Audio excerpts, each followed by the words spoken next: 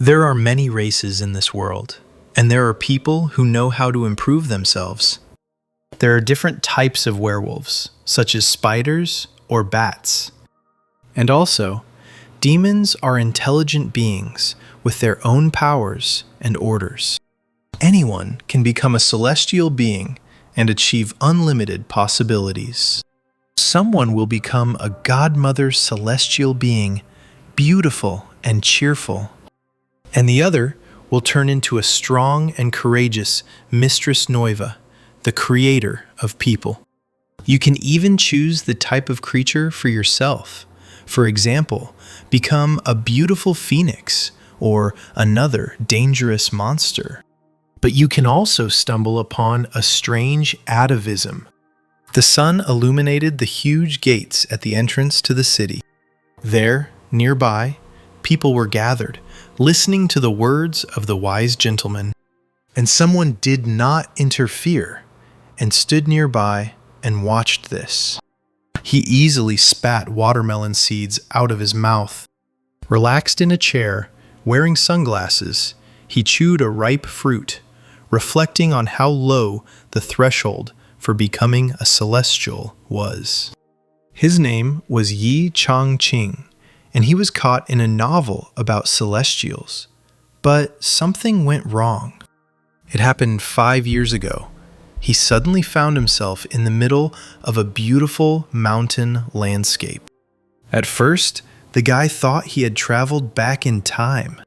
In his dreams, with the help of the system, he will be able to arbitrarily dispose of laws and engage in obscenities with partners in Taoist practice.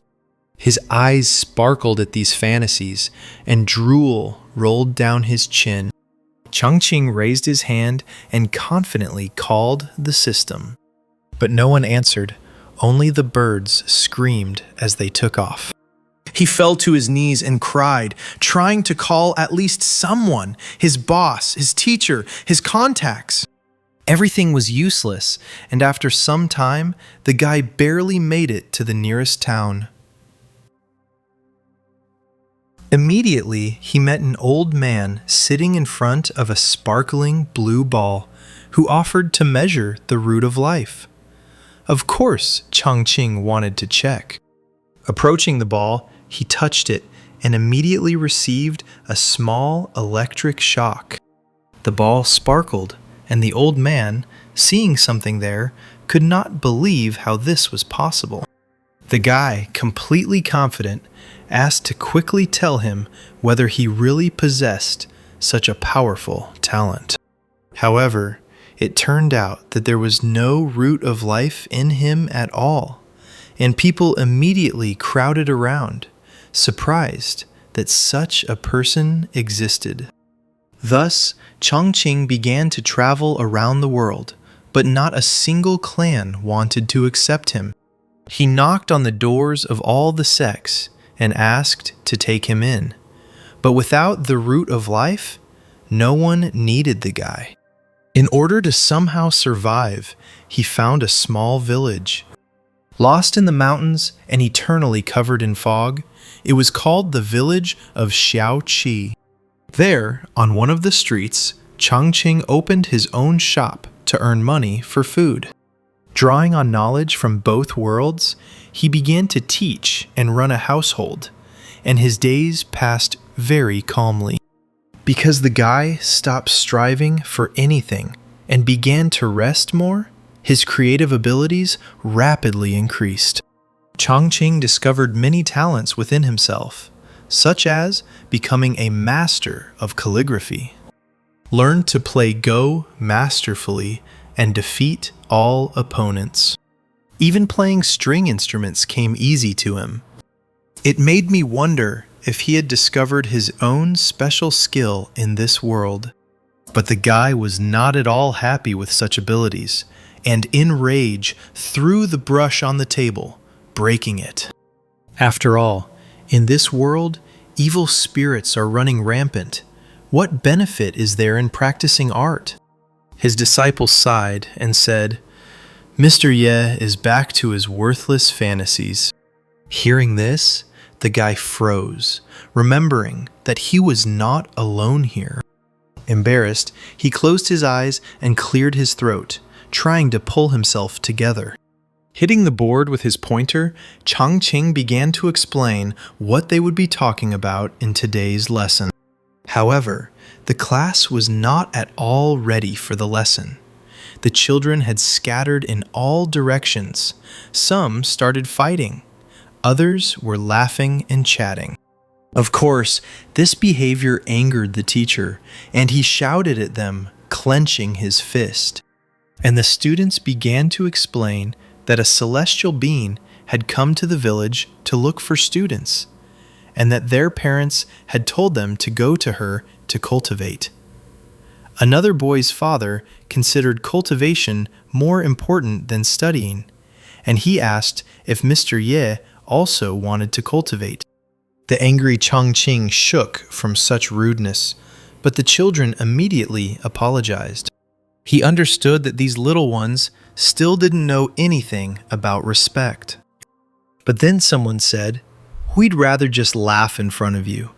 And the guy was again overcome with anger and a desire to scold this child. And then a cry rang out, "The celestial being is here!"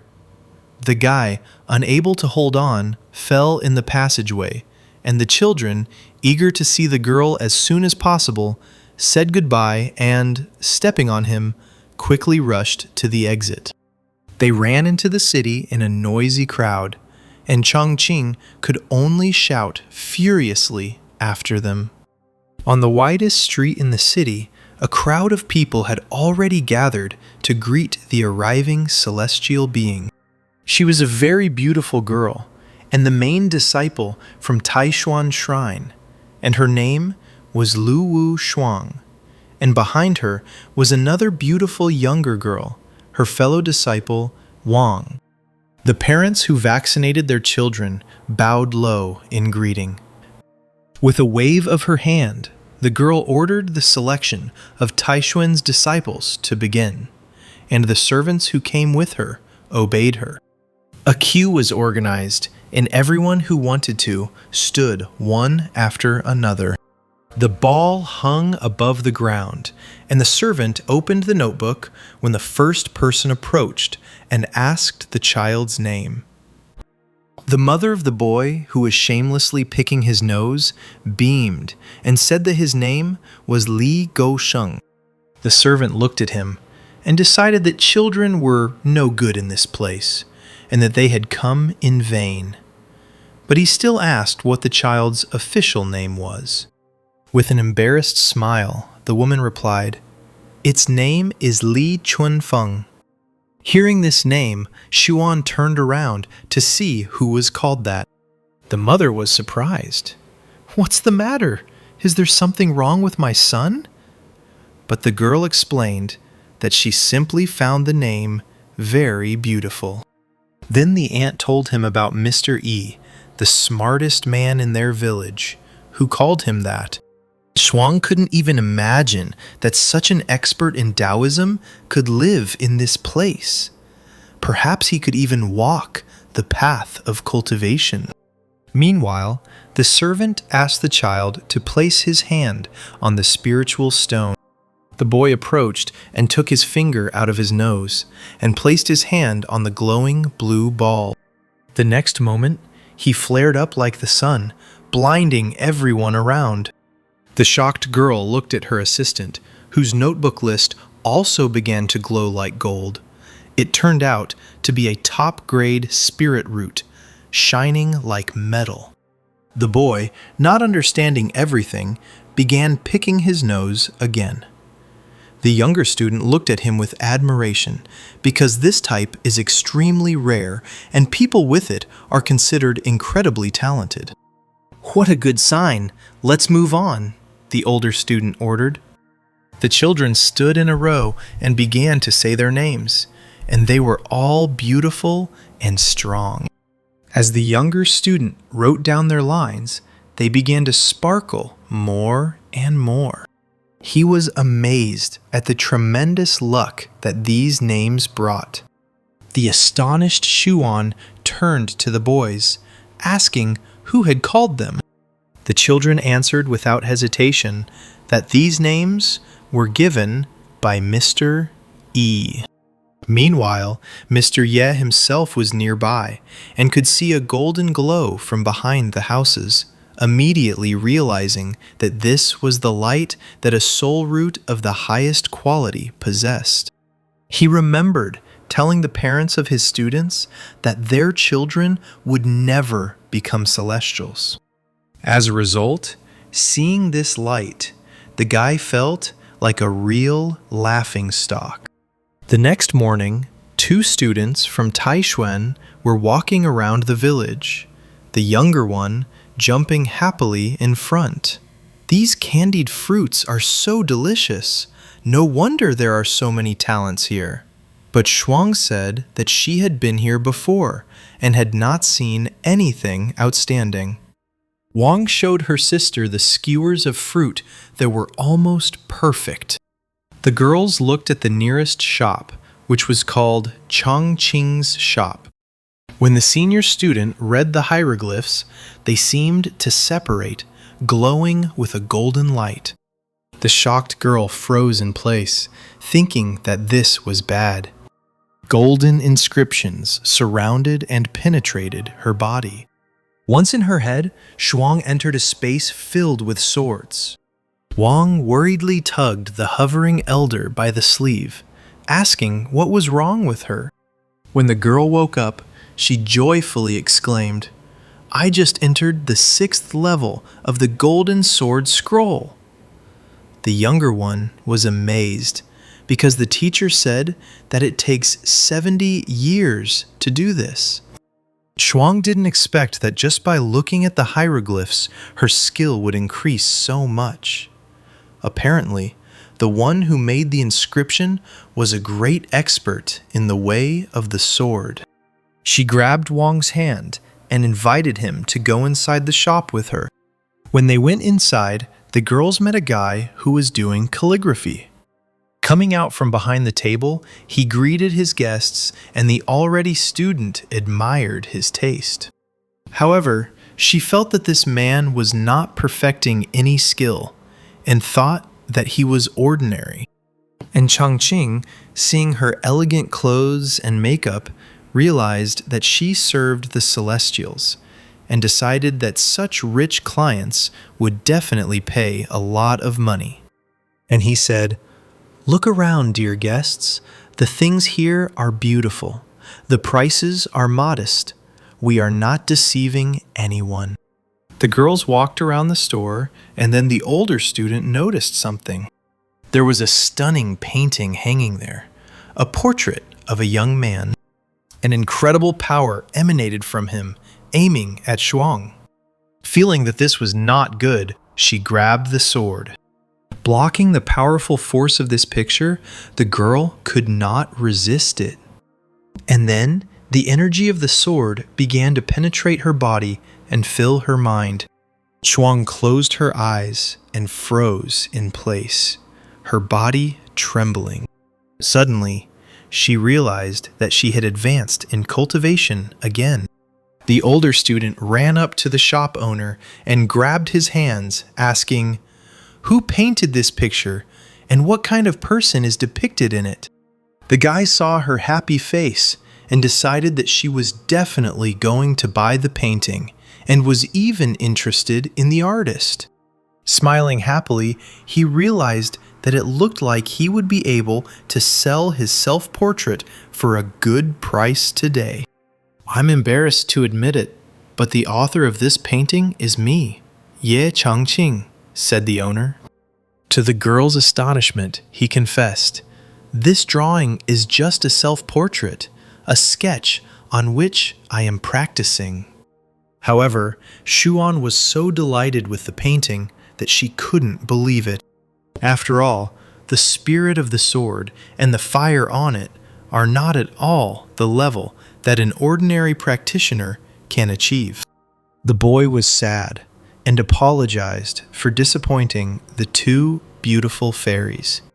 The younger student upset him even more by saying, "It's just superficial, the hair, the clothes. just something not worth paying attention to. Xuan tried to object to her younger sister. Since she was still young, she did not understand the true meaning and was talking nonsense. But this only made the guy wonder if she really didn't understand. And the girl thought, this man is young and has an attractive appearance and energy, so why does he have an infinite sword spirit in the picture? She was interested in Changqing, who did not feel spiritual energy. He could deliberately suppress his strength. Otherwise, why would even a self-portrait in the shop help one to rise? Bowing low, the beauty introduced herself. I am a disciple from the sacred place of Taishuan, Lu Wu Shuang. I ask you, senior, to forgive my ignorance. However, the guy admitted, Madam, I am just an ordinary mortal. There is no need to call me senior comrade. But in his heart, he wanted to stop this false respect, not intending to bargain. The girl was incredibly surprised that having so much spiritual energy, one could call oneself a mere mortal. And then she realized that since the respected elder had such abilities, his solitude here had a deep reason. She was afraid to say the wrong thing and reveal the secret, as this would certainly irritate him. Changqing was wondering why this girl was being so polite to him. Did she really want to use the store for free? Whereas for the girl, he was a strong personality, with whom one had to communicate carefully. And she said, You know, I've been into painting since I was a child, and your works have inspired me, so I want to use the word senior. These words delighted Mr. Ye. He may not have had spiritual strength, but when it came to art, it was simply beautiful. He asked the girls not to be shy and to enjoy the walk, showing them the various products in the store. The younger student had many questions about the branches in the pot, which were bonsai, and the dry and sticky fruits in the jars, which in fact turned out to be homemade snacks. She also came across a naked, armless female sculpture, and Changqing said that it was the most beautiful woman in the world. Shuang also approached the statue, and at first glance, this image seemed offensive to her. But inside, she saw indescribable beauty. The girl realized that it was impossible to achieve the ideal, even if her limbs were restored. She was fascinated by the understanding of the world of sages and hermits. The many questions from curious ladies irritated the guy, as it was unclear whether they were going to buy anything. But then, Van approached him with 2 wooden hairpins, asking how much they cost. Then Mr. E raised 3 fingers, connecting his thumb and index finger. The girls said they understood, but Changqing didn't care how much they paid in 3 silver coins or 3 spirit stones. He would still end up in the black. The students exchanged glances and began to think that for such an incomparable person to exchange treasures for worldly things would be an insult. For Shuang, the boy's gesture seemed to represent an infinite number of laws, and the 3 fingers pointed to the levels of life, while the circle, a symbol of fullness, had the shape of a coin. Everything became clear to her. He just needed to give the coins. And the girl handed the stunned seller 3 copper coins. At first, he didn't understand that this was the entire payment. But soon, it dawned on him that he had only been given 3 coins. The frustrated boy, who would now have to feed on air, considered the cultivators incredibly stingy, and the senior disciple was only glad that she did not allow her sister to use spirit stones and hurt the higher beings. Pointing to the painting, Shuang wanted to buy it, and Chongqing could only smile. His hand holding the coins was shaking with anger because he had painted the portrait with such skill and they were unable to truly appreciate the art. The guy had a hard time enduring this because relationships are important in spiritual practice, but he put together a picture for his girlfriend.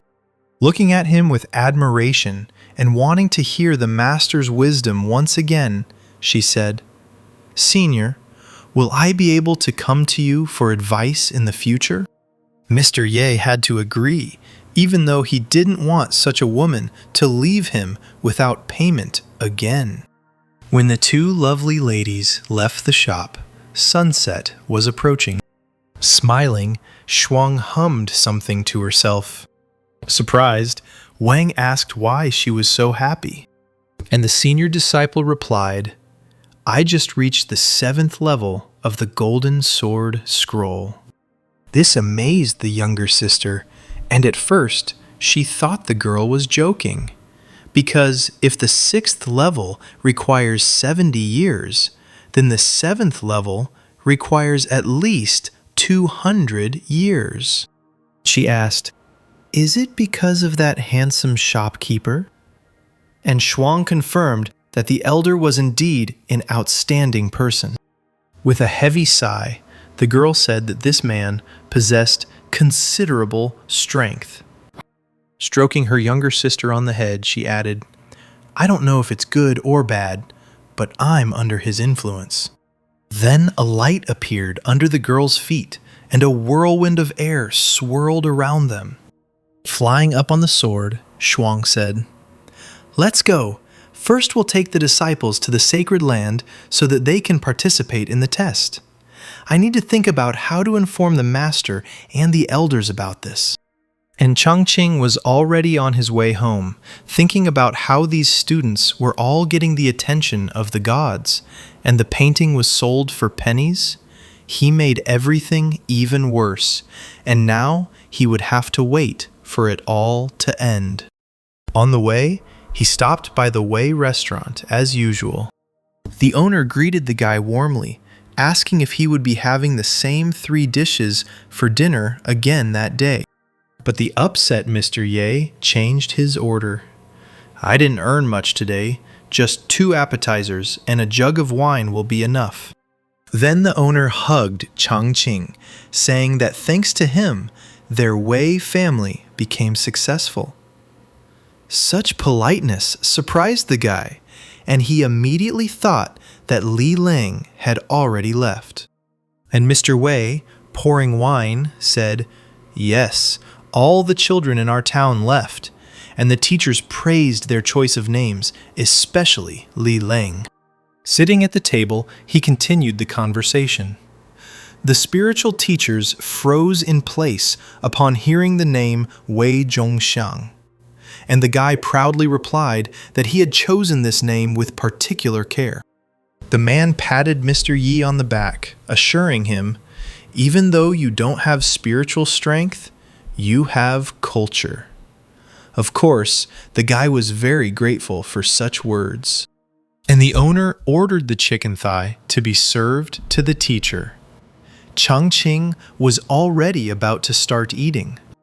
Taking the fragrant meat, he was about to put it in his mouth.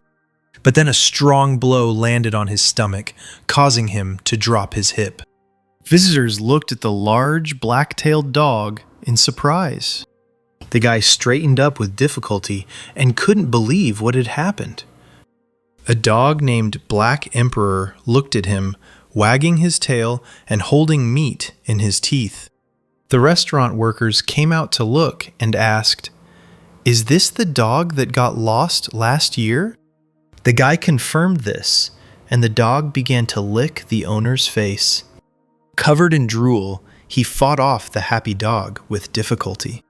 2 years ago, Chongqing picked up this small black dog of an unknown breed and named it Black Emperor. He fed him scraps, which the dog didn't like at all.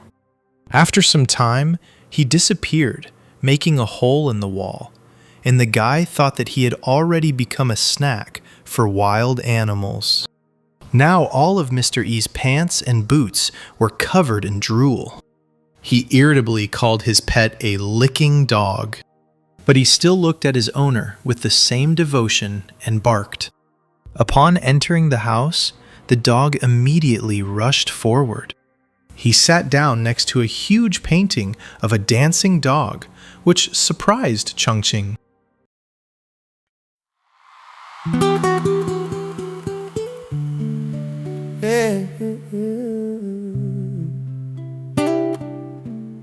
You can feel it in the floor, boys.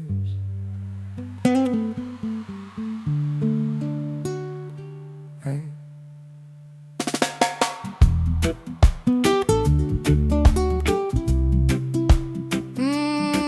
Listen.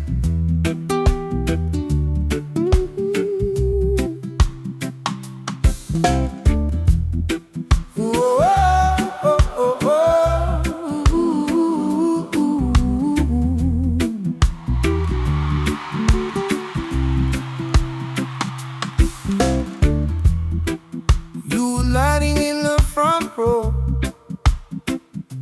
saying you believed in everything I played, sharing secrets in the back door, smoke, helping at the promises we made. But when you stormed and tore my branches, you were ghost in fixes in the sun, breaking to my downfall with their glasses, holding what we had just for fun. Fake friends say, I fade, but in the morning, clear as the light, I see their shame. I was breaking wild and toasted to the story, using my crafts to carve their names. But my heart keeps turning pain into a chorus. I rise again from every flame. Let the fire burn the mask right off their faces. Unlock our king from the embers of my name, from the embers of my name.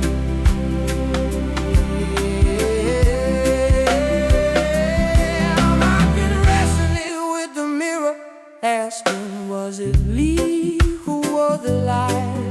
Did I barter all my boundaries just to keep a handful by my side? They were cheering when I stumbled, calling my confession just again. But I found a quiet kindness in forgiving who I was back in. From faithless head, like vapor in the morning, clear as the light, I see their shade. I was breaking while they toasted to the story, using my crafts to carve their lamb from the embers. Oh, from the embers of my day. Oh,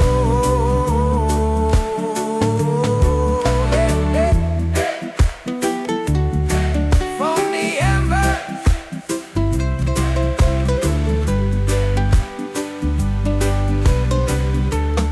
The dog was shaking terribly, and the boy remembered that he had been just as afraid before and wanted to examine the canvas. Before going to bed, Mr. E warned the dog, "Your kennel is in place. Don't keep looking at the painting, otherwise you'll get scared again and shit yourself." The pet watched attentively as the door closed behind its owner, and then a golden aura flared up around him. The emperor's body began to bulge with muscles, and he stood up on two legs. The dog did not expect that after being seduced by the fox, he would be able to return to his master. He recalled with anger how the vile fire demon had teamed up with others to return him to his original state. Suddenly, there was a knock from behind the door, and the dog was afraid that demons had come from the southern mountains. But Chongqing's hand appeared from there, holding out a bowl of food, and he said, "There's still some food left. Eat it and then sleep." The emperor, insanely happy, regretted leaving his master and promised to be the best dog and never run away. And the guy, lying in bed, thought about how his pet had spent this year away, even though his stately figure and cowardly nature had remained unchanged. Turning on his side, he thought that he had made a mistake in taking the dog as a model when he painted that picture. Then he hoped the dog would become a demonic ruler, but he turned out to be just a licker. Behind the door, the emperor ate his food and no longer worried because thanks to the master's protection, all the demons would be ants. While licking the plate, the dog thought about his fate, which was determined by the picture created by his owner and awakened his blood. However, this time, he did not bring Mr. Ye a gift and decided to slip away and make a surprise. So at night, a black shadow flashed over the sleeping Chongqing. And then came a clear, warm morning. The guy began to slowly wake up and open his eyes. He rubbed his face, and it seemed to him that the bed had become smaller. Mr. Ye touched something soft and warm with his hand. Turning around, he was shocked to find a sleeping girl on the bed next to him. She was very beautiful, with fair skin and blonde hair. The horrified and embarrassed boy screamed, "Woman!" The blonde's leg pressed against Chongqing's groin, and he screamed. Looking at the girl, he tried to understand what was happening. At first, Mr. Ye thought he was dreaming, and he slapped his hand on her thigh. The feeling seemed very real to the happy guy. But then, the 9th princess, Yang Yingxing, woke up feeling the blow. The shocked girl looked around, realizing that she was not alone here. Chongqing sat next to her, smiling, and greeted her. However, she did not wait for his words and waved her hand, giving the guy a slap with all his might, which even left a mark. Mr. Ye fell out of bed with a crash, and the princess asked who he was. Pointing her finger, she started shouting, "What are you doing in my bed? You know who I am!" The confused and frightened girl called for security, ordering them to seize the man.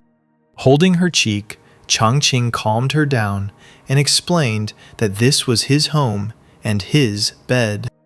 The screams could be heard even on the street where the Black Emperor sat wagging his tail. The happy dog found this lively and thought his owner was having a good time.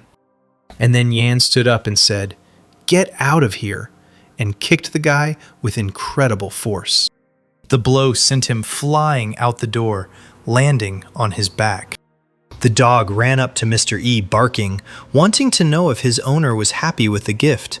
But he didn't understand him and only scratched his head, wondering where this girl came from. Chongqing looked sternly at the dog and reprimanded him for allowing someone to enter. The dog only barked in response, but in fact, it was he who brought her. Meanwhile, the princess was sure that yesterday she slept at the courier station, since she ended up here.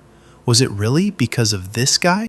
But when Yang hit him, the gentleman didn't look like he had the strength to overcome his defenses.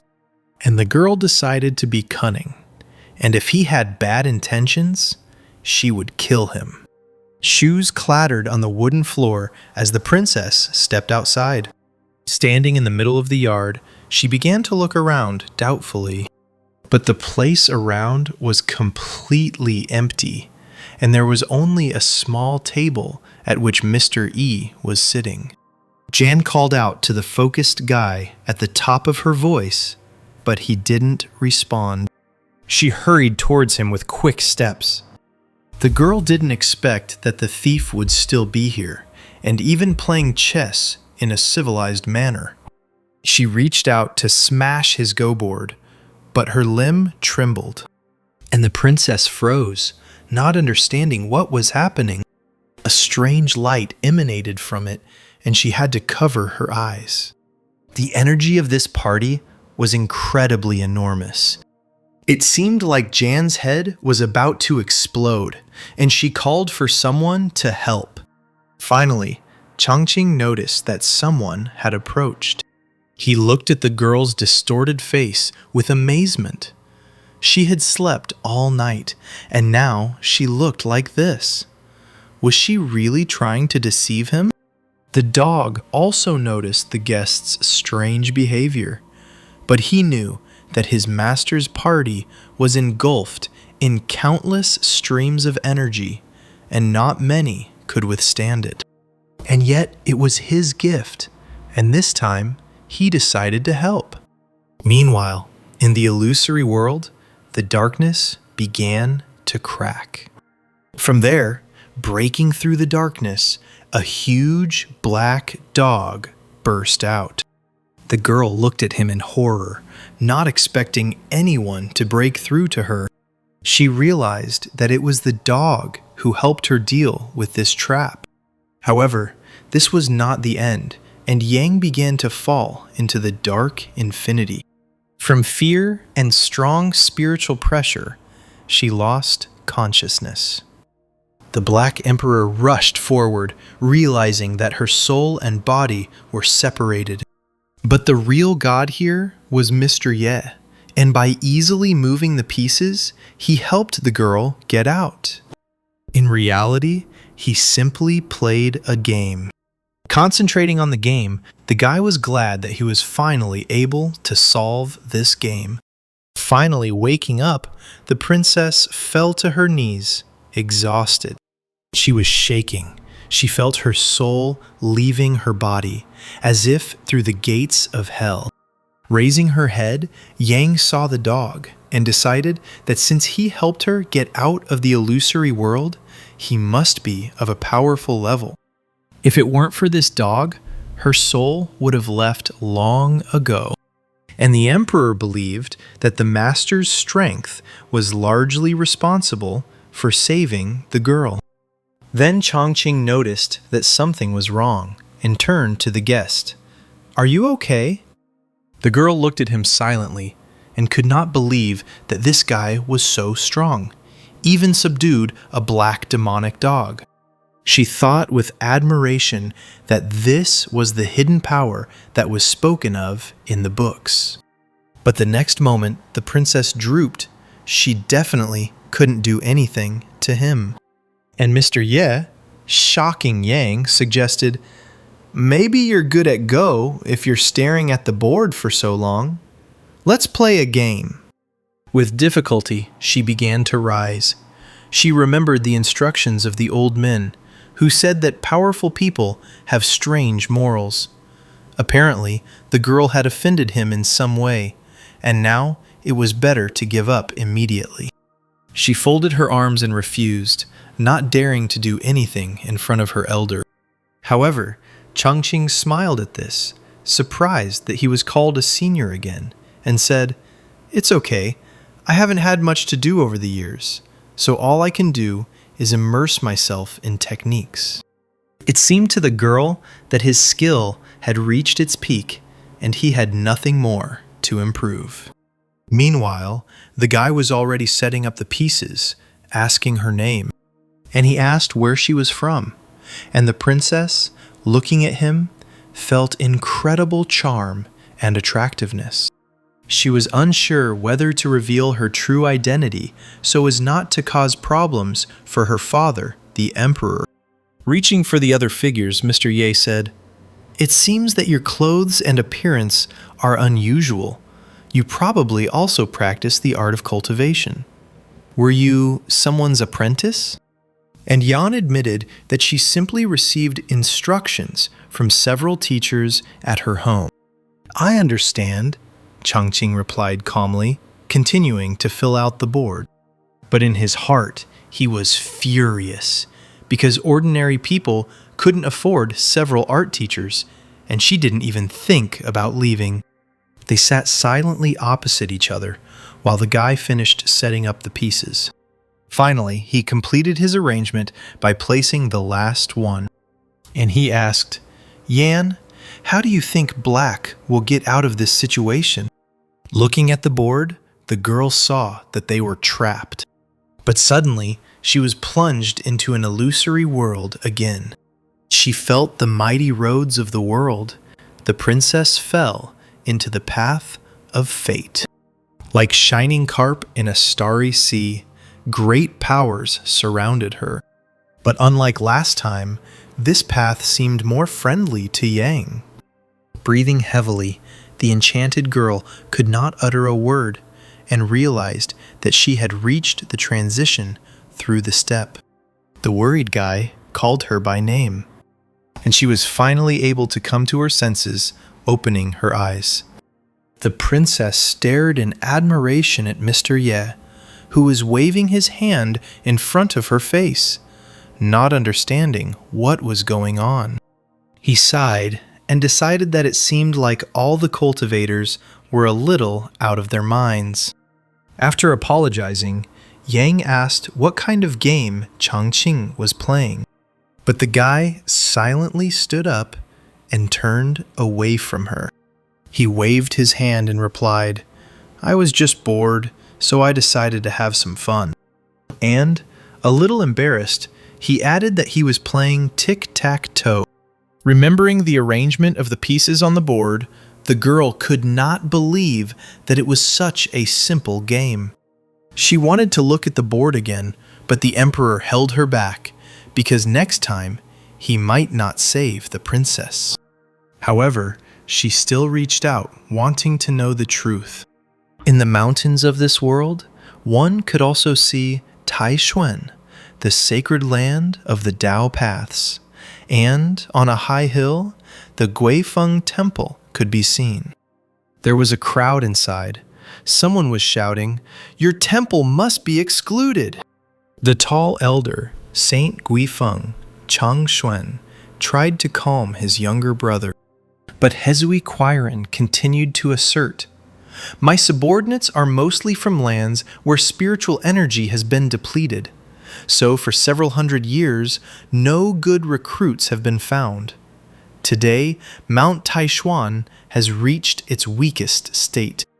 The smiling man, Juyo Mo Ren, told them not to panic, because this was the ascension site of their old ancestor. Another cultivator, Qing Hong Chenren, also spoke up. That's right. Why don't you look within yourself to see if you've been training seriously? Haven't you been in the bottleneck stage for many years now? An angry Hezui said that he had closed himself in meditation 2.5 years ago, and the saint kept trying to reconcile them. But the two men continued to mock the younger brother, causing him to flare up with anger. Suddenly, someone called the teacher. They came to report the situation with the new students. The sect leader patted Hezui on the shoulder and said, Let's hear about the new disciples first, and then we'll talk. A guy in a long gray robe entered the room. The young man was very handsome and bowed and reported, Li Chongming, the outstanding one, the most handsome in Taishuan, presents himself to the teachers. However, the elders did not want to listen to his praise. The embarrassed young man cleared his throat, getting ready to continue the conversation. Unfolding the parchment, he began to list that this time he had accepted 180 disciples, 100 of whom had a low spiritual level. The elder from Guifen was delighted that all the strong children were from his area, and another cultivator congratulated him. Lachan also said, 72 people with average spiritual roots, and Junren gloated because they surpassed last year's figures in Zhangfen, while in the town of Hezuyi, there was no one at all. The cultivator was furious at this suggestion. He instantly grabbed the sword, intending to draw it. Lightning flashed. The man's aura forced the cultivators to retreat. Hezui was about to raze the town of Shaoqi to the ground. Meanwhile, the guy continued talking, provoking the elder even more, about the super high level of one person and the high level of 7. But the next word, Shaoqi, caused the cultivator to break sharply. He turned around, not believing what he heard. Hezui happily asked again if the high spiritual root was really from Shaoqi. Having rolled up the scroll, the young man congratulated his older brother on receiving talented students. Other cultivators couldn't believe that such a thing was possible. How could so many talents suddenly attempt from a small town when for the past 300 years there had only been one disciple with a middle root? Of course, Hezui angrily exclaimed, "Is that so? Does that mean that only you can have disciples with high spiritual roots?" And others began to ask the Lord to double-check everything. Only Chang Xuan stopped them when he saw something. He had a list of names in his hands, and the elders looked at it when the leader explained. The new students were previously called Porridge and Dogs, but after training, their names were changed. They looked with surprise at the prominent names of each child. The most striking was Wei Zhongxiang, who had a Confucian spirit about him, and the cultivators thought that one of the religious teachers was teaching them. All the names were different. Some were refined, others masculine or religious. Now the men were sure that the man who inspired the students was certainly an outstanding master of Confucianism and Taoism. Hezui, throwing up the list of names, was sure that this was a blessing from the gods. But Jinren realized that his elder brother was silent, which meant he must have felt something unusual, and Changshuan confirmed it. He was concerned about how he had managed to cultivate so many talents in a small town in just a few years. The man thought about this for a long time, and I came to the only conclusion: it could only be the progenitor. Maybe he returned to Shaoqi and blessed these children. Hezui was happy and laughed and shouted that he was saved. But his brother still had doubts and wanted to see the results of the heavenly ladder test. The master agreed with him. This is a true test of the student's qualifications. Even the possessor of a great gift needed 7 hours to reach the top. Chengmin beamed and corrected them, finishing in 6 hours and 3/4. Junren claimed that if Hezui's disciples couldn't even touch the ladder, they would be useless. But he was sure that they were simply jealous of him. And then someone appeared at the door with a message. The elders went outside, where the senior disciple, Lu Wu Shuang, appeared before them. She bowed to the respected teachers, introducing 7 new students who were completely calm, and one was even picking his nose. The head of the sect came forward, scolding the girl for interfering with the test. However, with her head down, she did not dare to break the rules. And she said, "I just came here and found that these new students had already passed the ladder test and were waiting here." The teachers were shocked by this news and froze in place. A little time passed, and the already dressed children bowed before the teachers, saying their names. Hezui even shed tears from such good manners. The elder called the first child Chun Feng, and the boy approached him. Chang Xuan extended his hand and placed it on the disciple's head, intending to explore his spiritual roots. And then a bright blue aura flared up around. The master was stunned, because it was the embryo of a soul that was nourished only by ancestral roots.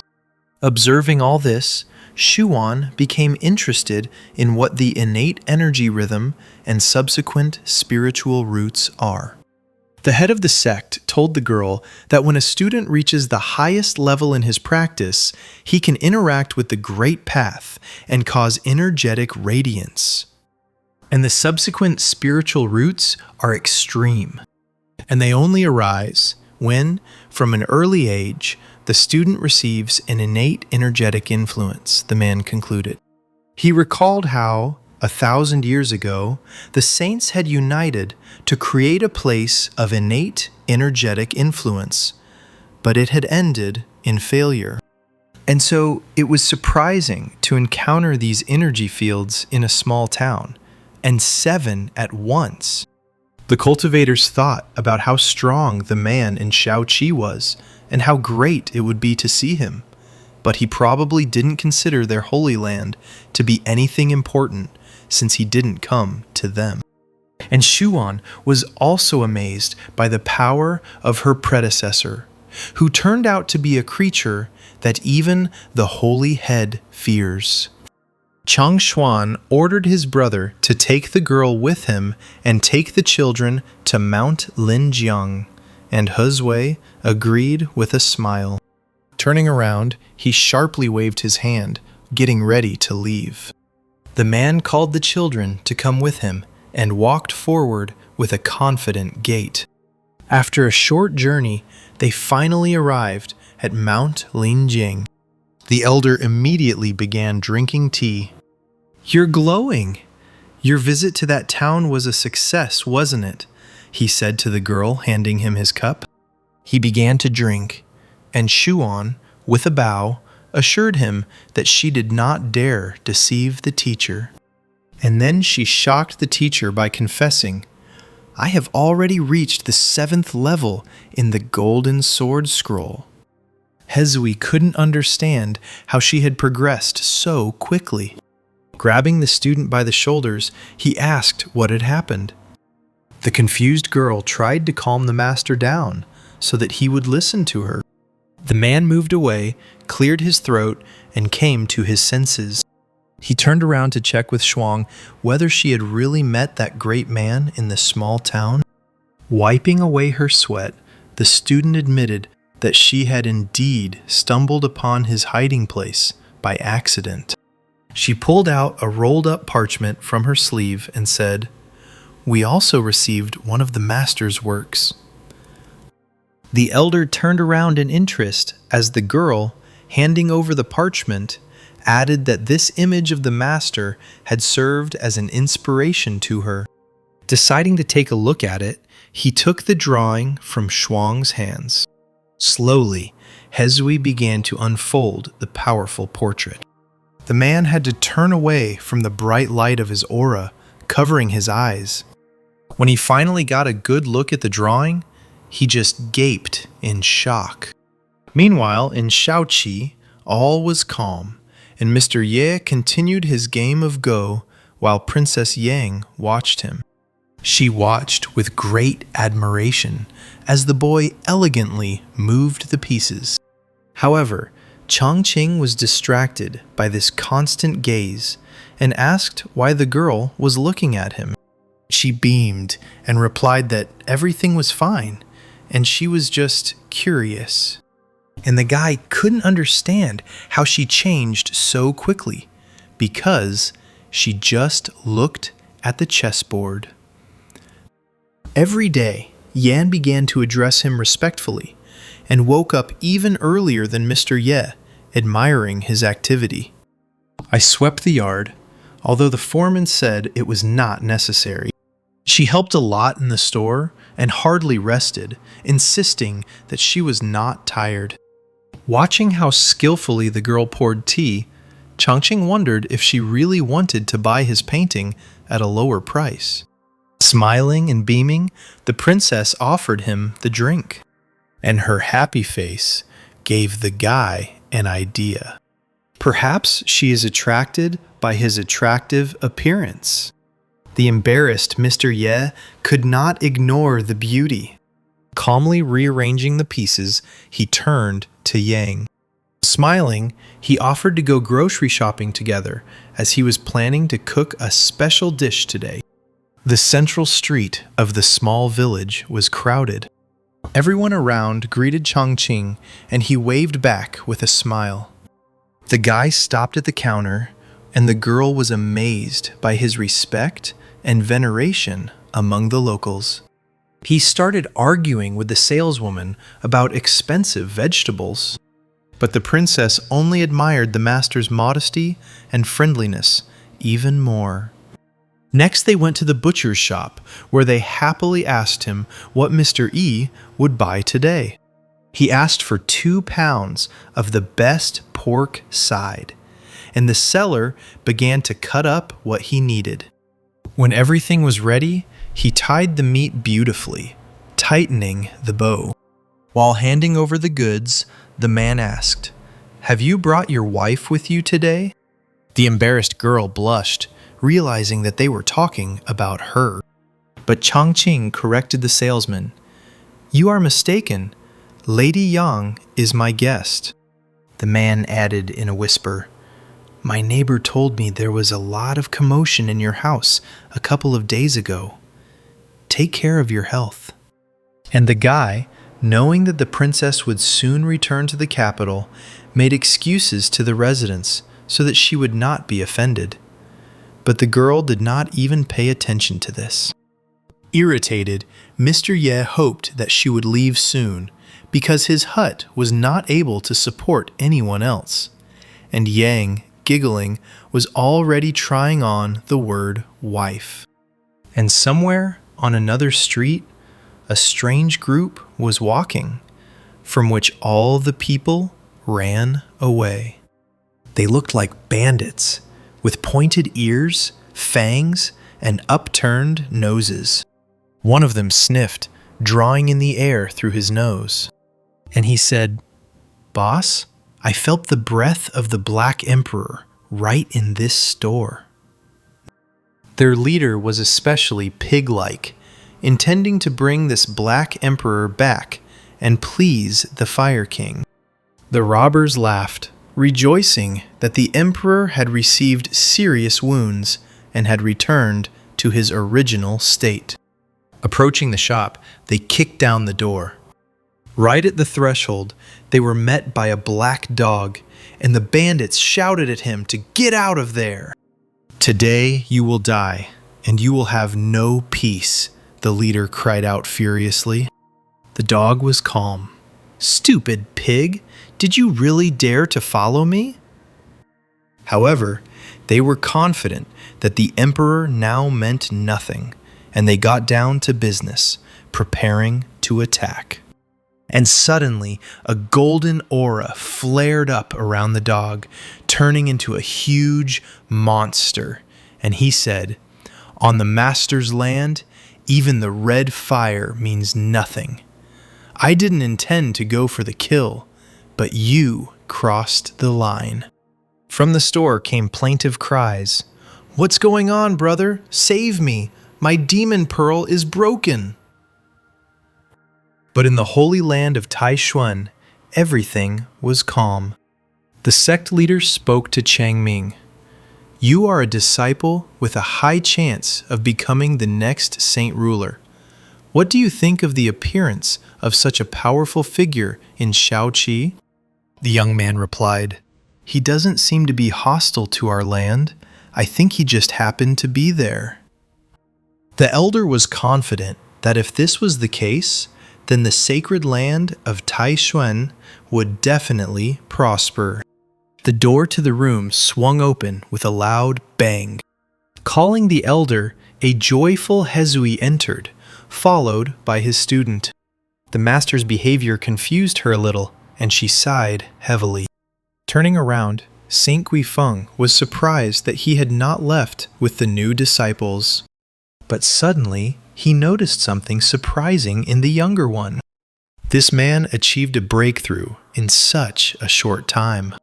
The astonished elder asked, "You've been stuck at the same level for 2,000 years? Why now?" But Hezui didn't care about the breakthrough, and he unfolded the picture in front of the leader. At first, the old man didn't understand what was so special about her. Looking more closely, her true strength was revealed to him. There was a tremendous amount of energy contained in this portrait that was bursting out. It seemed that the spirit of the heavenly ruler himself was hidden there. And thousands of his spiritual swords come out from there. Looking straight into the golden glow of Chongxuan's aura, he was blinded. Many transparent swords attacked the elder, and he didn't know what was happening. It was as if an abyss had opened above them, subordinate to a higher being, from which golden blades flew endlessly. The two younger students standing nearby also could not withstand the pressure of this force. Shuang cried out in panic, "Supreme, close the scroll first!" Finally, having formed a seal with his palms, the old man managed to roll up the parchment. Shocked, he breathed heavily, trying to come to his senses. While the elder was clutching the painting tightly in his fist, everyone noticed that the light from it was gradually beginning to fade. Everyone looked around the room in surprise, as it turned out to be studded with transparent swords. Thousands of blades were stuck into the doors, floor, and ceiling. Exhaling, the head admitted that it seemed like everything was over, and the swords really did slowly begin to disappear. Saint Guifeng approached Hezui and clapped him on the shoulder. And with delight, the Supreme One inquired where the student got this picture with such a high understanding of the sword. In response, Hezui asked to be allowed to tell Lu Wu Shuang about this. Bowing before the Supreme Elder, she confessed, "This painting was given to her by a tall man from Shaoqi." She also added that he allowed her to turn to him for advice at any time. A stunned Chang Min asked the girl again if all this was really true. She calmly replied that she had never lied, and even her accompanying sister Wang could confirm this. This made Chongxuan Ye laugh out loud. The cultivators looked at the Lord in surprise, wondering why he suddenly laughed. Little by little, the old man, who had become more cheerful, began to calm down, and the laughter died down. However, he immediately exclaimed, "We are really lucky in Taishan, aren't we?" Smiling, Saint Guifeng asked his disciple Li, "So, your elder received teachings from just a painting? And yet, this master allowed you to turn to him with any question? Does she know what this means?" But the girl did not know the answer to this question and asked for an explanation.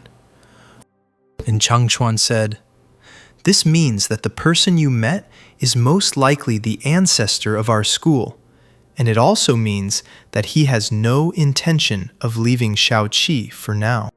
Beaming with happiness, the ruler was confident that they would now rise to new heights.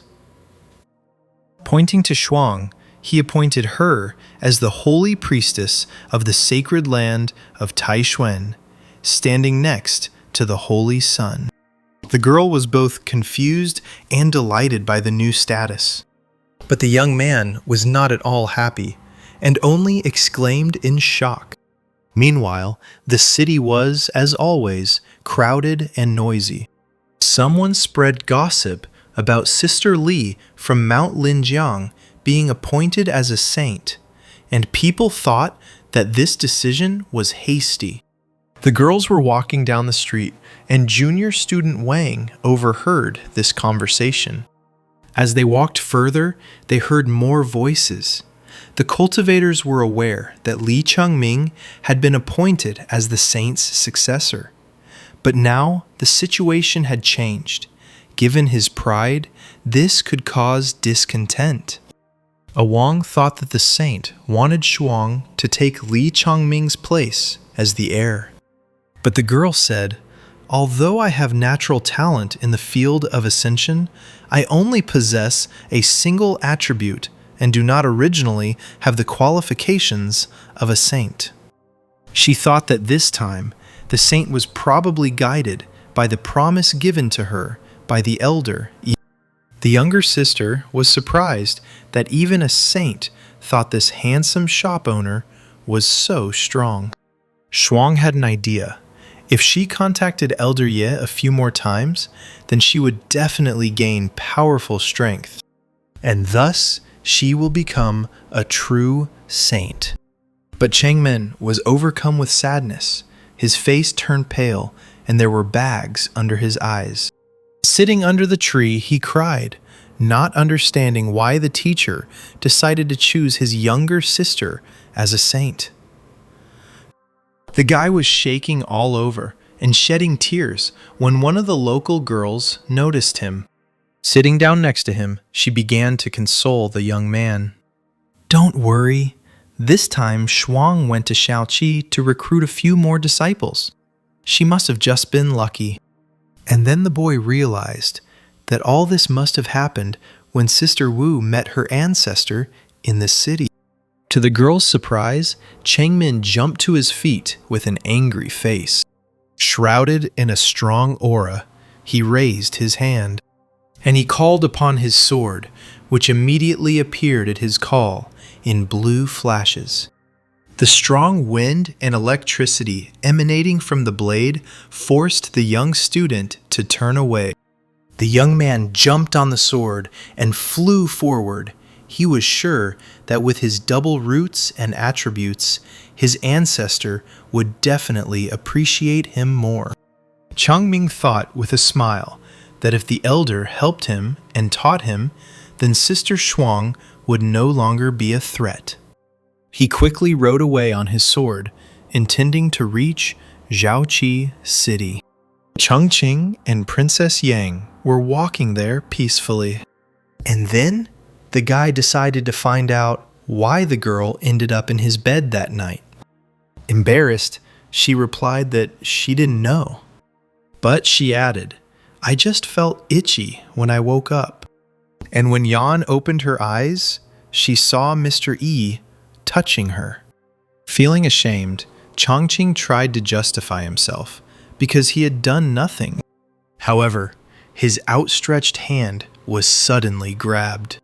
Squeezing it in her palms, the princess said, "I understand that the master is not that kind of person and is not interested in such dirty things." The girl was beaming with happiness and was sure that their meeting was an order from heaven. The confused guy thought she had misunderstood something. After all, he was not a celestial being, and he was interested in all these dirty things. But suddenly, a tear ran down his cheek and his lips curled. Chongqing was terribly sorry that he did not have enough strength and was simply afraid to take on the matter. And then his gaze fell on something unusual. It was a strange young man who walked on tiptoe down the street as if trying to hide. The alarmed guy couldn't believe that this was possible. In his panic, he couldn't believe that there were such monsters in this town. Just a quarter of an hour ago, Chongming was approaching the small town of Xiaoqi. There, in the mountains, a strange energy flow was felt, and the cultivator remembered what his teacher had told him about it. As he quickly approached, he felt this stream under a small pond in the village. The energy led him to a small shop. The guy flew up to her and stopped with his foot on the ground. In this place, the energy flow was the densest. He noticed a sign above the door, and when he read it carefully, he realized that it was not ordinary at all. He cried out in shock as the power enveloped him. From there, a sharp sword flew towards Chongmin. He passed through the young man's chest with a golden arrow. Sweat was streaming down his face. Even if the guy had not trained in the art of the sword, he still felt the enormous power contained in this place, and he realized that this was probably where Shuang got her chance. He sighed, hit his fist against his palm, and bowed.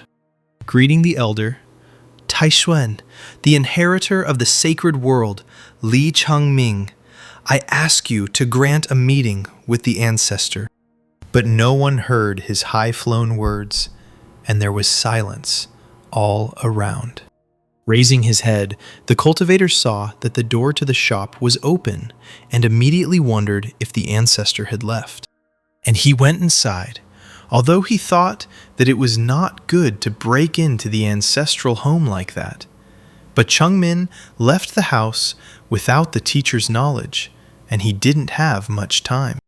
This time, the guy definitely wanted to achieve something. With this attitude, he confidently stepped inside. Seeing someone inside, he immediately introduced himself as a disciple from the Holy Land. There, in the center of incredible energy and dead bodies, sat a strange creature with black fur and a tail. When it turned around, the dog's eyes flashed scarlet. The monster stood on its hind legs, and incredible power emanated from it. The young man opened his eyes in horror, not expecting to see something like this here. Unable to stay on his feet, he sat down on the floor, hitting his tailbone. After all, he trembled and didn't know how a demon lord level beast appeared in this village. But suddenly, someone's hand fell on Chongmin's shoulder. He turned around and screamed, because it seemed to him that there was a monster standing there too. However, the next moment, a smile blossomed on the face of the man who appeared, and he asked, "It seems you were scared. Is everything okay?" Stuttering and shaking with fear, the boy pointed inside the store, claiming that he saw something there. Mr. E wondered what could be in his shop. In shock, the young man asked again if this was really this man's store. Having put down the basket of vegetables, the guy stood up, confirming that this was indeed the case. While he was talking with the guest, Princess Yang was already approaching them. Despite Chongmin's warnings, the boy went to see if there was anything strange inside. Opening the door, he looked back, calling the Black Emperor. But then, Mr. E noticed something unusual. There were numerous wild boar bodies scattered around the shop. And suddenly, an idea came into the guy's head about how this happened. He gave Miss Yang a basket of groceries. Then turning to the frightened young man, Chongqing began to explain, thinking that the young man had misunderstood. The stunned cultivator wondered what they could have told him.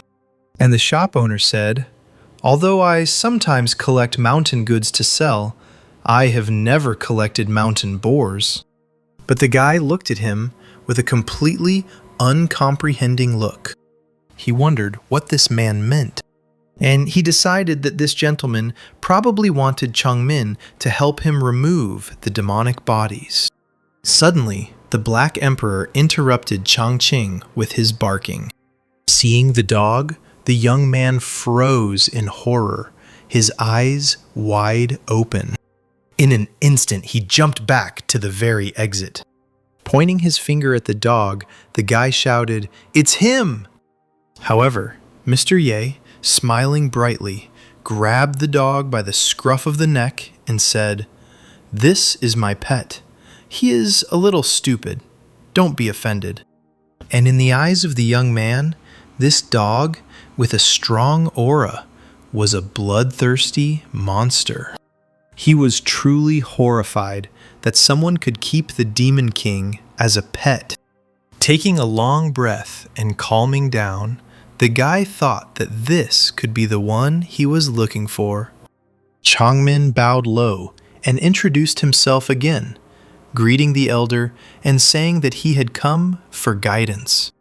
Listening to all this, Changqing only looked at the guest with bewilderment. With excitement, he realized that as soon as they call him senior, it means that something is not right, and this is again a person from the holy land of Taishuan. Last time, a girl showed up and took the painting for 3 coppers. This time, they angered the guy even more by leaving wild pigs in exchange. He angrily wondered if all cultivators were so greedy. Standing in front of the shaking youth, Mr. Ye finally calmed down, deciding that the wild pigs were quite plump, and if he sold them to a butcher, he could get 8 liang. And Changmin was in a panic, trying to understand why the ancestor did not speak, whether he had really disturbed his peace. He was overcome with a mad fear that he had angered his elder. Only this elder was now busy counting the boars and how much he could get from them. It came to 13 liang, and the guy was practically glowing with anticipation of a big profit. Approaching the very sad young man, Changqing patted him on the shoulder. And to his surprise, he agreed to mentor the young man. Smiling, Mr. Ye thought that it seemed like there were intelligent people in the immortal world. He asked happily, "Have you also come for a painting or calligraphy?" At first, Changmin couldn't figure out what other painting he was being offered. But then he remembered that his elder sister Shuang had shown the master a sacred relic. He jumped up abruptly and grabbed the shop owner by the hand. Tears streamed down the young man's cheeks as he replied to the stunned Changqing. "You're right. That's why I'm here." Mr. E waved his free hand and invited the boy inside. He was going to become a little more serious, since they were giving him so many boars. Changmin thought that this senior was surprisingly so cute. Holding his chin, the guy thought that he already recognized him. Such a wonderful person. Meanwhile, Changmin imagined how they ran and jumped under the setting sun of the sacred land of Taishuan. Looking up from his writing, he asked the boy if there was a word he wanted to see on the canvas, and he began to sketch out options.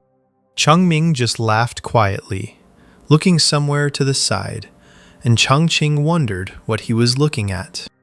The Black Emperor thought that he was afraid that he might notice him, but it seems that he is not very smart. Having bitten the guy on the hand, he mentally told himself not to be rude in front of the owner and to sober up. Changmin, not expecting this, awkwardly stepped back while the dog's jaws were on his hand. Hearing the strange sounds, Changqing turned around and asked him what was wrong with him. The Black Emperor was already sitting quietly next to the guy, and he awkwardly said that they were just playing. Taking up his brush, Changqing exclaimed that he would then make a laughing stock of him. At that moment, Yingxing entered the room, announcing that the material was ready. But then she noticed that it was not the eldest who wanted to write hieroglyphs. She immediately rushed to the table and offered to help him rub the ink. Changqing didn't ask her, but simply accepted her help. Coming closer, the girl pushed Changmin away. As she rubbed the ink, she thought about how she used to be completely immersed in a game of chess when she watched it. If it is calligraphy, then who knows what endless truths and laws it will contain. As he loaded his brush with ink, Changqing said to himself that at that moment, the pen was 1 centimeter away from his sheet of paper. He began to move his brush across the paper, thinking that in just a quarter of an hour, everything would change. Anyone who sees this inscription will be absolutely enchanted by it.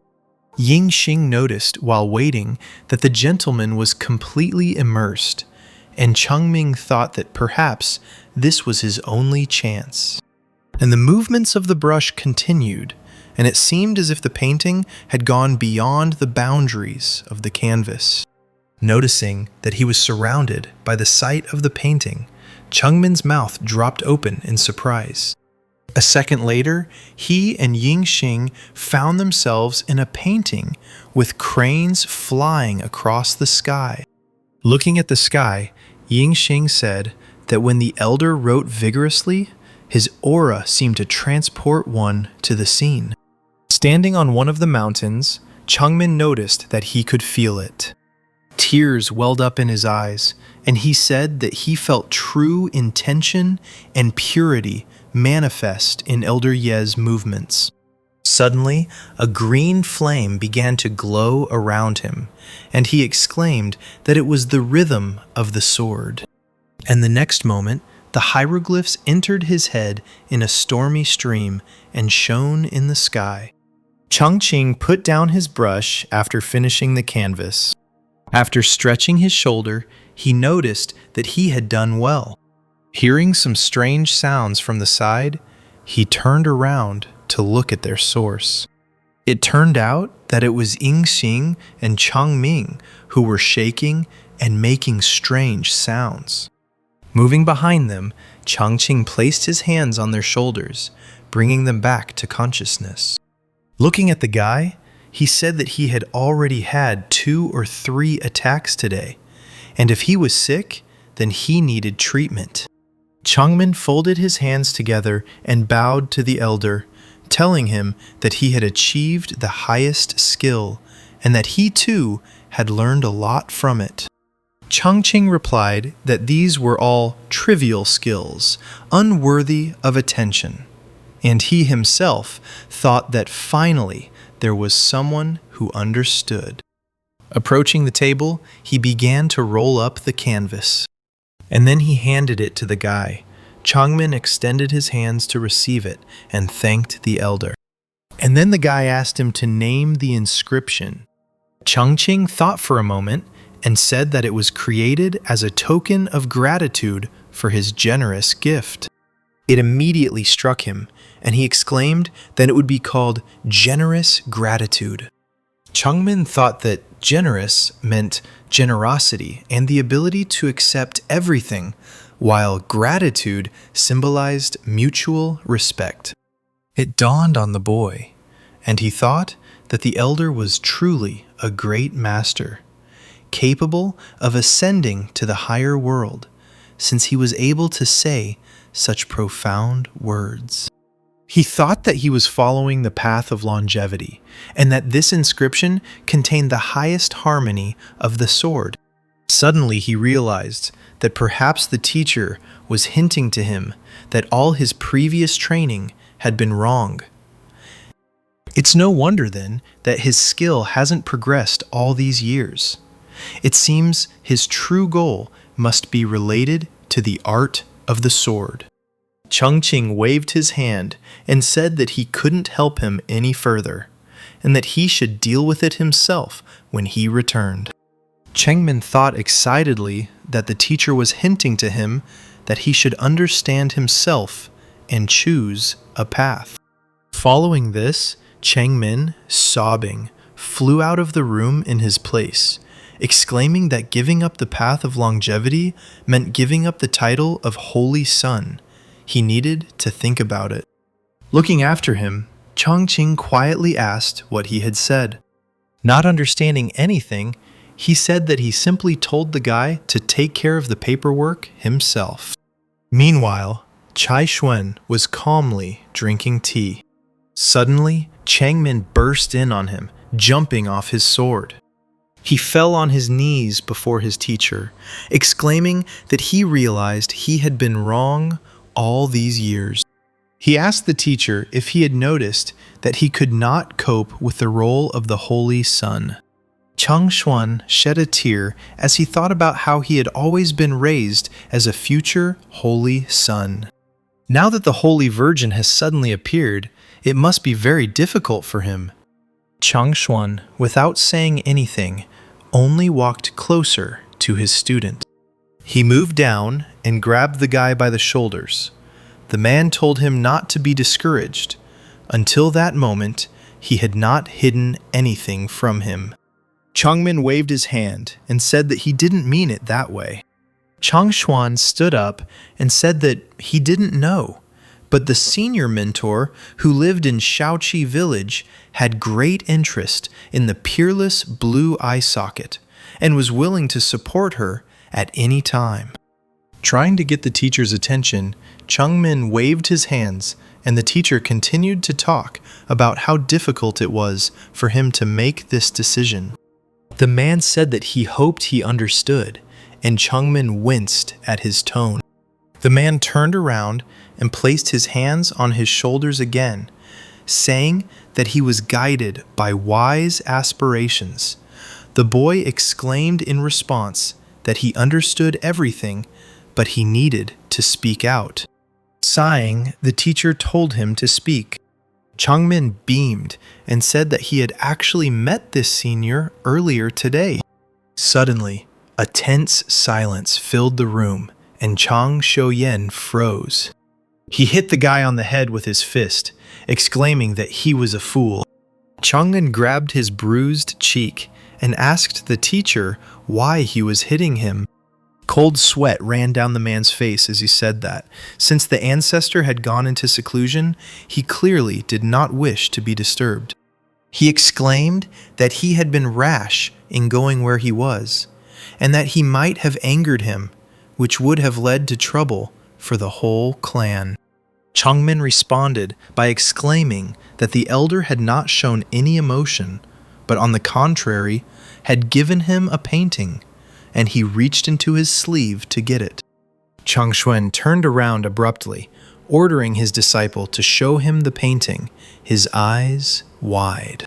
Changmin, with tears in his eyes, handed the painting to the teacher, saying that in this painting, the ancestor was giving them a hint, and he felt that his path of practice had changed. Chang Xuan began to examine the painting without daring to touch it, and he thought that it was too modest for a peerless painting. He thought that the rise and fall clearly indicated that the ancestor was pretending to care, and the boy fell for it. He asked the guy if he was really so stupid as to believe all this. Is he really so foolish as to believe that he can and should follow the highest path of practice, the path to eternal life? Changmin wanted to object, but the teacher immediately stopped him. Taking the painting from his hands, he said that the ancestor would give him an incomparable painting that contained the essence of her practice. Opening the scroll, he said that this painting was nothing more than just a sheet of paper. Looking at the painting, he told the student that his ancestor had clearly deceived him.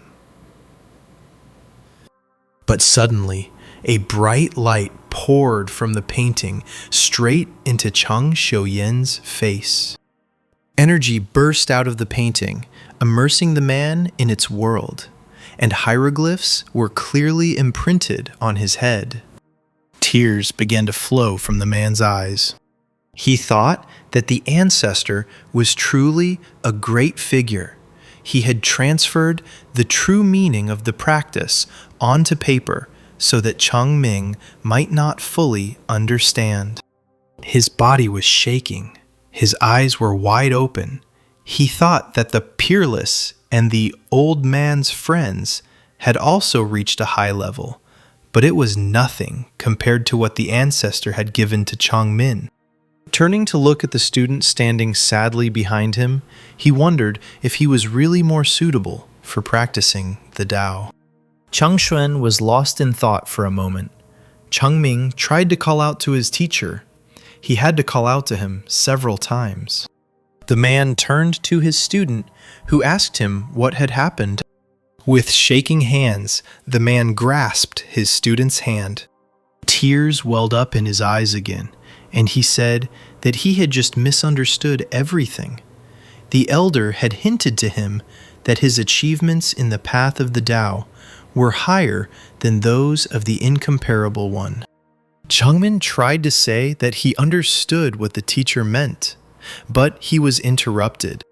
Changshuan said that they, as the main figures of Mount Taishuan, could not ignore the words of the elder. From this day on, he must use the saying, "Even and odd do not change. Symbols look at the quadrant," as the basis for his practice, and change himself by following the way of the Tao. The man told the student to go, and he bowed politely, saying that he obeyed. Pushing off the floor, Changmin flew up into the sky on his sword again. Changshuan stood at the door, watching the boy leave. As he went outside, he told his student with tears in his eyes to always remember the great hopes he had for him. Already flying high in the sky, Changmin replied that he understood everything.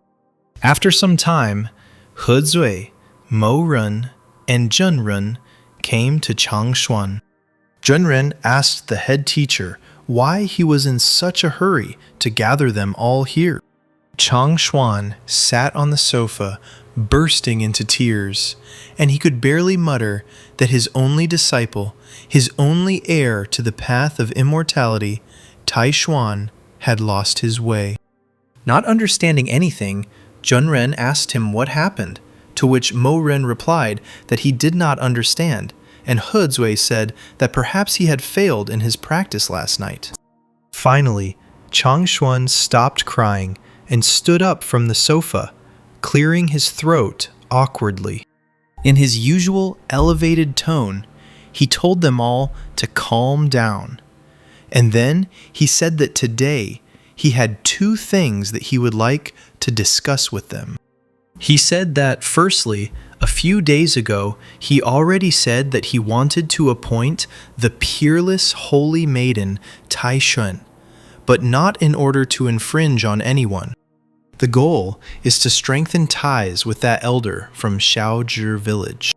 Secondly, in a month, the 10-year tournament between Taishuan and Zining will begin. The young masters of Zining will arrive with their leader, Shu Zhitian, to fight them at Mount Taishuyan. At this time, everyone should closely supervise their students and encourage them to practice diligently and not allow them to be lazy. Chunren noted that in previous years, the head teacher and their students had performed in this tournament with varying success. But in the chess games between him and Shu Zhitian, which he had never won, these words wounded Xuan to the very heart. Hetsui also decided to tease him, saying that it seemed like the head teacher was the laziest student here. The others noticed that every time he lost at least one medium-valued relic and 1,000-year-old herb. How long could he bear these losses? Perhaps he shouldn't feel anything in this tournament anymore for the sake of saving money. Angry and embarrassed, Changshuan shouted, asking what savings they were talking about. He doesn't play for relics and herbs. Raising his finger in the air, he said that he simply thought that Shu Zhitian's 4 dragons release water strategy was very complex and multifaceted, and therefore he would like to fight him a few more times. Stroking his long beard, he pompously remarked that they simply did not understand anything, and he himself thought that he could not figure it out. It was impossible. Hezui approached the head teacher and asked him if the elder from Shaozhi village might know a way to solve it. When Changshuan became interested, the man told him not to even dream about it. This elder had been living in this world for several thousand years. His skill was beyond their understanding. What seemed difficult to them was just a trifle for him. Chang Xuan was struck by these words and exclaimed that it was simply wonderful. Clearing his throat awkwardly, he corrected himself by saying that what the student had said made sense. And then he said that, having reached the level of this senior, the main focus is on the development of the spirit, and chess is one of the best ways to do this. And he himself thought that he should take advantage of this opportunity and go to the elder to ask him to teach him a few techniques. The next day, Shuang stood somewhere near a cliff, meditating, with bright flashes of energy flying around her body. She practiced with the sword, swinging it in different directions, and thus honing her techniques. Having approached the tree, she cut the tree trunk without much difficulty. With a sigh, she landed on the ground and sheathed her sword. Suddenly, there was a clapping sound from behind her. Hearing this sound, Shuang immediately turned around, thinking that she didn't even notice that there was someone behind her. As it turned out, it was Chang Xuan. He told the girl that it was incredible. He did not expect that she had already mastered the 7th level of the Golden Tao so well.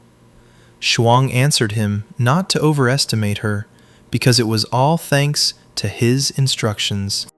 Stroking his beard, he said that he and the elders had decided to hold the official Holy Maiden consecration ceremony immediately after the conclusion of the Taishuan and Xingying tournament. Folding her hands in a polite gesture, Shuang said that as a student, she completely obeyed the head teacher's decision. Following this, the man turned around, leaving the girl looking at him in confusion.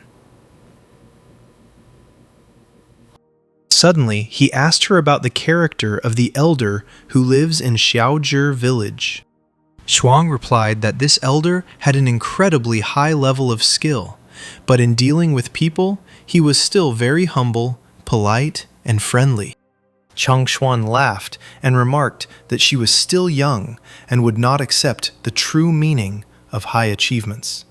Apparently, the elder had noticed her abilities and therefore treated her with sympathy. Blushing, Shuan asked the man again whether the elder man really liked her. Chang Xuan said that he had already prepared generous gifts and intended to go to Xiaozhi village to visit the elder.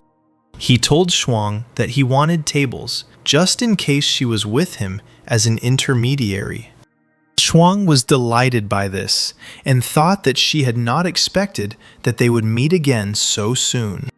Chang Xuan told the girl not to call him teacher in front of her elder, so that he would violate the hierarchy, but simply so that she would consider him an elder relative. Shuang bowed respectfully again. Meanwhile, Chongqing was sitting at the table in the courtyard. He clenched his hand in irritation as Yingxing noticed the ground next to him. However, she did it so clumsily that all the dust flew straight at Chongqing. Unable to bear it, Chongqing turned to her and told the girl to go and rest. Yingxing exclaimed that she was not tired at all. Chongqing reached out and grabbed the broom in her hands. Tearing her from the girl's arms, he, trying to keep a smile on his face, told her to go and rest. Yingxing thought that the elder was so kind to her, and her heart began to beat faster.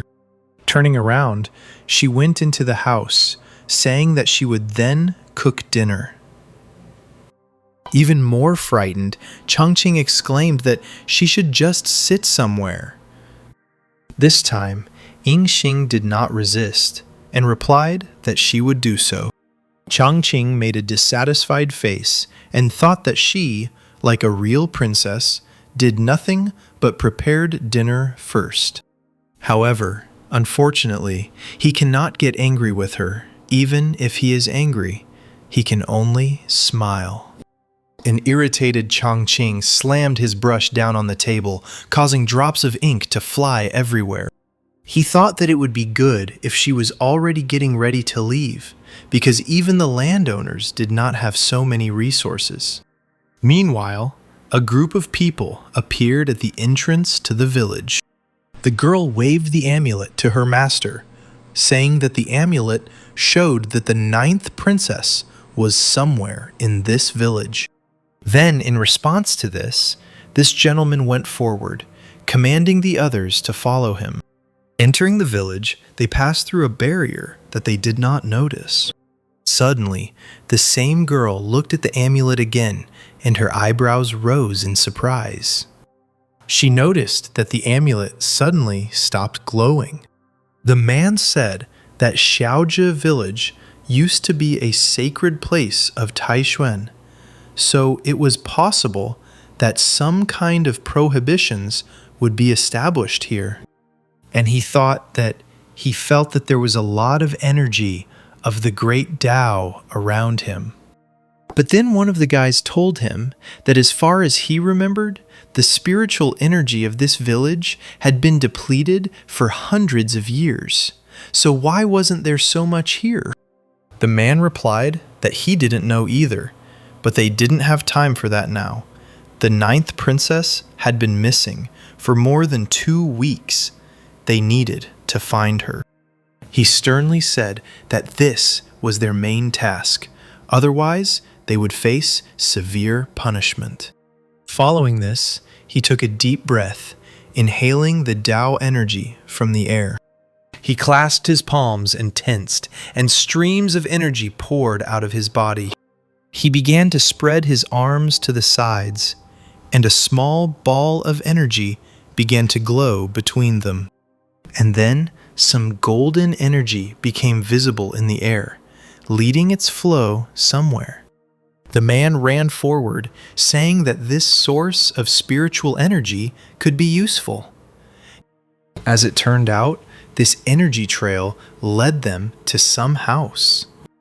The man stopped, noticing that this very house was the source of energy in the village.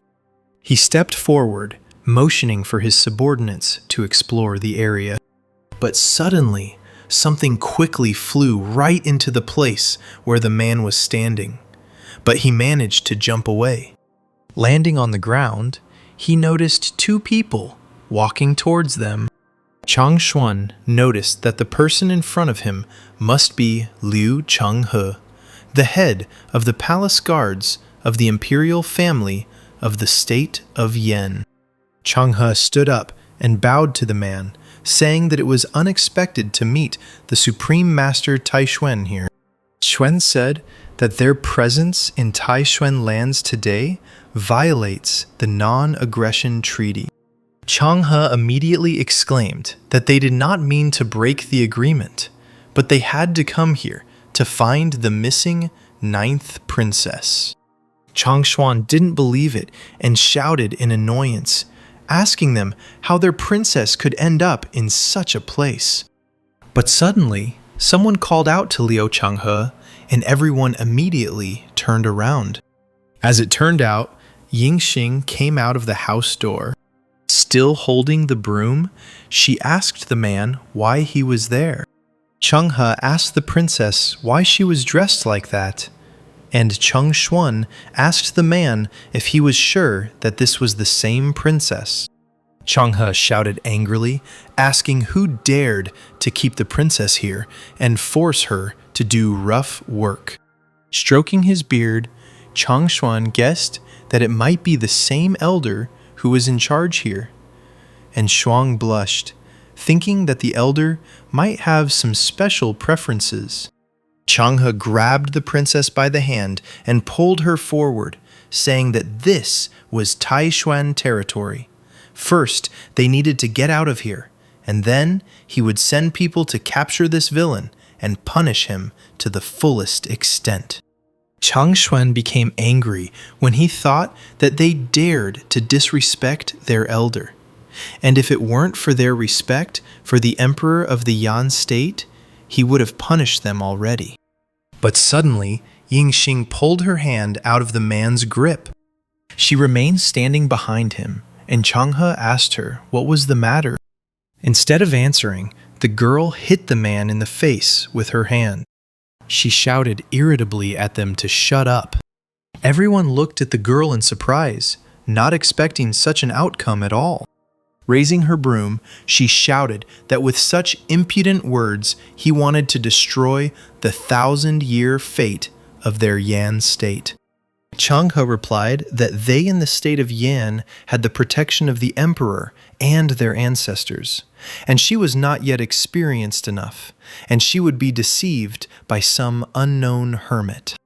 Changshuan responded by asking him how he dared to speak like that, and whether he knew who lived in that humble house. Changhe asked irritably if it was really one of Tai Shuyan's elders. And while irritated cries were heard outside, the Black Emperor was sleeping on the floor in one of the rooms. He too was starting to get irritated, thinking that they should stop shouting like that. Finally, unable to bear it any longer, he rose from the floor and stretched, finally waking up. He walked to the doorway to go out to the annoying guests.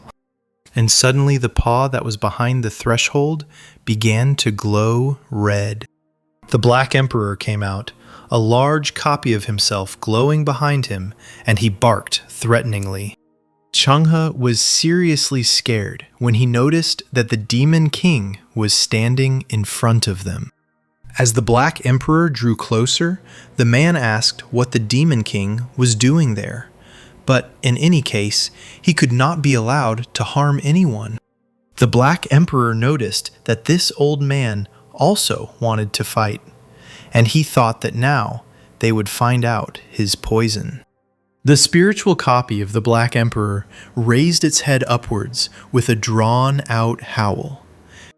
Changshuan and Liu Changhe gathered their energy, one to stop it and the other to strike. But suddenly, in the midst of this radiance, someone's fist appeared. It turned out that it was Changqing, who hit the dog on the head and asked the Black Emperor if he was misbehaving again. He exclaimed that a dog that bites people must be neutralized. The Black Emperor looked sadly at his master, tears streaming from his eyes. Xuan and Changhe both wondered who this person was that dared to give orders to the Demon King. They didn't even feel any energy when he appeared. Changqing looked at the other people and apologized, saying that he was the owner of this shop, and this was his pet. These words surprised the men even more, because they did not expect that the Demon King could also be a pet. Xuan hurried to bow and greet her elder. Changqing noticed that they hadn't seen each other for several days, and he asked her what brought her here today. Pointing to Changshen, the girl replied that this was a man from her family. He saw the painting she had previously bought from him and was deeply impressed, so he came specially today to bow. Changshuan had no choice but to come closer and bow to Changqing, introducing himself to him. Changqing asked him to stand up immediately, and he himself, taking out a fan to hide his smile, thought that although he had no spiritual roots, his skill in painting was excellent, so he was worthy of being called a senior by such a noble elder. Looking at Yingxing, Changqing asked her who the person next to her was. Changhe was about to introduce himself, calling himself an old servant of the Emperor of the Yan state. But the girl interrupted him, saying that his name was Old Chen, and he was the manager, and he had come here to find her. Suddenly, to the girl's surprise, Changqing walked past her, straight towards the man. He grabbed his hand, and with tears in his eyes, said that he had finally waited for him. Leaning towards him, Changqing whispered to the man whether he had come to pick up his mistress, to which he replied in the affirmative. Then Chongqing went to his shop, telling them all to come in and have some tea. Changxuan immediately became happy and loudly thanked the elder. After passing through the shop, the guy led the guests into his yard. The girls walked through the doorway with ease, and the men followed them. But suddenly, taking a step forward, they came across some kind of barrier and bumped into it with their faces. Changxuan asked if this was the legendary defensive barrier technique that created itself. Changhe said that only ancient artifacts could create a barrier of such strength. Changxuan said that Shuang and the ninth princess had low cultivation, so they were not pushed back by the barrier, while their levels were too high, so they were delayed. Chongqing turned to the men and asked them what was wrong, and told them to come in quickly.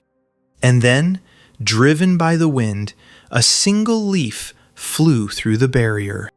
The leaf broke the barrier, causing Changshen and Changhe to fall inside. They hit the ground with their faces awkwardly and heavily, and Chongqing asked them what was wrong with them. The men quickly raised their faces from the ground, their noses bleeding, and awkwardly replied that they were walking unsteadily. Chongqing did not dwell on this any further and led the guests on. Suddenly, the men froze again, standing still, and opened their mouths wide in surprise. As it turned out, they noticed that inside this house there was a demon king black dog. And next to him, in the form of an ordinary tree, was an ancient demon. They noticed that everything in this house was imbued with Tao and ritual energy.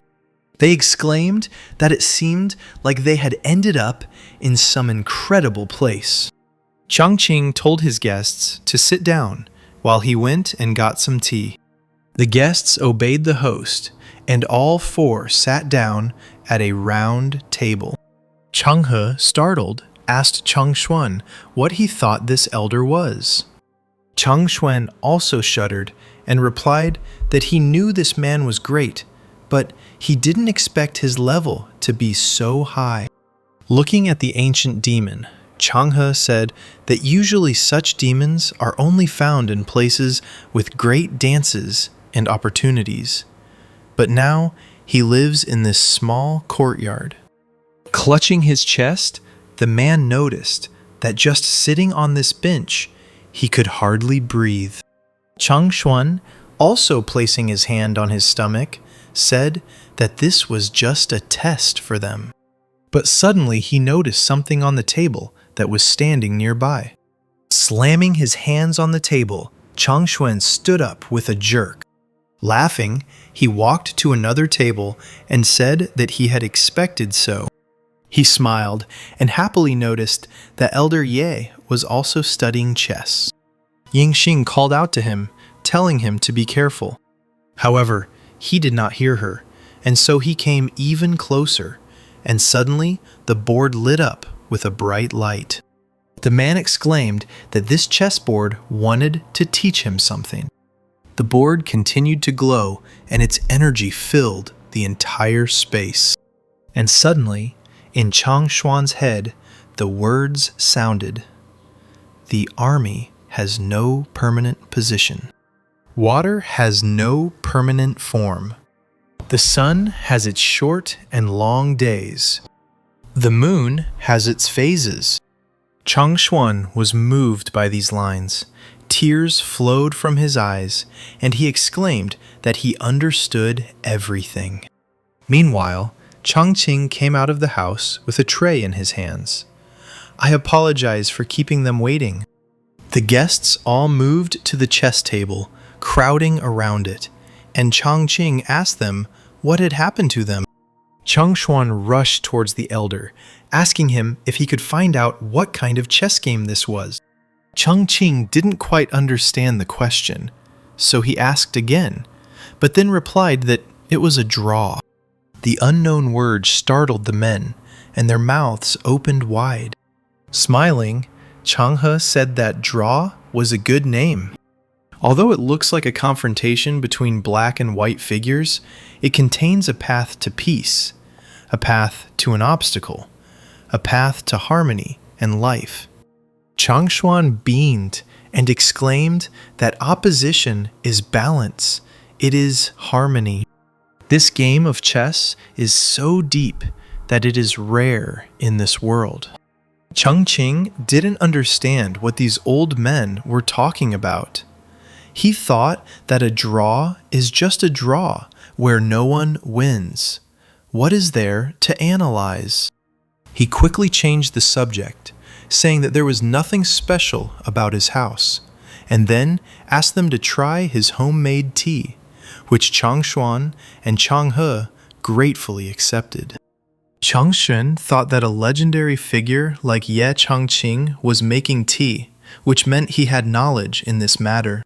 Their clan just happens to have a tea cake made from insight leaves left by their ancestors. He might like it. The insight leaves are a sacred item for cultivation. Even if they are fragments, they are priceless and can bring him closer to the elder. Changqing placed a small box on the table, from which strong energy emanated. Covering his eyes with his hand, Changshuan wondered what it was.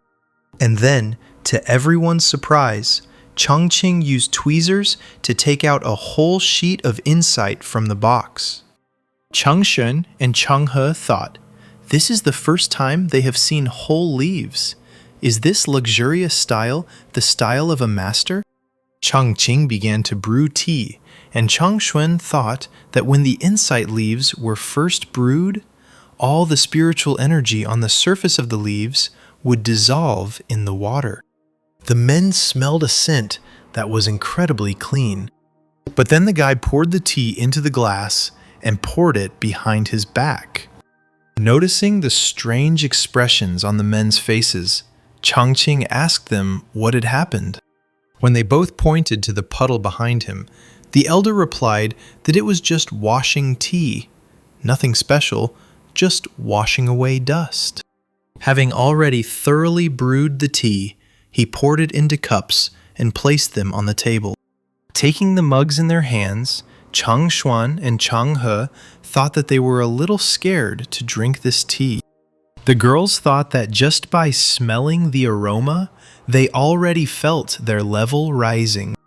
Changqing noticed the strange expressions on the faces of the guests as they looked at the cups. He thought that he had completely forgotten that these people were not simple cultivators. They usually only drink the best of the best, and his tea did not reach that level. Forcing a smile, he said that if they really thought it was hard to drink, they didn't have to drink it. Changshuan said in a panic that they were just enjoying the aroma of the tea. And finally, all the guests took their first sip. And immediately, their bodies were filled with unbearable bliss. Their faces turned red with pleasure. Changhe had already said out loud that this was such bliss, and then asked Changshuan about what he felt. Changshuan replied that it was undoubtedly the tea made from the leaves of insight. He said he already feels his level reaching new heights. Changqing couldn't help but be amazed by his guests, and he wondered why they were acting as if they had drunk the elixir of immortality. Meanwhile, Changshuan and Changhe felt some changes in their bodies. Mr. Liu noticed that his strength had returned, and the chief mentor, clutching his head, said that he felt as if someone had returned to him the cultivation he had lost over the past 1,000 years. Changqing asked his guests how they liked his tea, which brought them back to reality. Changshen leaned towards Changhe and asked him how they should answer, to which the latter suggested that it was a test of their knowledge of cultivation. Then Changshen raised his finger and said that this tea was sweet and pleasant, leaving a long aftertaste after drinking it, making you feel like you were immersed in warm springs. Changhe had already given him 2 thumbs up and exclaimed that this was definitely the best tea he had ever drunk. Changqing looked at them suspiciously, thinking that they couldn't feel that much from a cup of tea, and for some reason he had the feeling that these people wanted to deceive him. Meanwhile, Shuang and Yingxing also felt changes in their bodies. However, they didn't say anything. They just looked at each other and laughed together. Changhe reached into the depths of his clothes, calling out to Mr. Ye. Taking out a small box, he said that this item was a family heirloom, and if you liked it, let it be a token of gratitude for taking care of his niece. Changqing thought that the man seemed to have realized that his relative had been drinking and eating here for so long, and therefore felt uneasy. Reaching out for the gift, he said there was no need to worry about gifts. Having accepted the box, he said that since that was the case, he would not refuse. Changxuan said irritably that he should have also brought something useful. These old men got ahead of him. Shuang also wanted to give something to the elder. Changqing began to open the box, and blue light began to pour out from it. He looked inside with anticipation, and the others also showed curiosity. It turned out that there was a pearl of cold ice inside, which surprised everyone except Changqing, who asked what it was. Changshuan replied that the cold ice pearl came from the ancient ice lands that had accumulated energy for thousands of years. Even a small pearl contained enormous energy. The man noticed that this pearl was the size of a fruit. Old Man Li really tried. Shuang said that this pearl could improve the abilities of cultivators with ice root. But for those with other types of spiritual root, contact with it could lead to hypothermia and loss of cultivation, and in the worst case, death.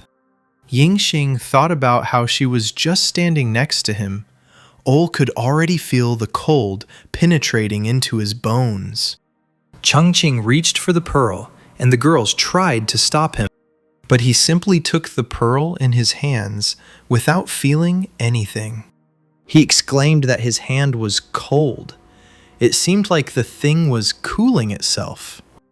Having started tossing it around, he said that it could be used in the summer to cool fruits and that it was indeed useful. Everyone else's mouths dropped open as they watched this frivolity. Changhe noticed that they didn't even dare to touch her. But in the hands of the master, she looked like a toy. Changshuan said that the elder really had incredible strength.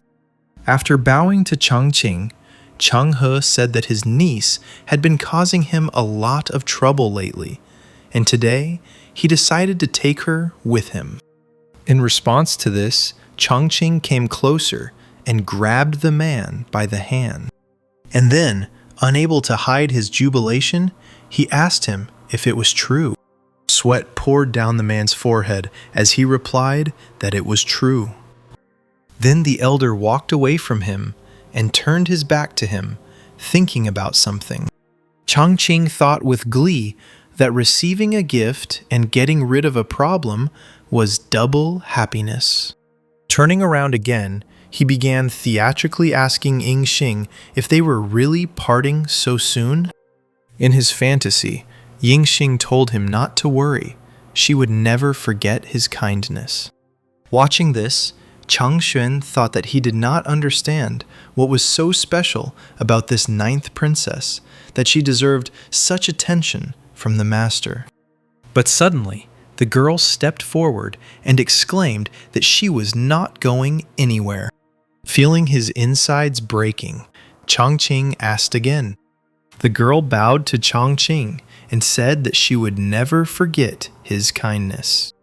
Then she turned around and ordered Changhe to tell her father and mother not to worry.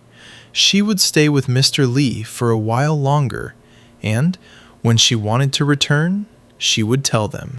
Suddenly, Chongqing remembered the words he said on the first day of the meeting, and his face turned red.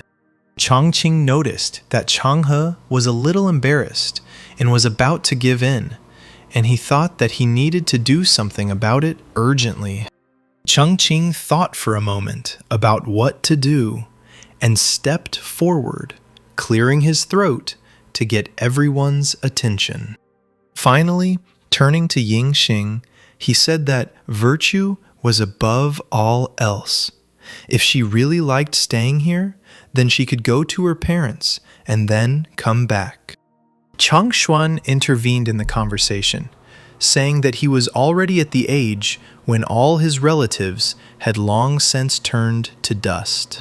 So he told the girl to appreciate the time spent with her family, because she was still so young. Yingxing wanted to object again, but she couldn't find anything to say. Chongqing didn't wait for her words, but simply took the brush in his hand and began to paint a new picture. Various landscapes came to life under his brush, and finally he finished the canvas with incredible words. Seeing this, tears of admiration flowed from the eyes of Changhe, Changshuan, and Shuang.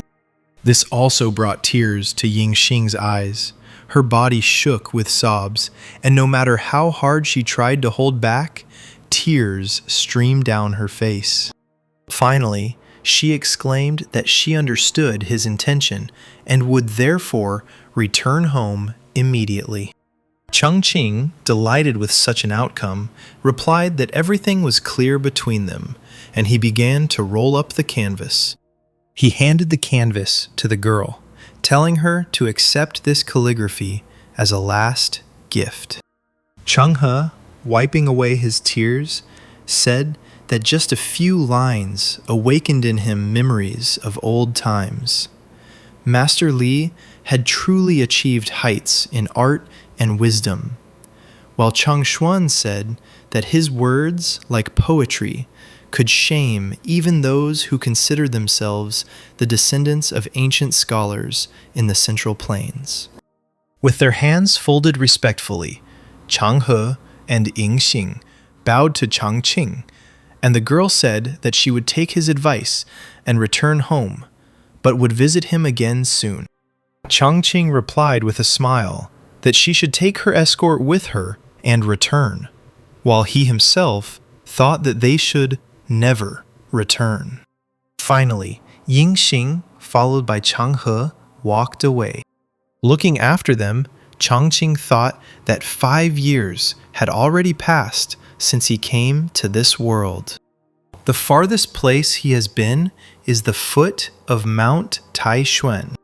He thought sadly that if it were possible, he would like to travel all over the outside world. Changshuan watched Master Li and noticed that he was so polite and courteous. Stroking his beard, he said that, having reached a level that they could not even dream of, he was still ready to personally guide them, ordinary people. Shuang told him that he was the true image of a great master. Changshuan suddenly noticed something and turned away from the girl, not paying any attention to her. With quick steps, under the girl's puzzled gaze, he approached the table. Changshuan looked at the canvas that was lying on this table and exclaimed, "It's incredible! It turned out that this is really so."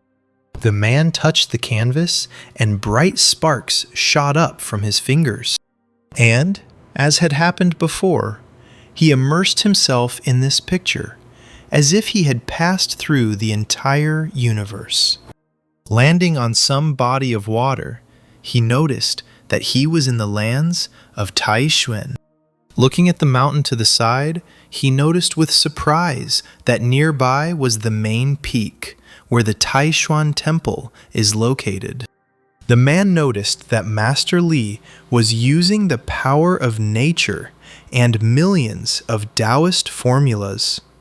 He exclaimed that all this was for the sake of protecting their sacred land. He thought that it was no wonder that so many talented Taoists had gathered here. Even the younger disciples were able to reach the level of a god 1,000 years earlier. Looking at his hand, which was lit up with bright sparks, he thought that perhaps even he would reach his limit in this life. Shuang approached the head of the sect and worriedly asked him what was going on. Finally, after some time, Changshuan spoke again, his body shaking, which excited the girl even more. Sweat was pouring down the man's face, but a smile played across his face as he shouted that he understood everything. Raising his head to the sky, he laughed loudly, causing tears to flow from his eyes, and he shouted that he realized that Mr. Ye was the legendary ancestor. Coming closer, Shuang asked him if he wanted to say that Mr. Ye was the legendary figure of their sect. Changshuan replied that it could not be otherwise. Master Li was certainly the same ancestor who ascended to heaven. Shuang bowed to her mentor and said that she was not smart enough and therefore asked him to explain it to her. Changshuan decided to clarify by saying that when he entered the painting, he saw something. He saw a cloud of 5 colors, symbolizing good luck and prosperity. He said that it was this cloud that symbolized good luck and prosperity for their sacred land of Taishuan. And the girl asked again. She said that she had never felt such powerful energy before. Changshuan replied that it was normal. Luck was a mysterious and powerful force. He too had felt it only a few times, but it was too powerful. So powerful that the slightest carelessness can lead to catastrophic consequences. Changshuan, stroking his beard, told the disciple to think about who could use the highest divine powers to bless their land of Taishuan with such good fortune. He pointed his finger vigorously and exclaimed that there could only be one answer. He exclaimed that Mr. Ye came from the higher worlds, and he is the very ancestor that their Taishuan sect has worshipped for all these many generations. Changqing returned back to the courtyard after finishing seeing off Yingxing and Changhe. He noticed Changshuan and Shuang looking at his painting, Eternal Youth of Taishuan, and he asked them what they thought of it. Changshuan did not answer this question, but only came closer, folding his hands in a respectful gesture. And he asked him whether he had painted the sacred mountain Taishuan on this canvas. Something about this question made Changqing nervous, but he still replied that it was true. He frowned and clicked his tongue, noticing that they did recognize him. Turning away, he sadly said that 5 years ago he suddenly wanted to visit Mount Taishuan. He remembered how, having reached the sect there, he clung to the man, begging him. With tears in his eyes, he promised that he would grow up and find spiritual roots, and therefore he prayed to be accepted as a disciple. But the great master only replied that he should go away because he would never take him. Reminiscing about how he had decided to infiltrate the sect's territory, Changqing said that he knew that Mount Taishuan was the abode of immortals. He said that when he returned, he was inspired, and he painted this picture. However, in reality, it was not due to inspiration, but he was forced to paint this picture when he was beaten in the sect for trespassing. Changqing said that today he looked at his old work in a new way. He said that he realized that something was missing from it, so he decided to correct some places and redraw it again. Chang Xuan was surprised to find that Mr. Ye had already come here 5 years ago. Suddenly, Changqing exclaimed that he would like to drink with both of them, and asked if they drank wine. Having caught hold of these words, Chang Xuan brought his hand to the ring on his hand, and it began to glow with a bright light. Taking out a small jug from it, he said that he had just brought with him a rare wine of the Snow Soul. After heading home, Changqing said that since they had such good wine, they should prepare some snacks. Shuang exclaimed that this was the same wine made from the flowers of the Snow Soul growing on the 1,000-year-old mountains, and it is obtained only once every 1,000 years, but can be bought for a huge amount of money. Chang Xuan replied that it was true, and it wasn't for everyone, and even he, at his level, could only drink 3 cups at most. If Mr. Ye wasn't in the mood to drink, he wouldn't have gotten it. After some time, the guests had already sat down at the table, and Changqing brought the last plate of food. The pot was still steaming when the man placed it on the table. Smiling, Changqing named all the dishes on the table and said that they were all his signature dishes. Chang Xuan and Shuang began to examine the treats with interest and admiration. Shuang asked the master if even these pieces of meat were filled with spiritual energy. Chang Xuan picked up a piece of meat with his chopsticks and said that it was definitely demonic energy. The man noticed that this energy was so pure, definitely from a higher demon, although, in fact, it was just boar meat. Changqing, watching the guests, wondered whether he was going to eat at all or just watch. Finally, the guests tasted the appetizers, and a wave of pleasure once again swept through their bodies. Giving Master Li a thumbs up, Chang Xuan exclaimed that he was truly a master. The man began to eat the snacks, thinking that this blood and meat of the higher demon was comparable to an elixir. Then he decided to add some snow wine to all this to make it even better. Xuan, already tipsy and full, asked what kind of wine it was. Suddenly, she hit her face on the table. Changqing noticed with surprise that she had drunk from 1 cup, and he thought about how he wanted her not to die here.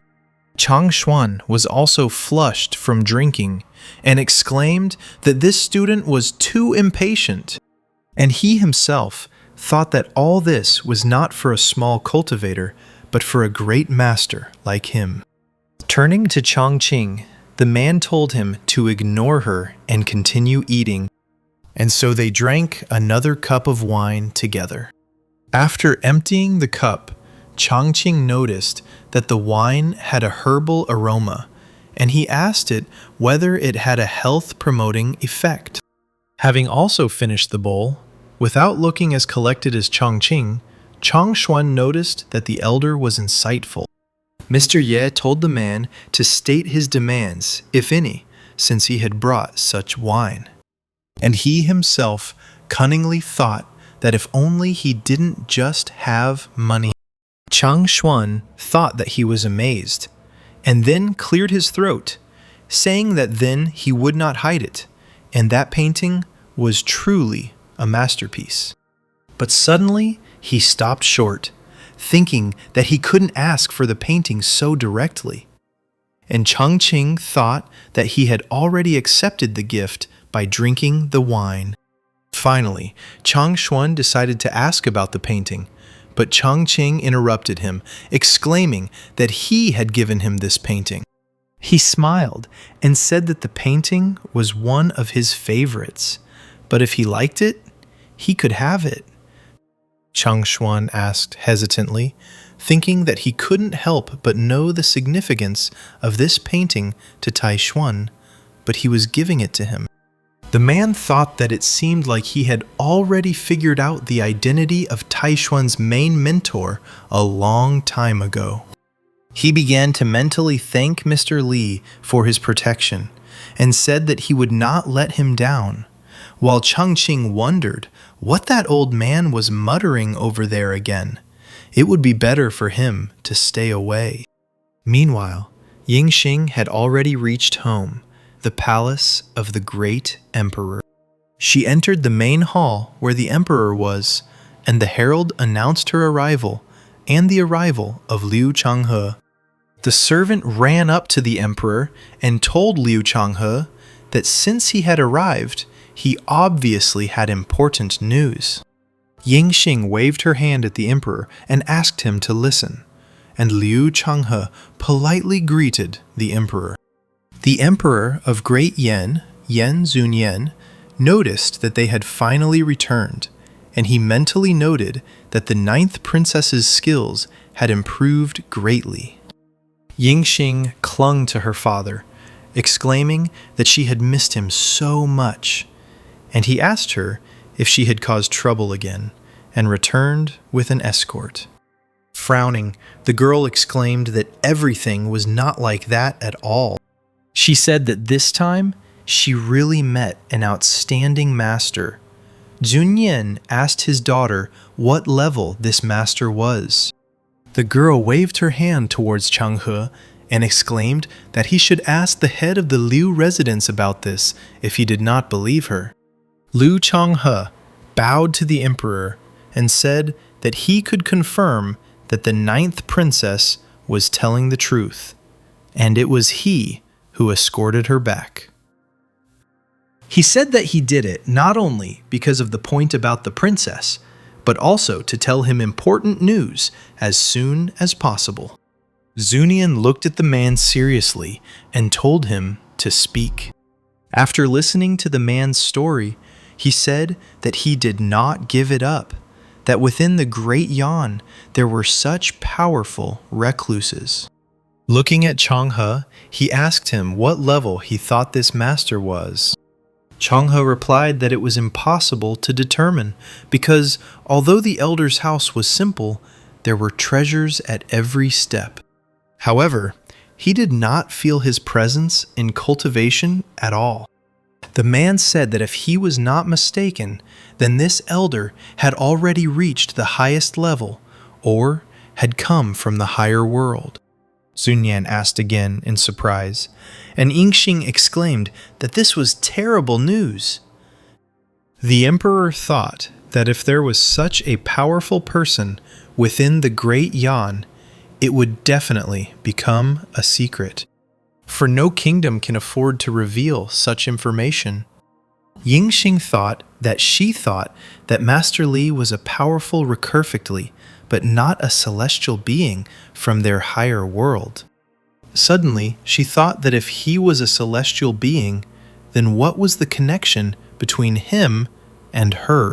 She smiled and thought that her father didn't yet know that the celestial had proposed to her.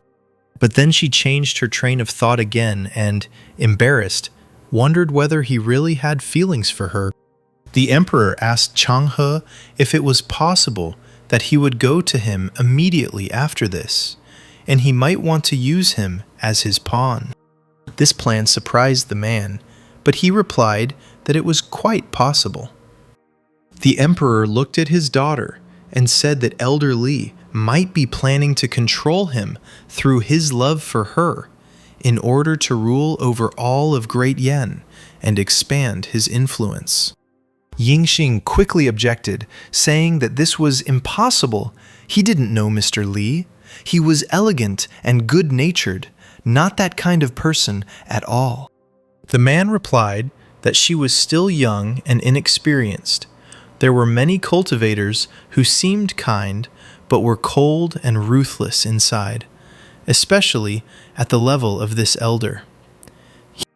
The emperor called the guards and ordered them to take him and the 9th princess to the eldest ancestor. In the company of several guards, Zunyan and Yingxing reached another house. The girl continued to defend Changqing, saying that he was not like that. The emperor said that he did not want to harm him. He just wanted to make sure of her safety. Still sulking at him, the girl asked again, to which he replied that it was so. Yingxing thought that she knew she was unworthy of Mr. Li, but she would not allow anyone to doubt her, not even her father. The emperor reminded her that she had been born with icy properties, a rare gift. That is why the eldest ancestor named her Yan Yingxing. On her birthday, he said that she would bring prosperity to these lands, and therefore she must be protected. Stroking his daughter's hair, the emperor said that she was the only one among the princes and princesses of Great Yan who had been blessed by the eldest ancestor. He said that therefore he had to ensure her safety. The girl asked him if he really wanted to put her in an awkward position, to which he told her that it was time to go. The emperor and Yingxing entered the dimly lit chambers. The girl immediately raised her hands, folding them in a polite gesture. She and her father respectfully greeted the eldest ancestor by bowing to him. Great Yan's eldest ancestor, Yi Tianshan, noticed that Yingxing had returned to the capital with considerable experience and good fortune. The girl replied that within the Great Yan, she had met an elder, and everything that had happened was thanks to his instructions. Stroking his beard, Tianshan asked who this elder was. Yingxing replied that he taught her music, chess, calligraphy, and painting, and the rest she didn't know. Tianshan didn't ask if she could describe him. The girl replied that this elder did not reveal his status to her. She only knew that his name was Ye Changqing. The man asked again, as if trying to remember the name, but suddenly he felt something that surprised him. As it turned out, it was some kind of new aura that surrounded the princess's body. He said that this name was not familiar to him, but in the princess's body, he felt another source of energy. It was obvious that she received it from him, and therefore from a very powerful one. The emperor said that the head of the Liu residence also met with this elder, and Tianshan told him to tell him in more detail. Zunian said that he was said to be hiding in Xiaojin. His house is full of treasures and opportunities. He even keeps a Demon King level black dog. Tianshan asked whether there was such a person within Taishuan, and the emperor replied that this was why he was worried, because by sheltering Yingxing, he could use her to manipulate the Great Yan and him, the Great Ancestor. After bowing, Zunian asked the eldest ancestor to check on Yingxing to ensure her safety. The eldest ancestor told the princess to come closer, and his fingers glowed with a bright light. With these two fingers, he touched the girl's forehead, and the light became even brighter. And suddenly, new energy came out of the girl's body and began to fly around the room, illuminating everything around. The emperor asked his ancestor why there was such strange energy here, to which he only remarked that it was the icy nature, and now the energy had two sources of energy. Yingxing looked at her new energy in surprise, not knowing about its existence before. Tianshan asked if this elder was able to awaken her second source. Yingxing asked if she now had two sources. The great ancestor cried out, asking the princess to tell him more about this man. The girl replied that, as her father had said, this elder was indeed powerful, but if he wanted to use her to control the Great Yan, it was impossible. The emperor asked his daughter why she was so protective of a stranger. to which she replied that it was not so. Mr. Ye had taken her in without knowing her identity. He was simply teaching her different things. But now she understands that it was because of the energy in that place and the instructions that she had a second source. Tian Shan told the girl not to speak thoughtlessly. She knew how difficult it was to grow a spiritual root with the help of external force, not to mention a second one. The emperor agreed with him, saying that then everyone would have 2 roots. The girl exclaimed that she could prove it. She would immediately bring them his calligraphy that he had given her. Meanwhile, Changqing and Changshuan were still drinking wine. Changqing volunteered to pour another cup for Changshuan, but Changshuan began to stop him, saying that 1 more cup and he would definitely get drunk. Mr. Ye said that he would still drink, but he thought to himself that this old man was such a weakling that he couldn't even drink half a cup. Changshuan said that he noticed a chessboard with a very complex arrangement in his garden and believed that he had achieved mastery in chess. As he emptied the jug, Changqing replied with boredom that he knew little. Seizing the opportunity, the man said he had a rare chess problem and asked him if he wanted to solve it. Changqing replied to show him, and he immediately took out a scroll. Unrolling the scroll, Changshuan said, "This task is called 4 flowers under water." The man began to watch Master Ye, who began to study the scroll, thinking that old man Ziqing had given him hundreds of years to decide. After some time, he exclaimed that he was asking for instructions from his elder. Changqing muttered that this was a rare chess problem. But then he asked, discouraged, if that was really the whole task. Changshuan exclaimed that he had been unable to solve it for decades. Changqing grimaced, thinking that this was an elementary problem for beginner chess players, but cultivators called it an incredible problem. He wondered what they usually did then. After bowing, Changshuan asked him if he could show him how to solve it. Looking at the scroll again, Changqing thought with disappointment that he now realized that there were no strong chess players in the cultivation world. Scratching his chin, he grinned mysteriously and exclaimed that it would be impressive. Following these words, he quickly jumped up from his seat, placing the scroll with the task on the table. Walking out from behind the table, he waved his hand at Changshuan, telling him to follow him. The man obediently followed his elder, who stopped next to him at the board. Suddenly, the hieroglyphs on the board began to glow with a bright light, radiating energy. The words, "Every move is filled with vitality," echoed in Changshuan's mind. Changshuan exclaimed that the elder's chessboard was definitely a sacred artifact, the divine machine. Looking at the problem on paper again, Changqing said that this chess problem required various solutions, of which the most difficult and significant were 12 moves. He told Changshuan that he would teach him the 4 most important moves today.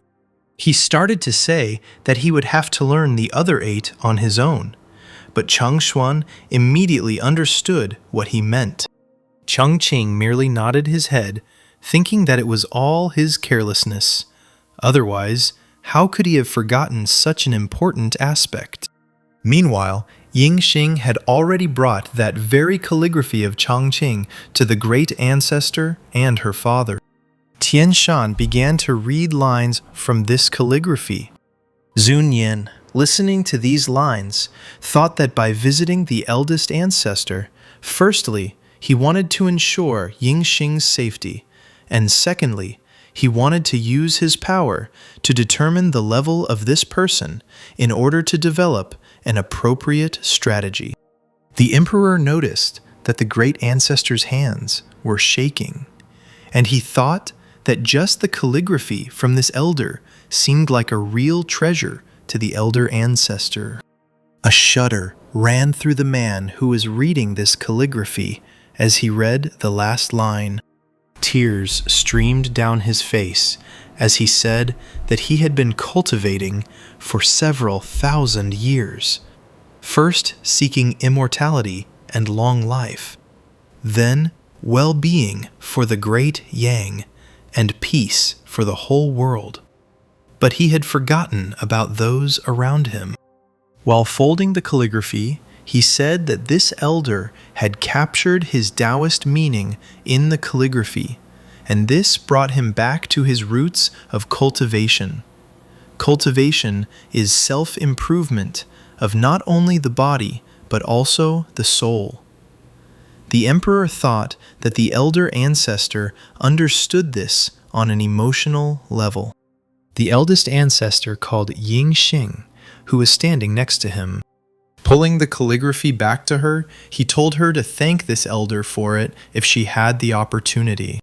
Stroking his beard again, he said that calligraphy alone had broken down his internal barriers, and if nothing changed, he would soon be able to reach a new level. Zunian asked his ancestor in surprise if this was true. Ying Xing asked her ancestor if he wanted to thank him so much, then why didn't he visit him himself? Tian Shan turned his head sharply to look at the girl and asked her what she was talking about. The girl happily reported that before her departure, Mr. Yi had already agreed for her to come back and visit him again. Intrigued by this, the elder ancestor asked her if this was true, to which the girl replied that it was. The emperor hastened to intervene in this conversation, shouting that this should not be done, as it seemed to him that there was something in it. He asked if there was such luck in the world that this man had such power, because he not only gave Ying Xing the second spiritual root, but also agreed to accept them at any time. He said that usually powerful beings would use moments like these to manipulate events, so he was worried that he was using Ying Xing to lure them all into a trap.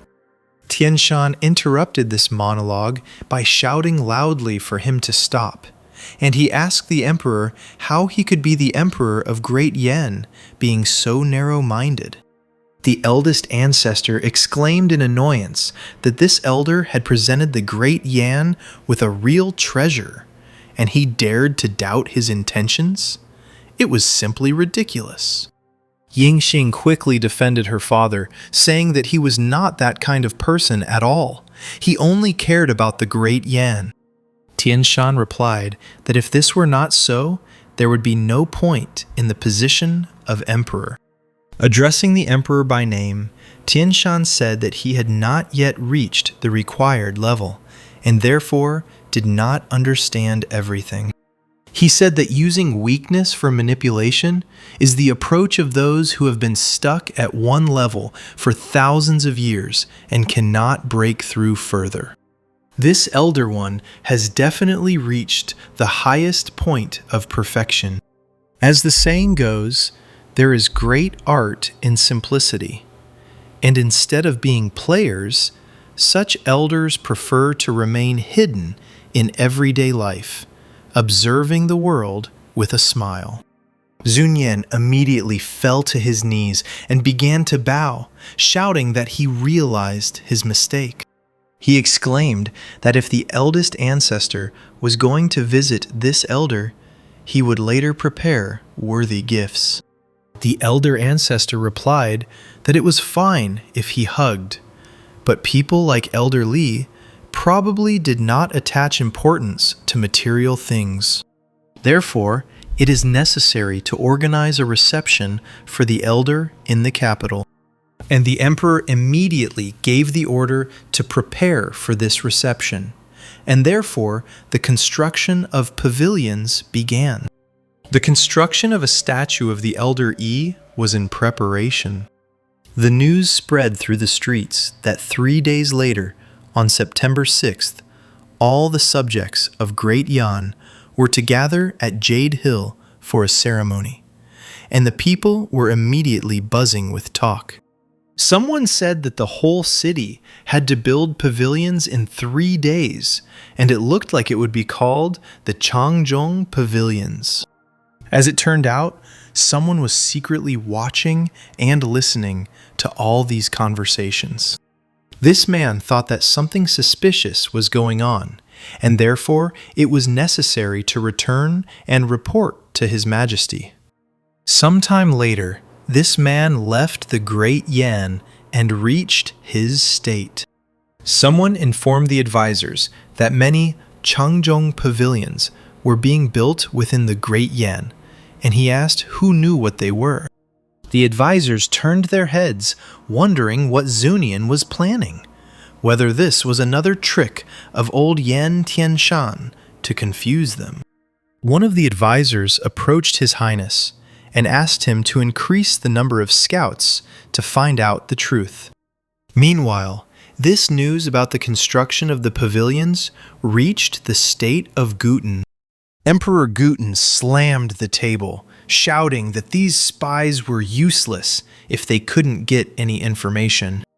The advisor tried to calm him down by saying that although they didn't yet know the identity of this senior, such honors were clearly not intended for an ordinary cultivator. The only one who can be this is a great Taoist who is on the threshold of ascension, or an already great person from the higher worlds. The emperor asked his advisors what they should do. The advisor said that, in his humble opinion, it would be necessary to send more scouts to thoroughly investigate this matter. 3 days passed, and Zunian was already standing near the new pavilion. He said that Elder Li's pavilion was almost completed, and then asked Elder Ancestor to inspect it. A servant girl approached the emperor and said that the eldest ancestor was on the verge of a breakthrough, so he should be careful and not be careless. The emperor replied that he understood, while 2 spies watched him. One spy told another that His Majesty was right. Yan Tianshan was indeed on the verge of a breakthrough. Another spy asked if His Majesty didn't suspect that Yan Xinyan was up to something. Then the first one asked whose side he was on. A scuffle broke out among the spies, while the emperor turned around to report to Yan Tianshan. Crowds of people had already gathered at the top of the mountain, waiting for the ceremony to begin. In the middle of the square stood a huge statue, hidden by a red cloth. Among the people, someone said that such grandiose works are only for those who have brought great benefit to the Great Yan. The heralds announced that the emperor and the 9th princess had arrived, and their subjects immediately fell to their knees. Zunian immediately ordered them to rise. He told the people that he knew they had many questions about why he had organized such a grand construction project in the capital, building the Changjong Pavilion and erecting a statue of the Elder Li. But the matter is very important, and all that can be said is that the elder Changzong rendered a great service to their state, and this service will influence the future of the empire for tens of thousands of years. Questions immediately arose among the people about who this elder was and whether he was immortal. The spies immediately noticed that the Great Yan was now possibly under the protection of the immortal, since the order for construction came directly from the palace, from that ancient elder. They joyfully noticed that this ancient old man was still alive, and therefore they decided to quickly return to the sovereign. Zunian then gave the order to the Yellow Master to begin. The Yellow Master opened the scroll and read that September 6th was a favorable day for all affairs, and that evil omens should be avoided. Suddenly, he shouted that the Changjiang Pavilion was completed. The emperor approached the statue and began to pull the cloth off it.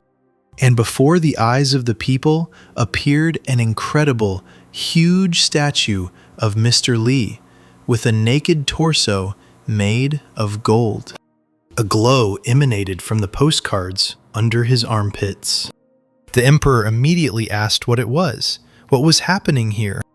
The order was given to immediately protect the emperor, but this radiance had already reached the crowd. And suddenly they exclaimed that they were so pleased they felt full of strength. The emperor noticed that no statue had ever emitted such a divine presence before. He asked whether Senior Li was so great that he stood out even among immortals.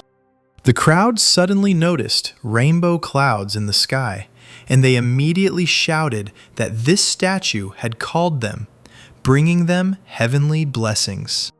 But suddenly, the skies darkened, opened up, and lightning flashed from the clouds. The crowd wondered why the rainbow clouds and thunder had appeared. But then, someone shouted that it was a sign from heaven and they needed to bow down. Yingxing exclaimed that such omens were not common and asked her father if they should call the elder Liao, to which he replied that they should wait and see what happened. Soon the skies brightened again and sunlight illuminated the earth. The rainbow clouds in the sky shone even brighter, astonishing all the people below. 3 figures of people appeared from the clouds, descending from the sky. Zhu Nian noticed that it was a miracle, but was Yao the result of Senior Comrade Ye's actions with Lu Yu and the golden body? Suddenly, a servant called him and said that after his return to the imperial palace, it became clear that his brother had reached heavenly heights, and the state of the great Tao was in order. So there was no doubt that the Great One was about to break through. The emperor was delighted by this news and exclaimed that the Qin clan's ascent to the highest realms would be closer. The sunlight illuminated the sky in the distance where Chongqing's house was. Zunian and Yingxing bowed and asked Great Comrade Ye for help. The emperor said that if one day the ancestral emperor reached the highest realms, their great empire would enjoy eternal peace. Meanwhile, after a few days, news of this event reached the old city district. Emperor Guten slammed his hand on the table and shouted that old man Lao really wasn't dead. He asked the spies if there was any other news. The spies replied that only small details remained. Now, the great Yan has a great master who has achieved perfection. This man established the golden heaven of Yilu Yu, and the heavens gave signs. They say that the old man from the Yan Empire also received advice from this man. The emperor listened to this news calmly and nodded. But then he realized what he had heard, and understood that this was clearly not a trifle. He grabbed some writings from the table and threw them at the spies, hitting them right in the heads. The emperor's capillaries burst with anger, and he shouted for this group of idiots to be thrown out of here. As the night approached, news of the ceremony reached the Xia Empire. Emperor Xia remarked that it seemed like Su Xiang had indeed received good luck last year. An advisor said that he thought the rise of Great Yin was inevitable. Another said that if the old man from the imperial palace successfully broke through, the other 3 states would be under their control. And a third said that the most important thing now was to find out who this senior comrade Ye was. The advisors began to argue among themselves about who they should form an alliance with. each proposing his own candidate. Emperor Shah listened calmly to these disputes, frowning more and more. Meanwhile, Changqing had a dream. A voice in his head said that 1,000 years ago, the lands of the central region were divided into 7 states. An age of chaos and upheaval arrived, and then a man of exceptional strength appeared. He took charge and established order, and thus 4 great states arose. The ancestors of these 4 great ancient states wanted to erect a statue of this great man, to establish a golden body and a temple to honor him for thousands of years. But for some unknown reason, he died without illness. Upon seeing the news of his own death, Changqing jumped out of bed, exclaiming that he did not want to see it. He sat up in bed with a jerk, his breathing rapid and heavy. Scratching his cheek, he noticed that the ox's answer was too beautiful. He even dreamed that they erected a statue for him and made sacrifices to him. And suddenly, he became a great man. Getting out of bed and stretching, he said that if he didn't have common sense, he would believe it. Approaching the door, he noticed that sleep had really helped him. It seemed he was sleeping better. As he went out into the courtyard, he thought that the old master had already left a month ago. Sitting down at the table, he thought that he was curious if he had found out anything about the 4 dragons that release water. Frowning, Changqing remembered that he had only taught him 4 methods. After looking through the gifts that were sent to him, he sighed heavily. There was a stone and a tablet on his table, and Changqing wondered who could have sent him such a thing. He noticed that someone had sent him a stone and an amulet, but he hadn't even shown himself. He remembered how he taught Changxuan playing techniques while constantly scolding him. He wondered why it was so difficult to understand the basics of this school. Changqing sighed and said that in the great mystical book, there is a place for those who are strong in spirit, those who move forward without looking back. He exclaimed that if he had a strong foundation and high intelligence, he would have long ago become an unrivaled master of the entire cultivation world. Following these, Changqing waved his hand, throwing the amulet aside. Putting the stone on the table, Changqing sadly said that he was now his rival. Humming something to himself, Changqing stood up from the table and walked away. And suddenly, small cracks appeared on the stone. The cracks grew larger, and a bright light began to shine around the stone. Changqing entered his office, his notes illuminated by the sun. Stretching, he said that morning is the most productive time, and therefore it's time to start training. He ran his brush across the paper, and suddenly red sparks flew from his ink. Looking at the brush in bewilderment, Changqing asked if there were any discipline problems and if the recording paper was missing. Shaking his brush, he looked back at his canvas. Looking at the hieroglyphs, he noticed that golden smoke had appeared around them. This sight made Changqing frown slightly. He picked up his brush again to lay down his work, thinking that he was actually making progress. Bright sparks of light flew from the canvas in different directions. Changqing happily noticed that the golden smoke continued to appear. A loud, joyful cry came from Changqing's office, saying that it was all his golden finger, which startled everyone around. The Black Emperor, half asleep, thought that his master was so powerful that even his finger turned golden. Mr. Ye, looking even more animated, exclaimed that they needed to get back to training. After some time, more symbols appeared on the canvas, glowing with golden smoke. However, Chongqing was not going to stop there and continued to practice calligraphy. And suddenly, a blue tornado appeared somewhere near the man's house. Raising his head from the canvas, Chongqing saw that same blue tornado in the window. He wondered if he had caused this phenomenon, but this did not stop him, and he continued training. Meanwhile, thunder rumbled and bright lightning flashed in the sky.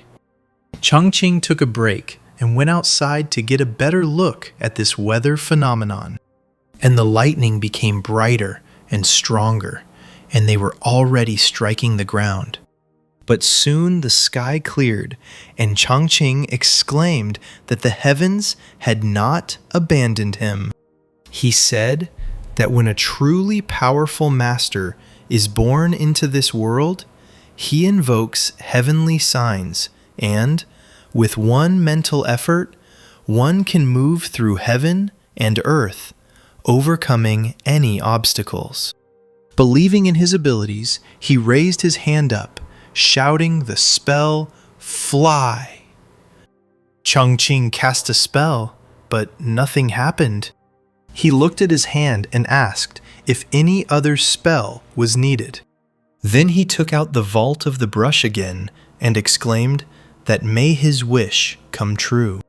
And now, in response to this, the skies darkened again, and lightning flashed from the clouds. Lightning struck the hand that was pointing towards the sky, causing Chongqing to be electrocuted. Almost fainting, he wondered why he could summon signs but had no spiritual powers.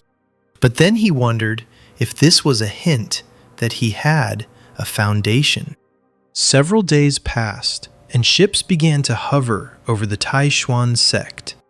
People looked up at the sky, exclaiming that the time had come again for the great competition.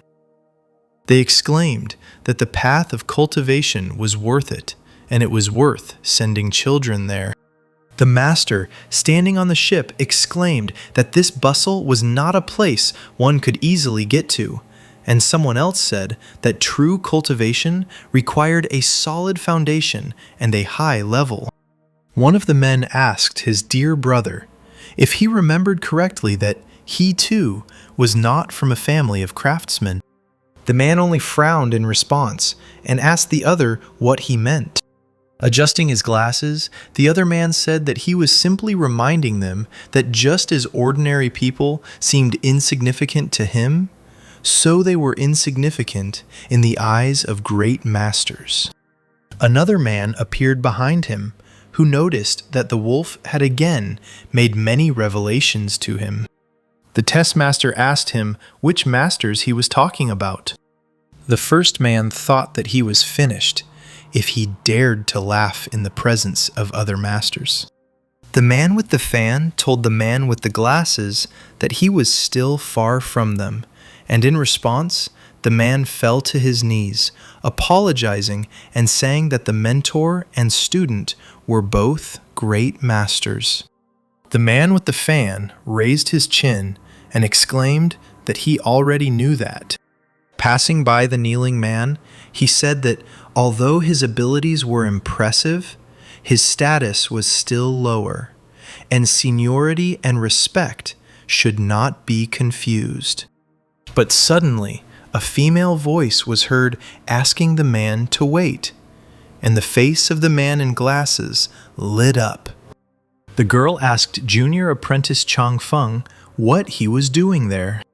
The girl landed on the deck, and everyone immediately began to exclaim that Sister Dan Xingxue was like a celestial fairy, a goddess descended from the heavens. Ying Changfeng, the man with the fan, replied that junior apprentice Chang had shown disrespect to his senior. Was that right? Hugging Qin, the girl asked if mentioning Qin Shue's name was already considered disrespectful. Xing Shui asked if it was disrespectful, since Master Dan Tai said her name many times a day. All the men on deck were struck by her beauty. Chung Feng exclaimed that she was just playing with words. He grinned and asked her if she dared to make a bet with him, and he said that if he lost the Taishuan competition, he would give up the title of future heir. The girl explained that Master Qing had promised that whoever first reached the Yuanpu level would become the next heir to the clan. She asked him if he was going too fast, to which the guy exclaimed that she was threatening him. But suddenly, Sing Sui heard some melody and immediately turned around to look at it. Others on deck also heard it and wondered what the melody was. It sounded pleasant. They exclaimed that this melody could not be compared with Dan Xingxue's melody anyway, because she was a genius in music. Xingxue ordered everyone to be silent and leaned down lower. The men said they were impressed by the music, and their sister was impressed too. And suddenly, the girl jumped down from the ship. Everyone who was on the deck rushed to the railing, watching the girl fly down. Xingxue thought that this music was like a stream and a waterfall in the mountains. Such a melody could only come from a great master. Perhaps this was not a chance. If she can decipher the ancient music that she didn't understand before, she might be able to move forward. Chang Feng thought that Sister Xingxue always strives for perfection in music. But this melody seems unusual.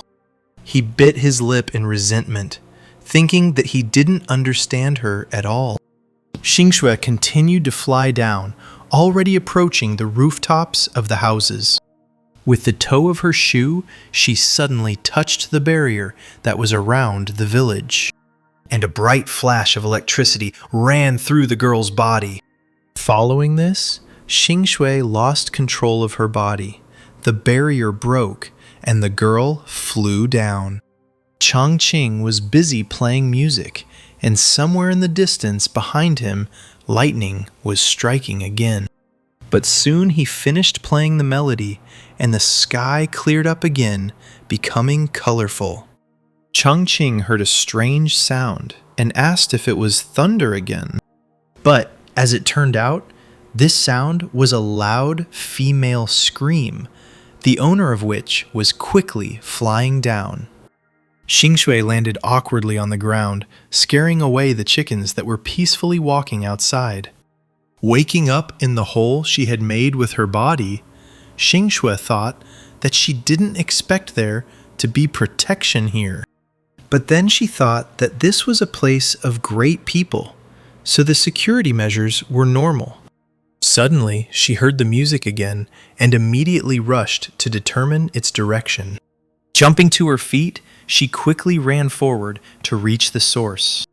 The villagers noticed that she was immortal, and one asked the other how he understood this. The man replied that it was all her appearance, something that was impossible for an ordinary person to comprehend. Xingxue moved closer to the source of the music and stopped. She looked up and noticed a sign for a small shop. She noticed a huge flow of energy behind the walls, and the girl moved forward, thinking that everything was exactly as she had assumed. Smiling, she thought that this melody definitely came from a master who had reached the heights of art. She walked forward and suddenly noticed a dog sleeping peacefully on the road. She immediately recognized the dog as the Demon King and jumped back with a scream. Raising his head, the Black Emperor glanced at the girl and thought that another cultivator had come for his master's soul. He grinned wickedly and thought that he needed to help his master. He rose to his feet and slowly began to approach the girl, who already had tears in her eyes from fear. The Black Emperor's energy appeared again, forming a large copy of himself, and he thought that he would show generosity to her. But the very next moment, someone appeared behind him and grabbed him by the scruff of the neck and threw him behind the walls of the store. Changqing smiled at the girl and told her that it was calm inside and they had everything they needed. Jingshui opened her mouth wide and gathered all the facts about this person into one place. And she thought that this was definitely the same great master playing the qin. Noticing the strange expression on the girl's face, Changqing called her again, feeling awkward. Xingshui beamed and asked him if he was the one playing the qin just now. Recoiling from the girl because he noticed a strange light in her eyes, he replied that it was him. Then, Xingshui took out her qin, saying that it was excellent. Changqing wondered what she was going to do. Teach him to play the qin? He only smirked in response, ready to accept the challenge. He thought that no one on his territory could defeat him. But Jingshui came closer to him and, calling him master, exclaimed that she had some questions about music that she would like to discuss with him. And Changqing thought that he had worried in vain, being glad that she called him master. The girl thought that since he said that there was everything here, then she would be just a guest. But if she called him master, then he would not be able to refuse. Changqing smiled stupidly, saying that she was too kind and that he was not worthy of such a title. After clearing his throat awkwardly, he introduced himself to her, saying his name was Ye Changqing. He waved his hand towards the door and said that it was inconvenient here. They should go to the backyard. Jingshui didn't refuse, continuing to call him master. Changqing led the girl deeper into the store and said that this was a modest courtyard where he lived, and that he often played the qin and painted here. He opened the doors leading to the courtyard, and Xingshui shielded her eyes from the light that immediately poured onto her. Looking at this courtyard, she thought that this simple courtyard looked like a real paradise. One day here is worth 1,000 days of hard training anywhere else. Feeling a wave of pleasure, she exclaimed that she would like to live here forever. Looking back at the girl, Changqing again noticed the strange expression on her face and thought that these cultivators were starting their strange behavior again.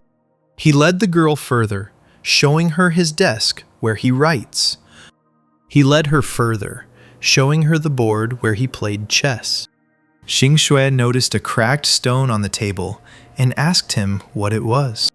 Changqing replied that the stone in the center was a tea table, and if she wanted, she could use it. Xingshui waved her hands, thanking the man for his hospitality and saying that it was too generous and she couldn't accept it. Changqing scratched his head and thought that it was just a beautiful stone. Xingshui thought that he uses the rare Huanyuan stone as a tea table and even gives it away so easily. Apparently, he is a humble person who does not pursue fame. She smirked and thought about how she was increasingly wanting him to be her teacher. Changqing walked further through his courtyard, and the girl, looking around, followed him. Looking at the table where the qin lay, she asked in surprise whether it was really a heavenly qin. She wondered if this was really the artifact that was said to emit heavenly melodies that lead to the right path. Changqing offered the village to play something for him, since she was so eager to discuss music with him. However, when he looked at Xingshui, he saw that she was practically drooling over his qin. Changqing walked up to his qin and touched its strings with his fingers, causing a few notes to sound. He told the girl that if it wasn't too much trouble, she could use his qin. Xingshui ran up to Changqing and asked him with shining eyes if she could really do this. Wasn't this a rare piece of luck? The man awkwardly tried to move away from the girl, grimacing in disgust, and said that of course she could. Changqing glanced at his chin and thought that the body of this instrument was made of a rare wood known as Hai Huang Ju. He remembered how, during the cold winter season, he found some pieces of wood and was going to burn them. Taking an axe in his hands, he decided to chop down the tree, saying that first he would test it. Another day he came to the shop for strings, and the seller said that these were real strings and they cost 6 silver coins. But Changqing was not satisfied with this price. The salesman quietly whispered into the guy's ear that he understood that for people without basics, this was a high price. Changqing went to the exit and angrily shouted at the salesman to wait for him. When he returned home, he was still lamenting, saying that these were still real strings, and he had a head of cabbage in his hands. Having lured the silkworms, he decided to start making the strings himself.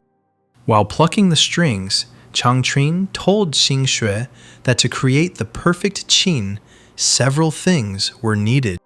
He said it was heavenly time, earthly comfort, and human unity. He waved his hand as if inviting Xingxue and said that matters of magic depended on the heart, so she should follow her heart. Coming closer, she carefully touched the strings, thinking about how in this world, artifacts are divided by levels of power, from low to high. Sitting down at the instrument, she thought about the division, such that there are heavenly artifacts, Dao-size artifacts, door treasures, magic treasures, and so on. Typically, a sect has at least one Dao artifact, or ancient treasure, which are considered relics. And celestial artifacts are mentioned only in ancient texts, and all because she has long since disappeared from the world. Xingxue plucked the strings lightly, causing a clear note to sound. Her hand was immediately thrown back by the power contained in the qin, and the girl thought that Changqing's qin surpassed even the heavenly artifacts. Xingxue, under the man's questioning gaze, moved her shaking hand to the side, and it was shaking because he had touched her too roughly. Finally, the girl introduced herself, saying that her name was Dan Tai Xing Shui, and told Master Ye to call her Xing Shui. Changqing snapped his fingers and immediately deciphered her name into lines of poetry and said that her name was beautiful.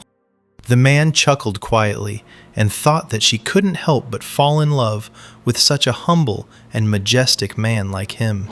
Xingxue then asked if she could start already, which stunned Changqing. And finally, the girl started playing. Her music sounded amazing. Looking at the master, she asked him if there was anything wrong. Changqing nodded his head meekly, stroking his chin, and said that it was okay. Everything was fine. Xingxue laughed softly, thinking that she would have to show all her skills then. Her hands fluttered furiously over the qin, drawing from it a more lively melody. With quick movements, the girl said with her hands, putting her whole soul into her game. Changqing clapped for her, encouraging her, a smile playing on his face. Energy swirled around the girl's body, while her hands were still playing the melody. Already more calmly strumming the strings, she mentally asked the man if she could begin already. Changqing clapped his hands, interrupting the girl's playing, and told her that the sounds were pleasant and melodious, although there were some minor flaws. He said with a smile that for him, it was already the highest skill if she could play like that. And these words hurt the girl to the very heart. The man's face darkened as he reminisced about someone and said that he had known a girl who claimed to be able to play the qin. As it turned out, He was remembering Ying Xing, whose acting was simply terrible, and when she sang, it was even worse. Changqing gave Xingshui a thumbs up and said that compared to her, she was much higher in skill. Xingshui, however, planted her sandpipers in irritation, thinking about how dare he compare her to such a person. But, coming to her senses, she turned her head, thinking that the master's words must have a deep meaning. She smiled at Changqing and modestly said that her skills were still insufficient. Looking at him with a look of obsessive desire, she asked him to guide her. Then she stood up from the table and, folding her hands in a polite gesture, thanked Master Yi. She recalled her teacher's words with excitement. He told her that as a person who came from the ordinary world, she had already achieved a lot. She must remember that on the path of music and cultivation, she will definitely succeed if she does not give up. Xingshui thought that she didn't know what Master Ye would say about this, but she was still willing to learn from him. Changqing awkwardly scratched his cheek and said that teaching was not a problem for him. But everyone had their own understanding of music, so everyone perceived it in their own way. The girl exclaimed that Master Ye's words surpassed her teacher's wisdom. Changqing told the girl that he didn't remember the melody. Sitting down at the chin, he said that he would now play this melody for her. He told the girl that this way she could understand the difference between them. Xingshui folded her hands again in a polite gesture, saying that she would be glad to receive this lesson. She wondered whether the transmission had brought understanding through music. This is the unique method of Master Yi. Meanwhile, Changqing gently touched the strings, and from his touch, weak streams of energy flowed upward. The first notes rang out, and a wave of energy poured out from the chin, shining brightly in the air. Looking at the man, the girl noted that the strings of the chin seemed to sound in unison with the Tao. Giving birth to infinite wisdom, the sounds of qin make the mind calm, clear, and pure. She thought about how she felt among the clouds, as if she were flying on a crane in the sky. Changqing placed his hand on the strings, stopping them when the melody ended. He brushed the tears from his forehead, noticing that the song was more difficult than he expected. Xingshui stood there with her arms wide open, completely blissful. Changqing glanced at her, thinking that she must have really put her heart and soul into it. Getting up from the table, he said that the main thing she was able to understand was that this was already progress. After some thought, Xingshui came to her senses and exclaimed that she understood everything. Looking at Changqing, who was calmly sipping tea, she thought that his mastery of music was truly incomprehensible. She thought that perhaps he could help her resolve her biggest misunderstanding. She recalled that since childhood, when she entered the Ziqing sect, she began to study the way of music. Everyone admired him not for his talent on this path. People applauded her, saying that she played great. She was truly amazing. But one day, the girl found the score in the cave of the great master, who had long since passed away. Every time she started to play, she couldn't bear the wisdom hidden in the notes and stopped. Not once was Xingshui able to play this melody to the end. Turning away from Changqing, Xingshui took out the score and thought about what would happen if she showed it to him. She wondered how he would feel about this. But she still decided to approach, handing the man the score. She said that the man had not had this score for many years, and she asked him if he could help her. Taking the score in his hands, Changqing asked the girl whether the melody was really that complicated. Xingshui replied that Anyone who can understand the secrets of music can read the score, but not everyone can play it. Not even a teacher could. The girl remembered that her teacher was electrocuted when he tried to play her. Xingshui trembled at the mere thought of it and said that he couldn't withstand the pressure of the wisdom contained in the notes. Changqing opened the score and replied that he understood it. Looking at the girl, he noticed that the author of this score was a woman. Xingshui was quite surprised by this remark and said that the cave actually used to belong to a woman. The girl turned around with glee, thinking that Master Ye was able to understand it at first glance. He really was the one she needed. Changqing sighed as he looked at the score and thought that a man could not have created such a melody. The man coughed awkwardly and told the girl that he would then help her play the melody. With a glint in her eyes, Xingshui turned around and asked if it was true. Having thanked the master, she moved a little further away, and Changqing sat down at the qin again. Raising his hands, the man thought that this melody was indeed difficult, but it was not beyond his powers.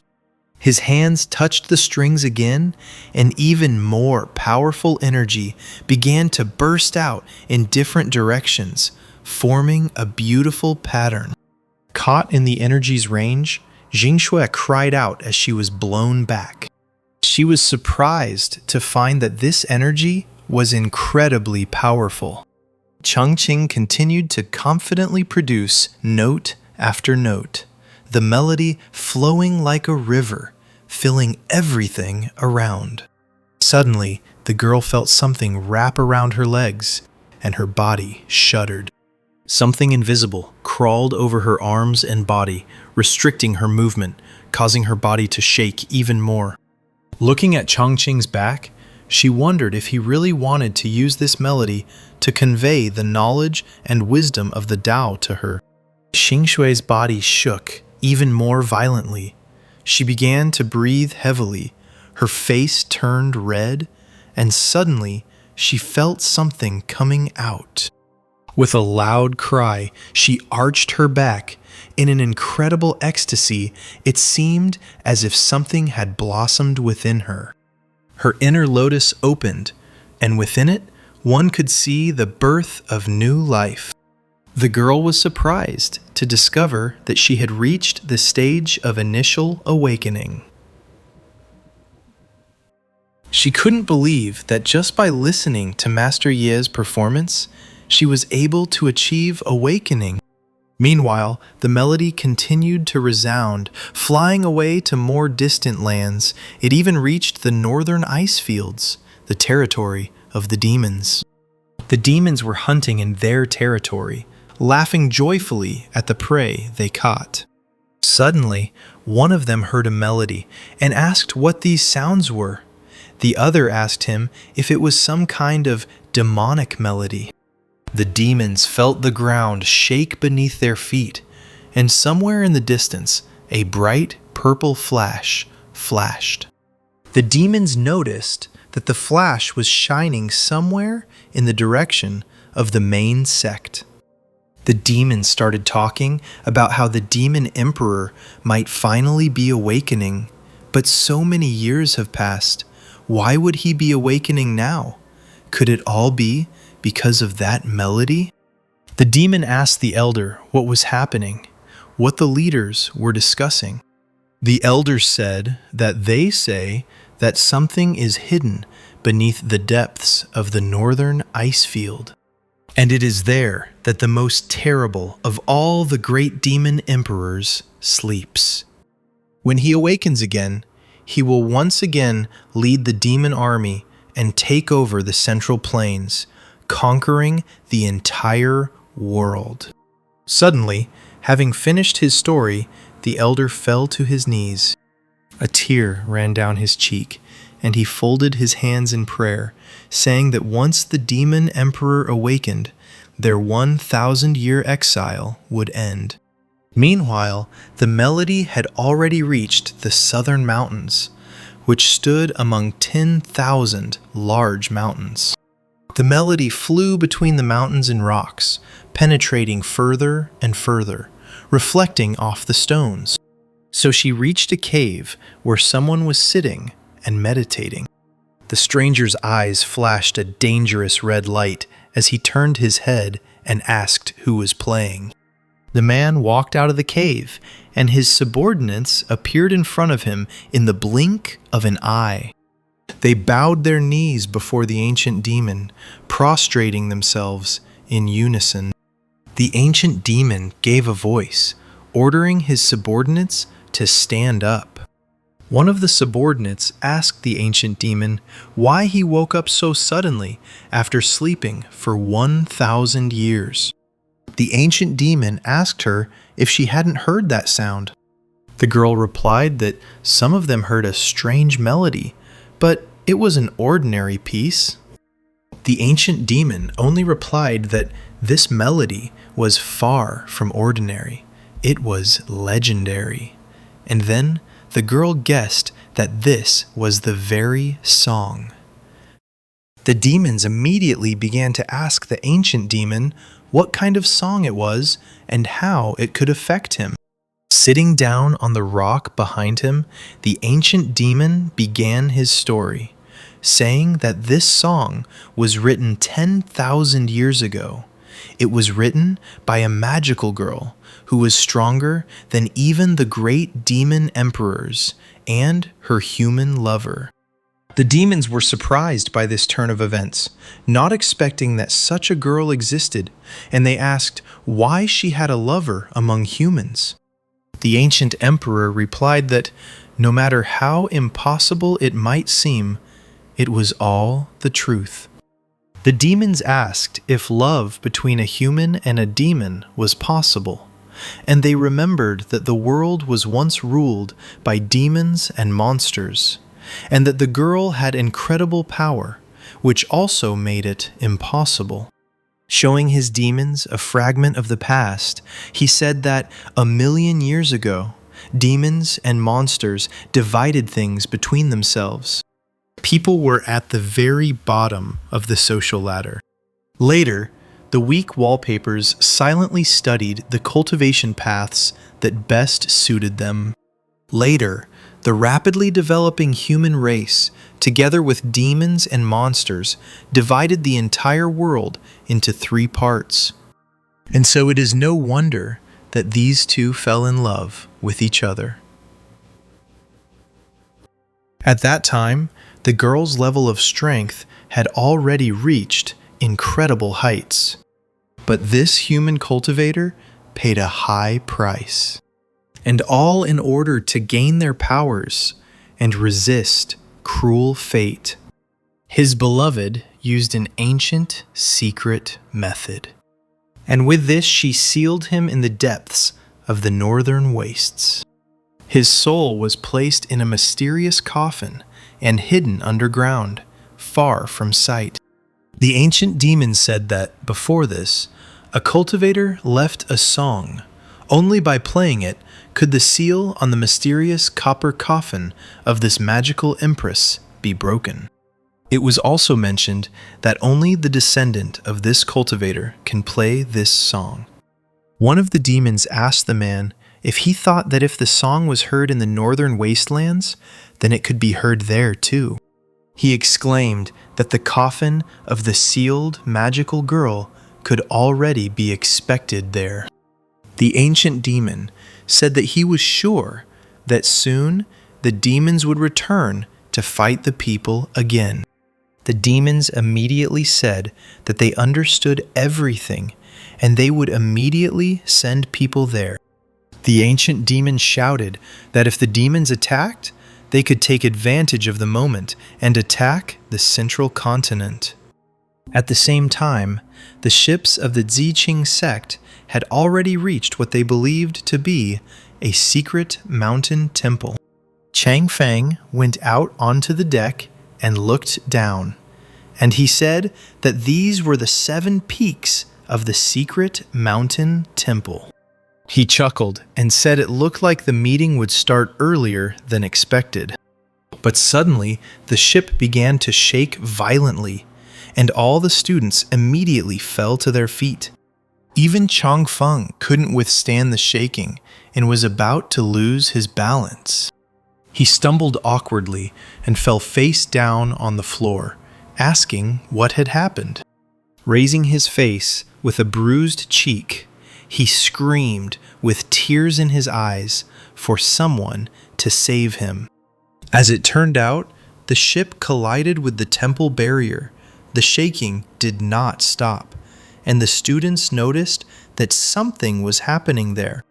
They shouted angrily that they knew they were coming, but did not turn off the mountain's large defenses. They thought it was a threat.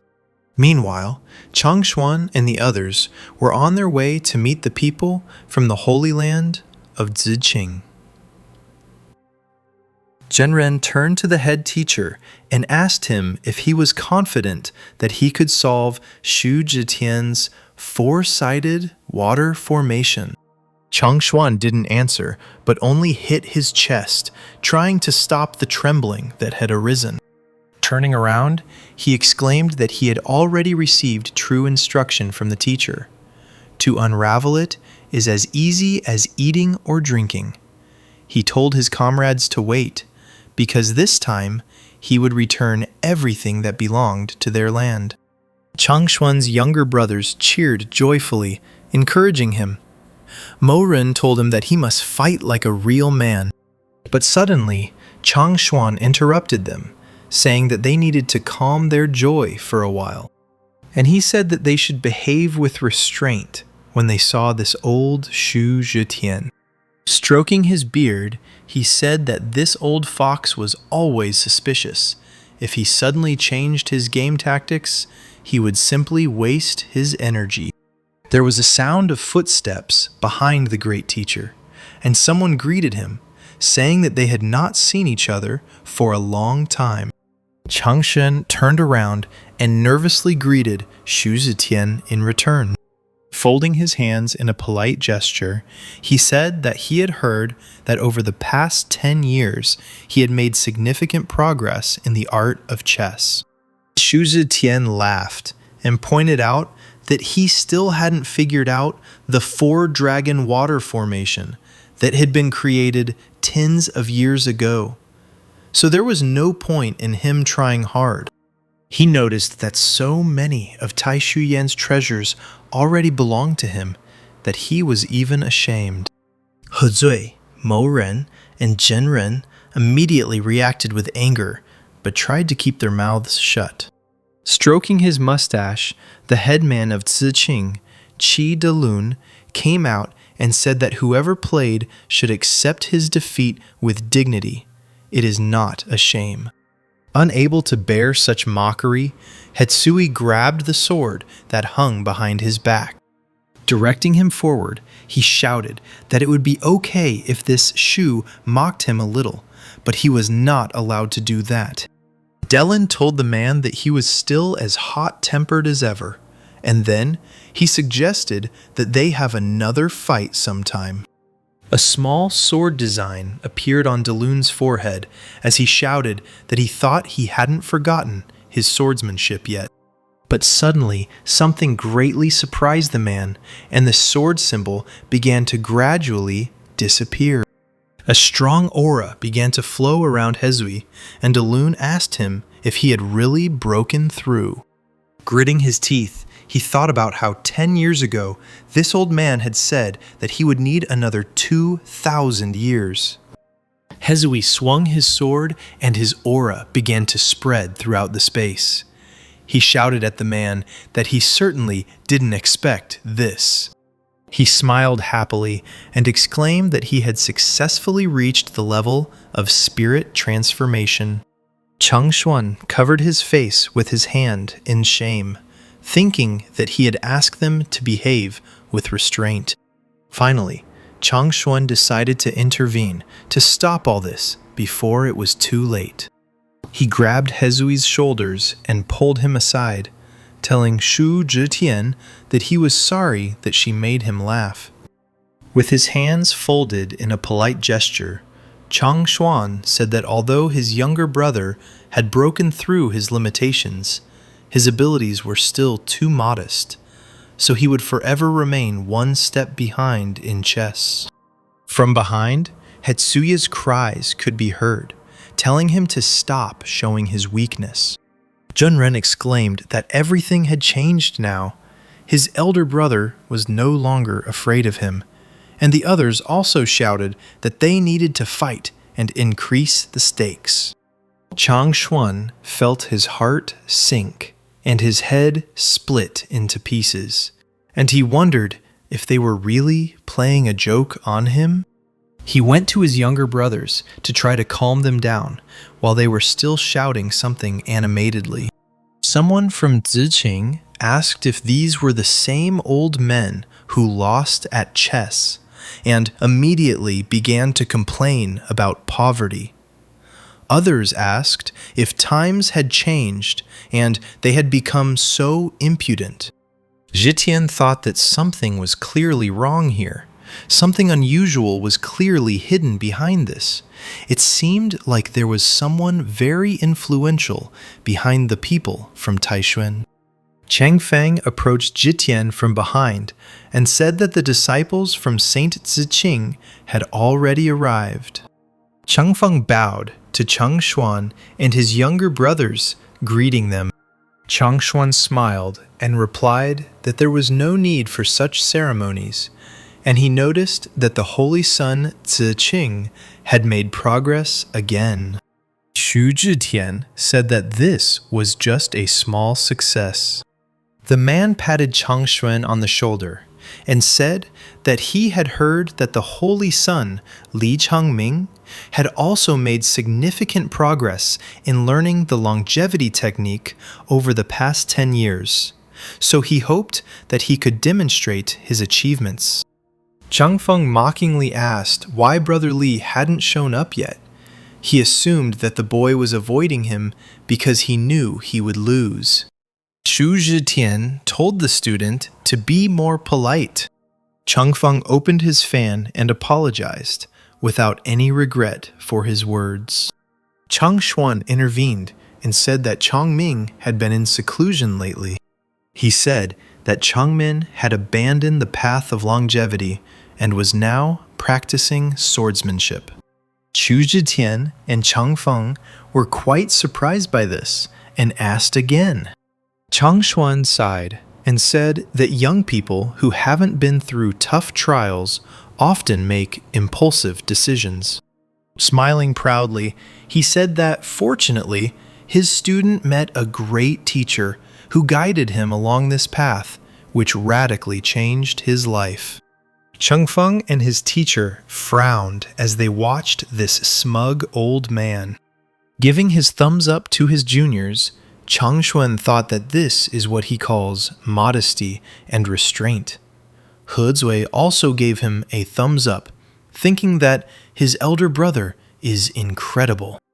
The elders of Ziqing began to whisper, not believing that it was not possible to change one's path so easily.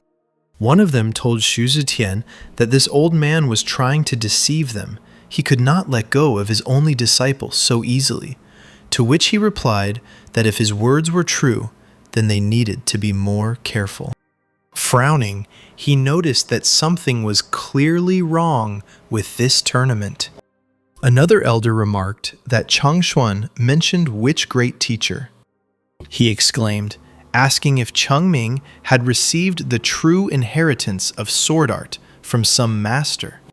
Zhitian replied that they would not change anything one way or another. Before the Holy Sun's tournament, he would play a game with Chang Xuan and try to learn more. He said that he wanted to see this great man in person, which gives them this incredible confidence.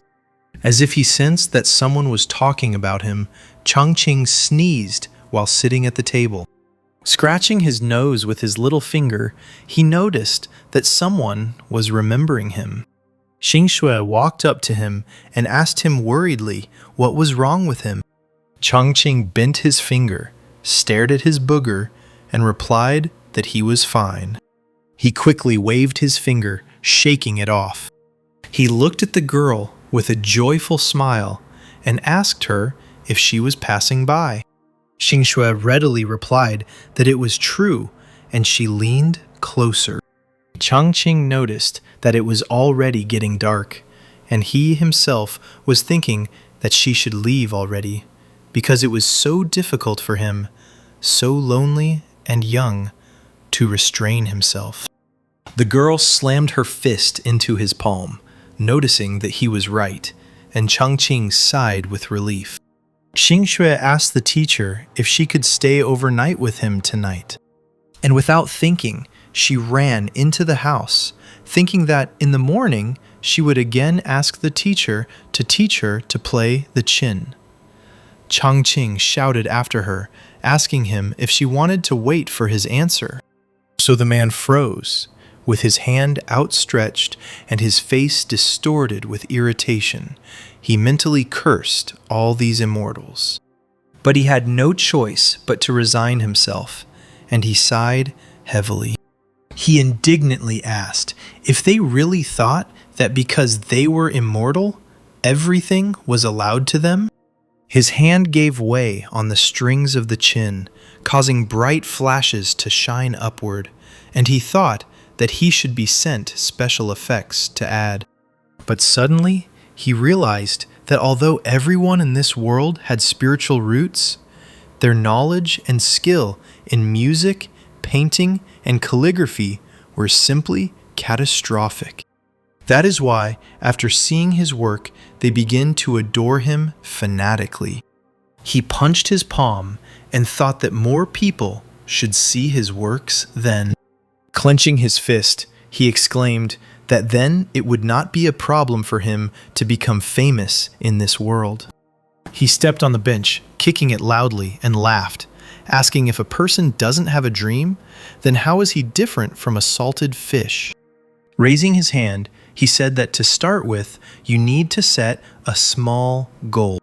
And he exclaimed that his first goal would be to go to the capital of the Great Yan with his works. But suddenly he came to his senses, remembering that the suburbs were full of spirit beasts and wild monsters.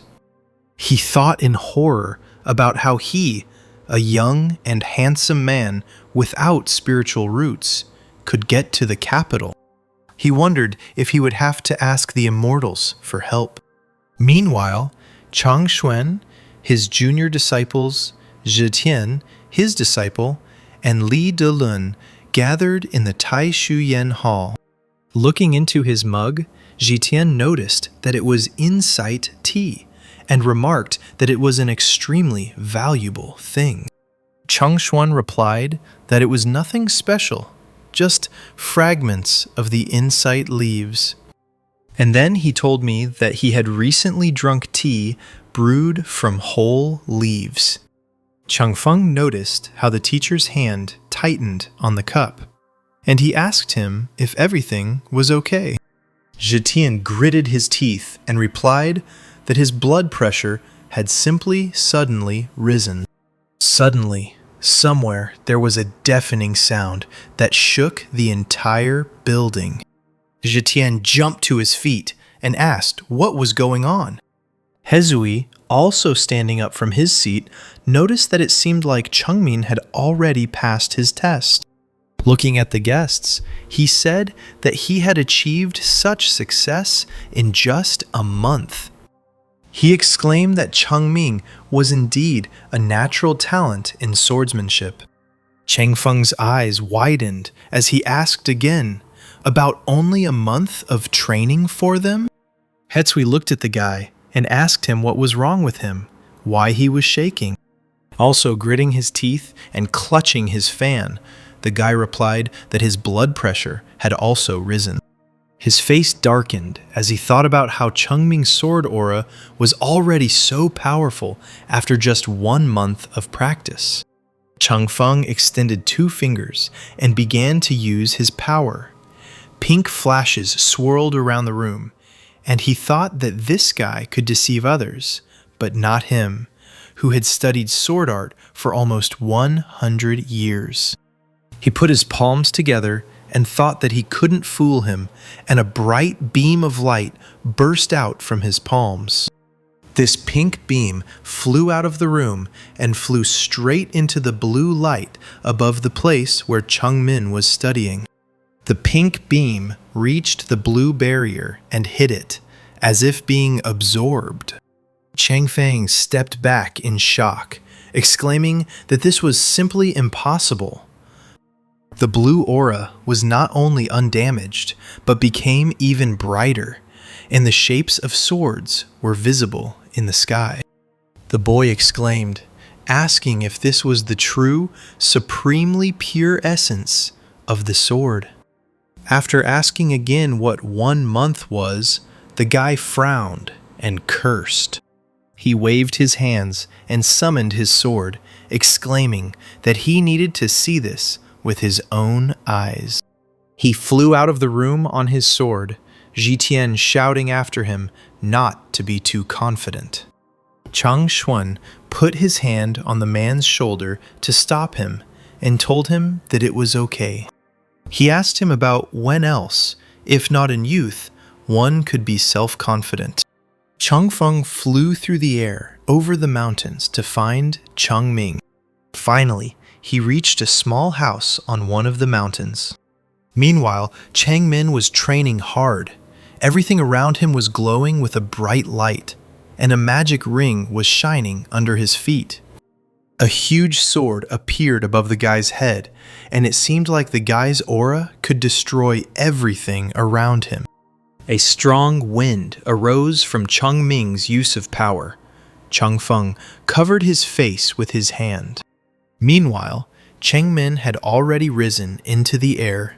3 bright spheres were shining around him, and the sword was descending lower and lower, hitting the ground with its tip. Changfeng rushed forward, noticing that this guy was about to achieve unity with the sword. While in a state of complete concentration, Changmin couldn't help but notice someone appearing within his reach. The guy immediately waved his hand, sending one of the swords that was hovering in the air in that direction, noting that he felt murderous intent. Changfeng barely managed to dodge the sword by tilting his head back, but the tip of the sword still grazed him, cutting off a little hair from his bangs. And yet the guy lost his balance and flew down from his sword. Changmin had already dropped to the ground, finishing his union with the sword. A sword-shaped mark appeared on his forehead, indicating that he had successfully achieved unity with the sword. The younger disciples congratulated their elder, and Changmin replied that his level was already stable, as expected from the master's teaching. And suddenly, somewhere behind them, there was a loud sound, as if something had fallen to the ground. It turned out that it was Changfeng. His back had broken the ground a little, and foam was coming out of his mouth. Changming and the junior disciples hovered over the boy, and the first one noticed that this boy looked very much like Yin Changfeng from Saint Xiqing. However, he noticed that this guy looked older than Changfeng, and his hair had thinned. But suddenly, one of the younger disciples noticed that this was the very same holy son of Yin. Then Changming ordered him to be taken into the house. Once he got home, Changmin started pouring tea. Changfeng had already woken up. He was sitting huddled on a chair. His body was shaking. Changming suggested that he first calm down and drink some tea. Changfeng took the mug and sipped a little, and Changming asked him if he remembered. Changfeng asked the guy what he meant. Changmin told him that he had just fallen from the sky, and they quickly carried him into the house.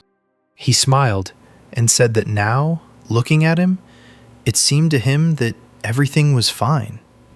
Changfeng replied that everything was fine, and his hand reached into his bangs.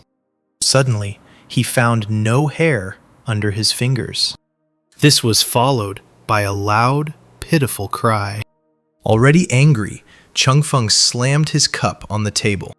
He grabbed Changming by his clothes and shouted, asking him why he changed his path and started practicing sword art. He still did not calm down and shouted, asking him how he had achieved unity with the sword in a short month. Changmin excitedly replied that he had received instructions from a great man, and it was he who had suggested that he change his path and take up the sword. Chang Feng stared at the boy, wondering who this person was who could influence such a holy son. He let go of the boy's clothes, thinking that only if he could get advice from such a great man. Sitting back down on his chair, Chang Feng said that he was so overjoyed that he lost his composure. And then he asked about this great man. Changmin leaned closer and whispered in his ear what he was going to tell him. However, after this, he whispered that it was a secret. Chang Feng asked again, dumbfounded. Changmin shook his head and spread his arms to the sides, saying that it was not because of greed on his part, but the Holy Lord had clearly forbidden mentioning this man and any information about him. The guy said in a threatening tone that anyone who violated the ban would be immediately expelled from Taishuan. The next day arrived. The duel was about to take place, and a crowd of people gathered in the square. Morin paced the balcony anxiously. Jinren sat on a chair watching his older brother. Morin asked where the Holy Lord was. As he sat down on the chair, Jinren calmly sipped his tea and replied that he had gone to play chess with Xu Zhitian. Morin sighed and said that he hoped that he could show a good result this year. Chang Xuan, feeling the need to remember him, sneezed loudly. He was sitting in the gazebo with Xu Zhitian and asked why he felt like someone was talking about him behind his back. Zhitian didn't hesitate, and he pointed to the board and suggested that Chang Xuan decide quickly this time. He said they could play one game to determine who won, and they could raise the stakes at any time. Stroking his beard, Chang Xuan confidently agreed to these conditions. Zhitian waved his hand, giving his opponent the opportunity to make the first move. Chang Xuan turned to Xu Zhitian, placing the first piece on the board. He told him that his 4 dragons spewing water formation was really impressive. He hadn't been able to figure it out for so many years. He grinned and asked the man if he had found some famous mentor. Zhitian didn't respond, but simply placed his piece on the board and made a counter move. He asked Chang Xuan if he had heard of Nanggong, the chess saint. Chang Xuan shouted, asking him if he was talking about Nangang Xuanji, the #1 chess player in the Central Plains. Now Zhiqian grinned and said that he had just received his instructions. Chang Xuan noted that he had managed to secure the support of the great chess player. He grinned and said that he had laid all his cards on the table and asked him if he really thought he would definitely win this time. Zhitian replied that it was not quite so. He was just not as greedy as him. A spark flew between them when Zhitian said that he was not hiding information about his mentor, not wanting to give away even the slightest detail. Chang Xuan asked again about greed, and then raised his hands up. A bright light glowed between his palms, and he said that he was raising the stakes. Luxurious items shone in the air, and the man said that he was placing 5 spiritual treasures. Not expecting this, Zhitian shouted, asking his opponent if he had gone crazy since he had Nanggong's support. Chang Xuan smiled and told the man not to worry and to use all his skills. As he made a new move, as if his hand was being guided by Changqing, Changxuan thought that compared to Master Ye, Nanggong was just a child. The figure stood on the board, and a magic circle began to glow beneath it. Zhitian watched this with horror, thinking that this simply couldn't be happening. He could see one of the living points in his 4 dragons spewing water formation. Through one stick of incense, Changxuan, following Ye Changqing's teachings, destroyed all the living points of the formation. Zhitian puffed angrily and asked Changxuan who actually taught him chess skills. Changxuan only smiled in response, thinking that he wasn't going to tell him that. Zhitian's face darkened as he accepted this challenge, thinking that they would play like this. Under the table, a small stone shone in Zhitian's hand. Smirking, he mentally told the man not to blame him if he was using his old methods. Gritting his teeth, he glanced at Changxuan, thinking that it was he who had forced him. A green, barely visible streak flew out from the stone and flew away. Zhitian thought that it was good that he gave Nanggong the transfer stone. The green streak of energy flew further and further, connecting Nanggong and Zhitian. After some time, the energy reached Nanggong, touching his shoulder. Taking out the accessory stone, Nanggong asked Mr. Shu what business he had.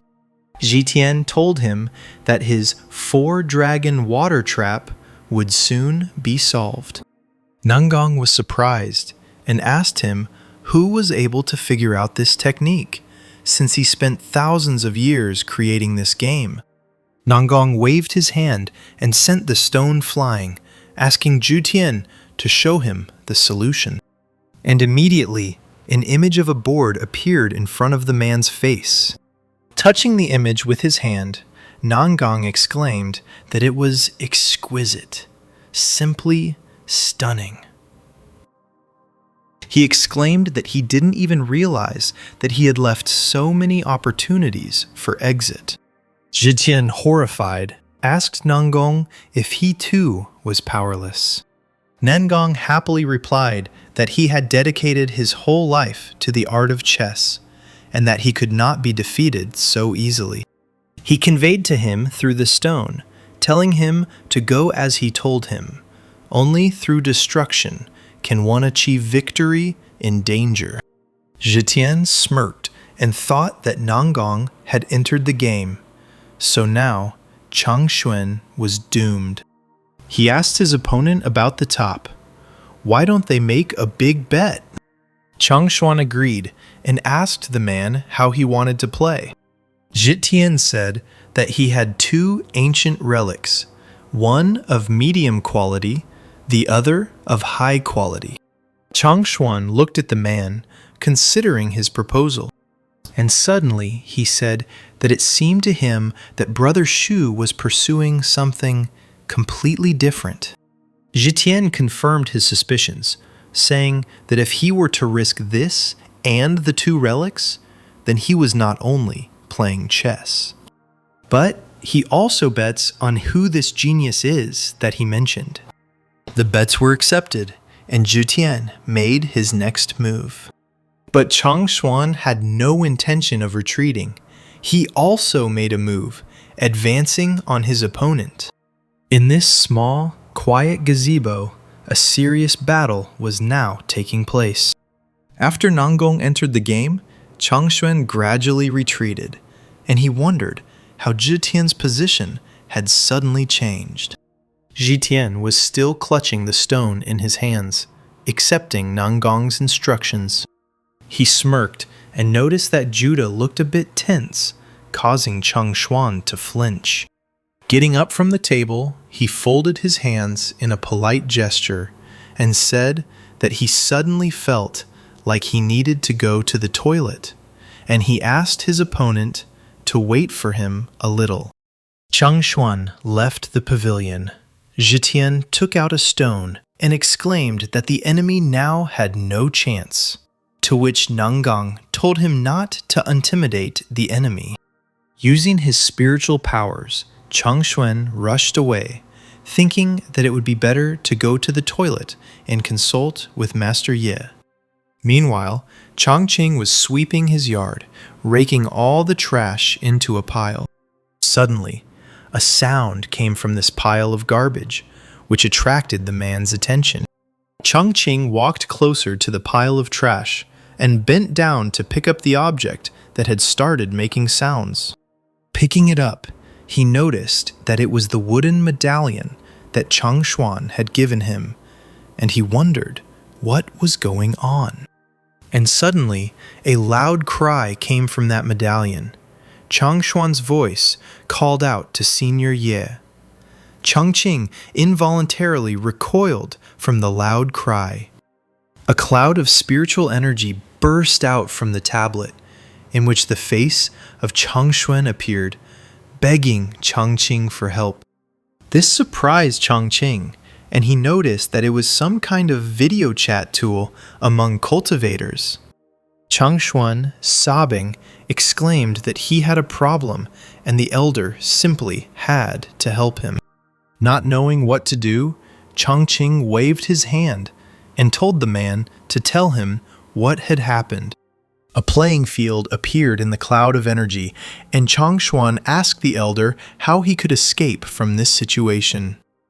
With a face full of anger, indignation, and disgust, Chongqing asked if that was all.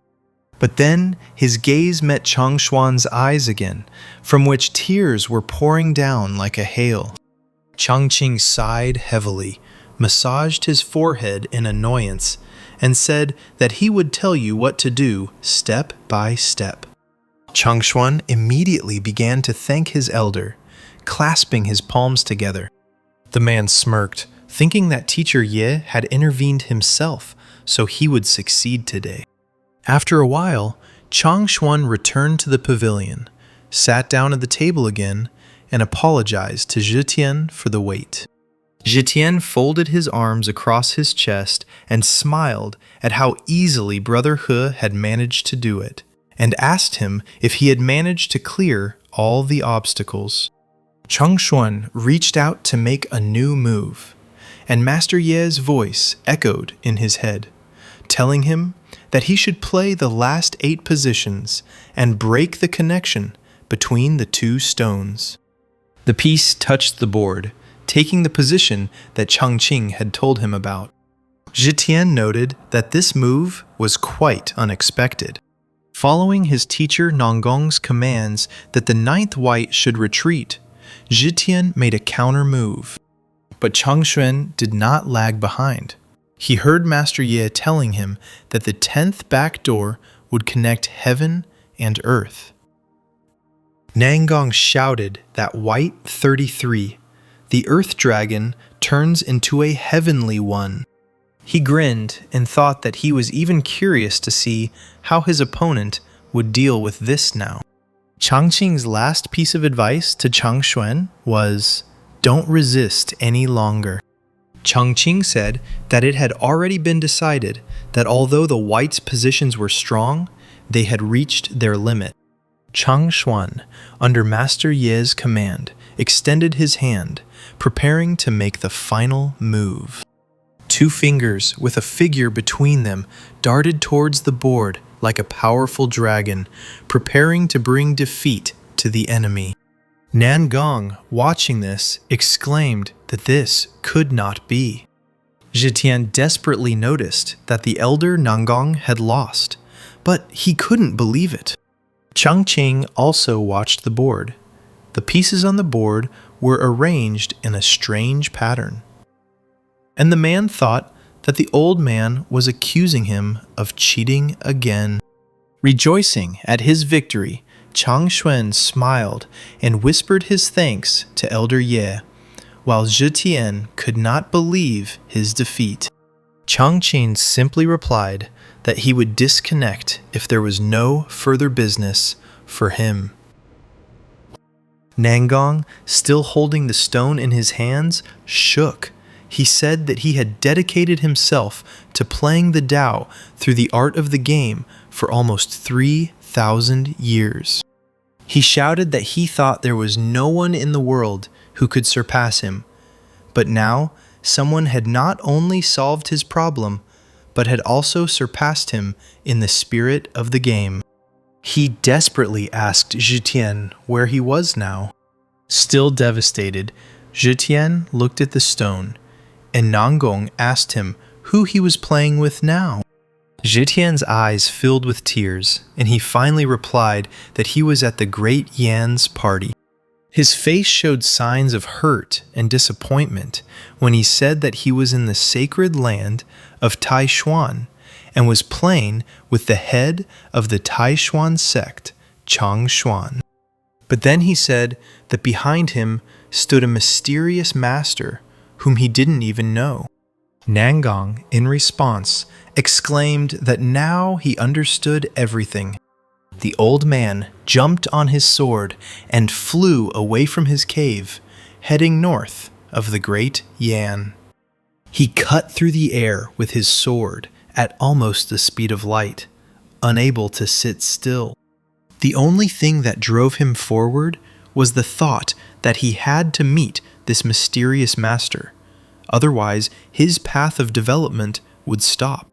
Chongqing sighed in disappointment, thinking that he hadn't even played games like this in middle school. Xing sat at his qin and practiced playing music. Chongqing thought that he hoped that next time they would offer something more difficult. Having finished playing the melody, the girl placed her palm on the strings, completely muffling them.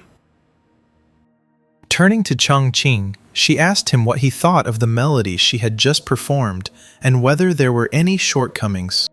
The man calmly sipped his tea, thinking about his answer, and then placed the empty cup on the table.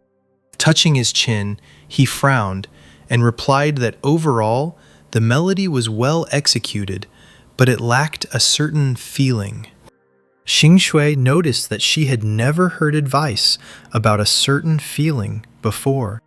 However, she didn't understand what he meant, so she asked him about it directly. Chongqing, hitting his fist on his palm, answered the girl that this was free will. He began to twist theatrically and told the girl that she was too carried away by technique when playing, that she was forgetting about the feelings in music. Gracefully extending his hand, he said that she needed to learn to follow her heart, to free her true nature. Xing stared at her hands, trying to understand the master's advice, but she couldn't.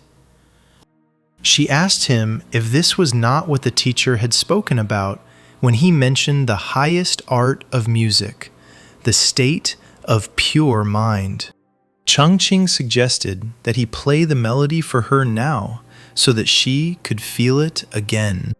The girl readily agreed, and the man sat down at the instrument, and sparks of energy began to fly in all directions again. The melody burst from the strings and spread throughout the village, reaching the square. The residents noticed, after listening closely, that the melody had changed. It seemed that this time, Mr. E himself was playing. Another noted that the level of play was completely different from the previous performance. After a while, Chongqing finished playing and asked Xing what she thought, with a smile on his face. As if waking up from a trance, the girl, with passion burning in her eyes, replied that Mr. Ye was indeed right. She still needed to train a lot. Getting up from the table, Chongqing replied that the main thing was that she herself felt and understood it. He walked around her, heading into the house, and said that it was already late, and so they would finish for today. Xing didn't answer him, but only bit her lip sullenly. Turning around, she called the master and told him that she had been here for a long time, so she was going to leave tomorrow. Chongqing asked her again and thought that they were still so different, so differently structured, as people and as immortals. A small ring with a stone lit up on the girl's finger, and she took out a book from it. The girl said that she accidentally found this ancient book, but its content is very complex, so she could not decipher it. Turning to Mr. Ye, she said that only he can decipher it. The girl's face turned red as she handed the book to the man, exclaiming that that was why she was giving the book to him. Chongqing accepted the book, and, upon opening it, he noticed that the text of the book was specially mixed up according to some rule, and he joyfully exclaimed that it could be deciphered, and he would try to figure it out tonight. Meanwhile, Chang Xuan, stroking his beard, told Zhitian that that game was truly a masterpiece. Trying to contain his anger, Zhitian responded politely, saying that Brother He's skills were truly impressive. He placed his ring on the now empty board, saying that the two relics that were at stake in their dispute were in this ring, so he could take it. Looking at this small ring, Chang Xuan smiled and thought that they had been losing for so many years, and now the money was finally coming back. Zhitian, slowly, with a hunched back, completely defeated, trudged away from the pavilion. Chang Xuan shouted after him not to hurry. Hezui, who seemed to have been there during the entire game, peeked out from around the corner. Chang Xuan was still happily looking at the ring. Hetsui went out to his older brother and congratulated him, saying that now he could finally breathe a sigh of relief. Changshun replied that if it weren't for Senior Master Ye's diligent guidance, he wouldn't have been able to win in this life. Hezui invited his brother to take a look at their new relics, and Changshun eagerly agreed. The man raised 2 fingers, releasing spiritual energy, and the ring flew up slightly. And from the ring flew out a handle and a bell, shining with a dark and red light. Hetsui noticed that the body of this pen was made of a rare iron called Tears of Darkness. He noted that the Tears of Darkness was an extremely rare material, but from the moment it was created, it was filled with sinister energy. It could easily damage the soul of a cultivator, so it was better not to touch it unless absolutely necessary. Looking at the bell, he asked why it emitted such a strong, ominous aura. Chang Xuan remarked that only by killing many souls could one gain such terrifying power. He said that this ancient relic contains enormous power. He said that this relic could become the central formation-protecting artifact of Tai Shuyan. Hezui happily remarked that then the Holy Land of Taishren would be able to enjoy peace forever. After putting the artifacts back into the ring, Changshuan turned away and frowned, saying that they would talk about this later. He and Hetsui left the pavilion and headed back to the square, noting that the tournament of the Holy Sons was about to begin, and they should go and watch. The arena was already prepared for the fight. It was cleared. There was not a single soul in it. Returning to the elders of his sect, Zhitian felt their pushing gazes on his back.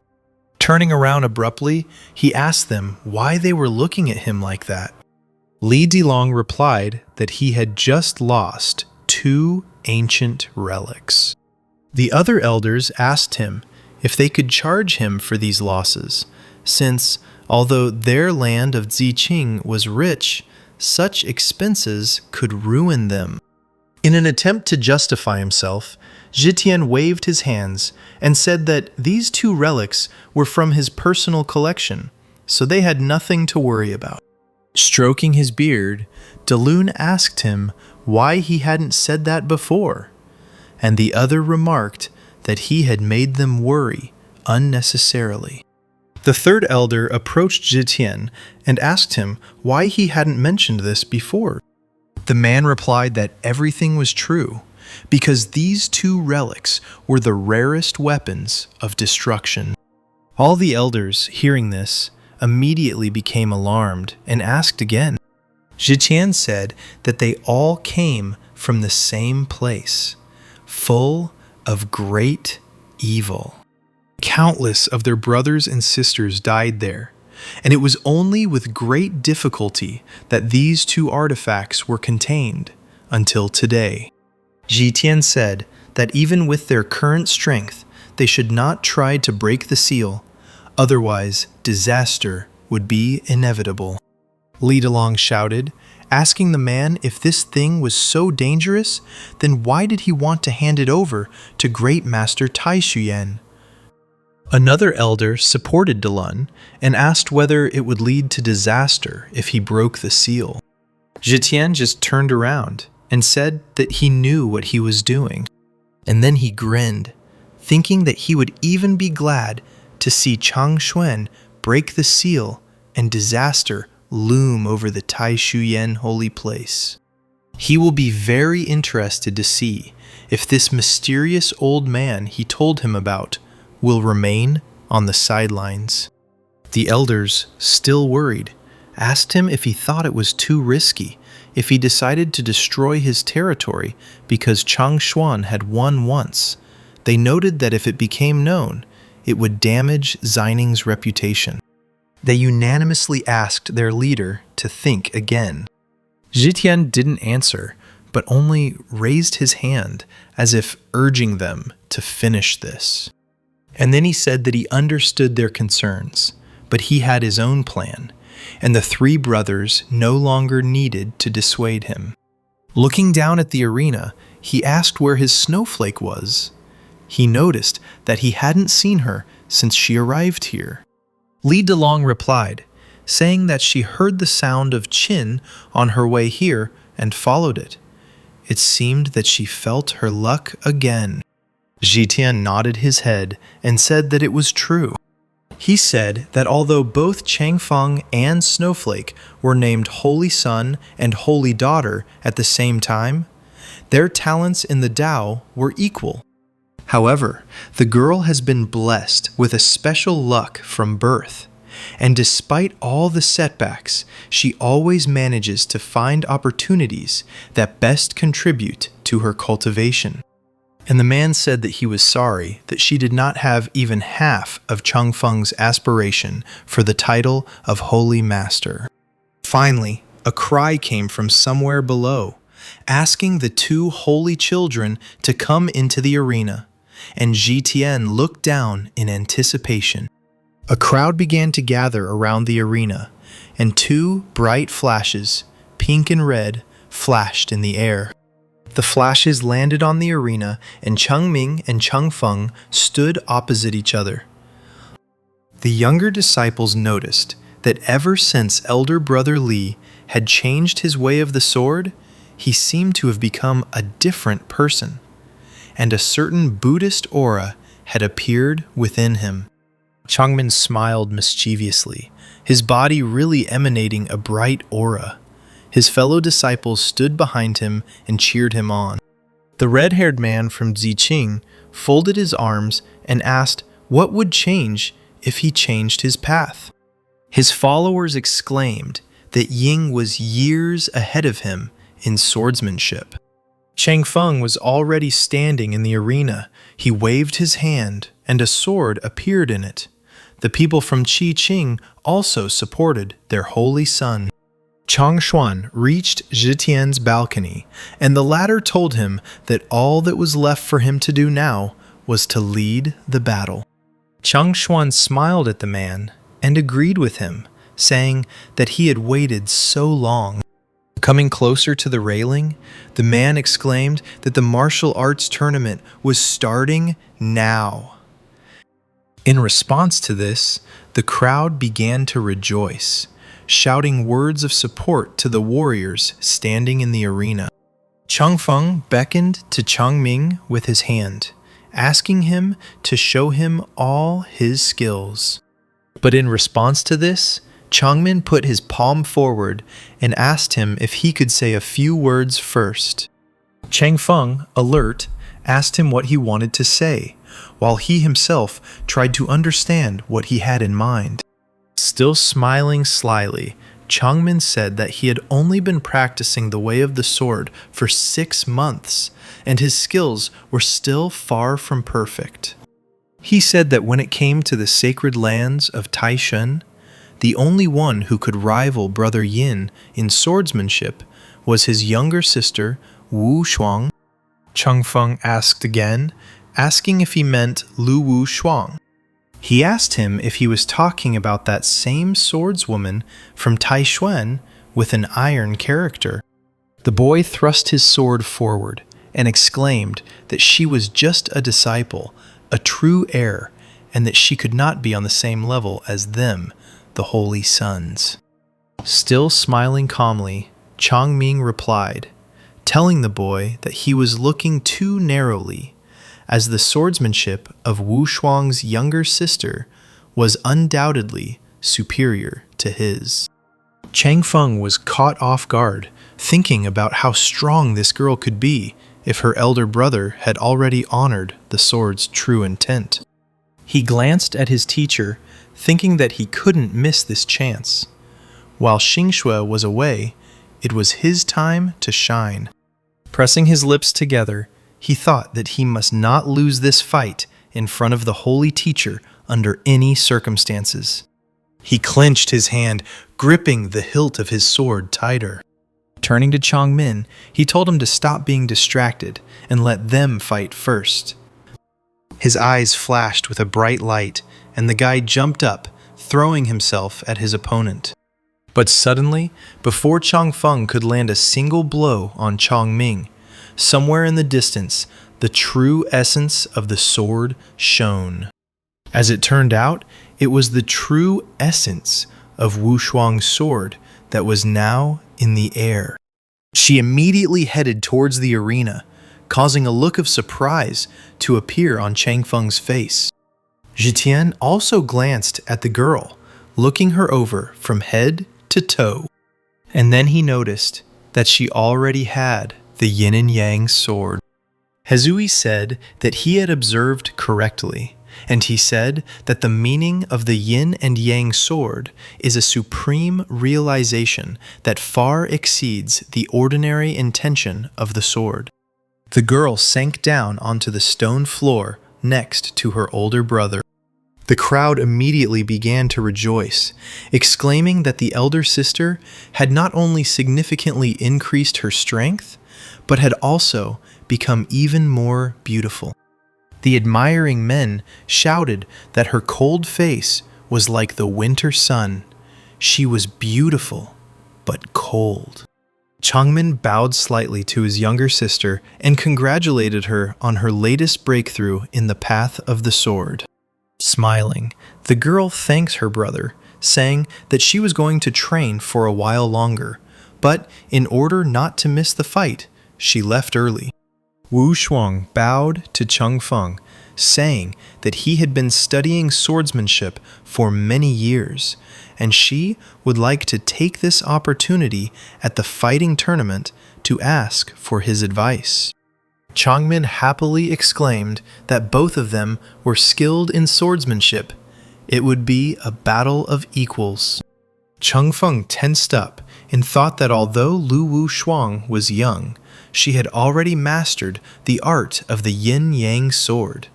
Even if he gave it his all, the outcome of the battle was still unpredictable.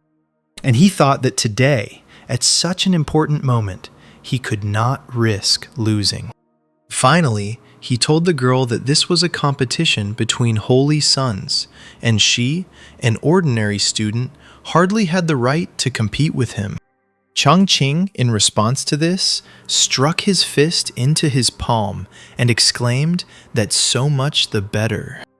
And he said that the teacher had already announced that Wu Shuang would become the holy maiden of Taishuan.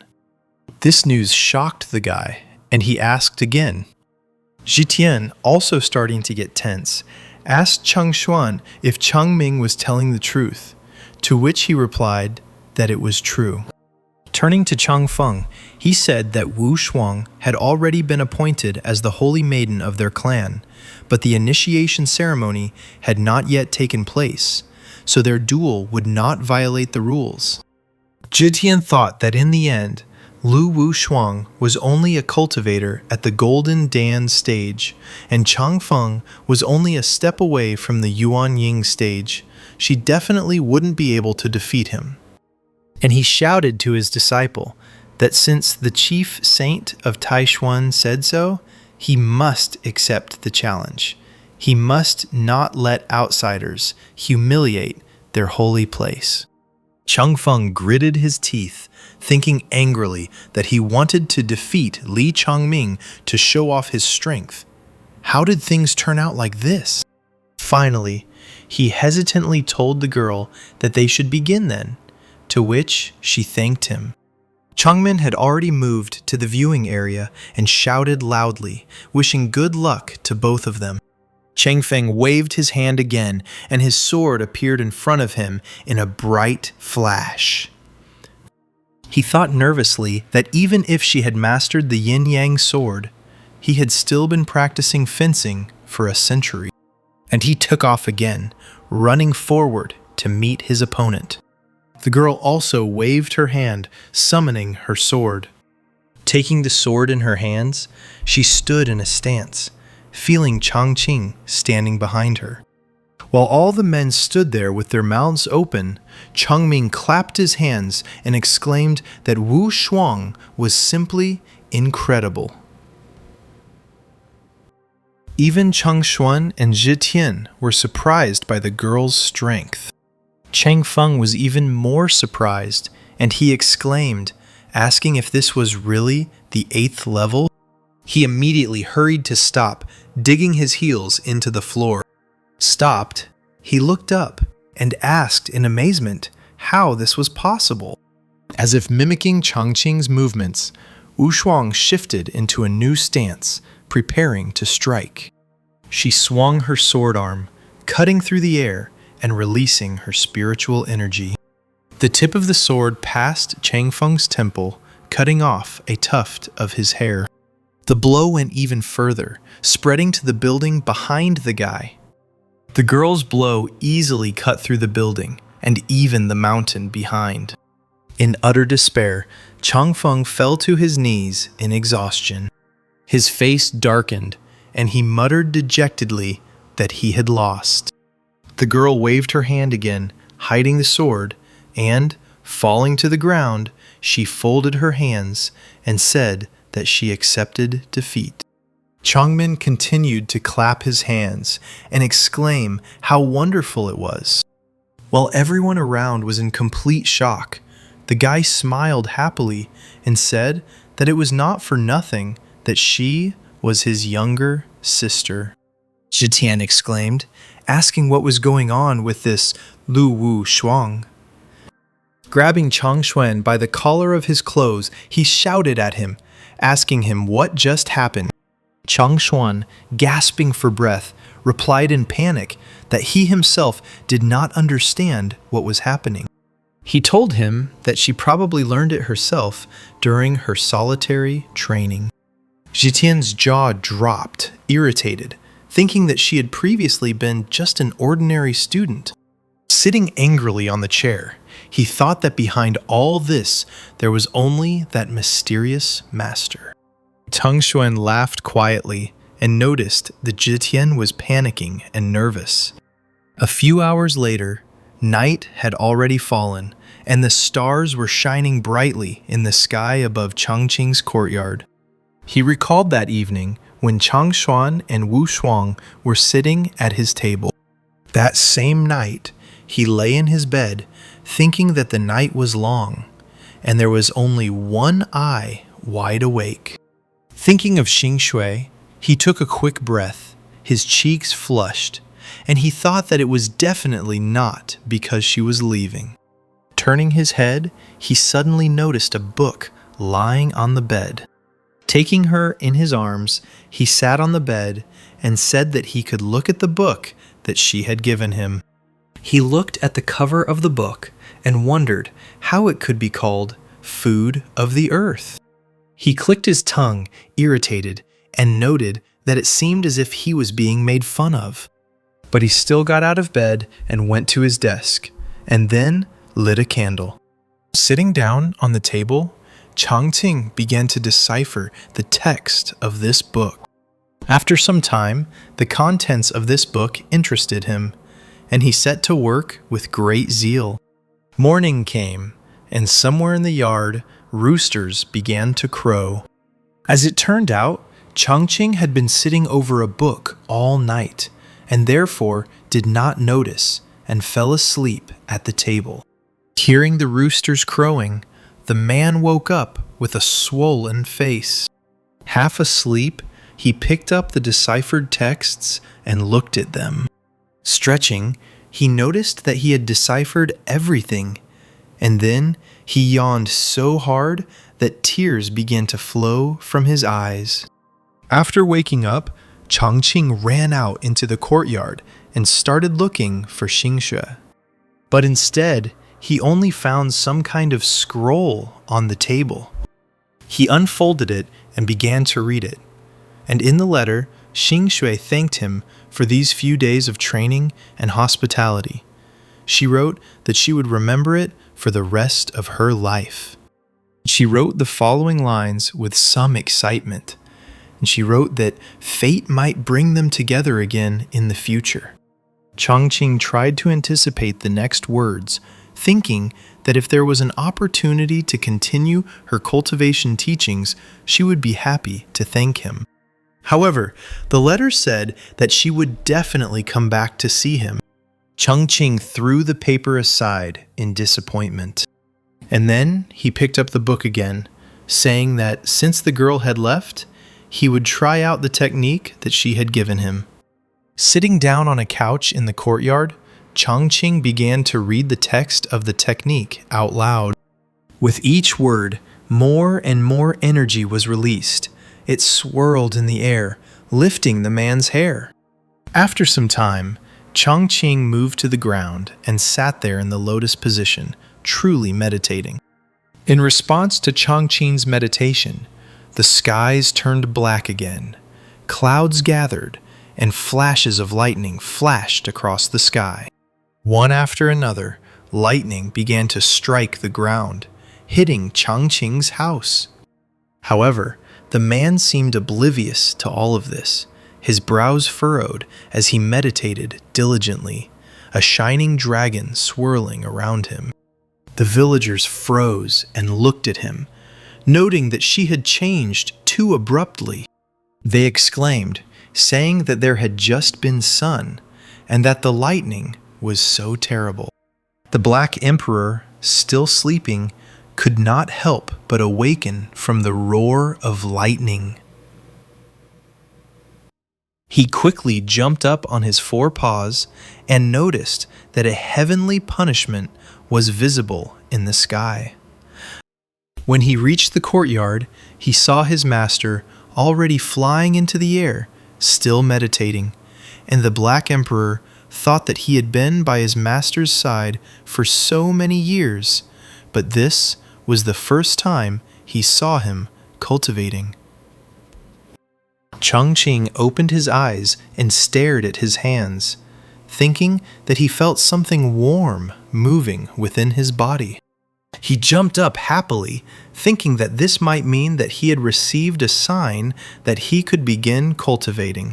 Still hanging in the air, he spread his arms out to the sides, his golden energy forming a circle around him.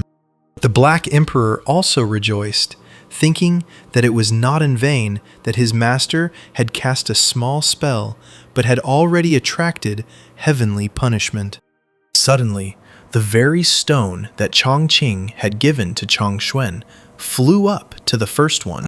Even more delighted, the Black Emperor noticed that his master could even use this heavenly artifact, the Hunyuan stone.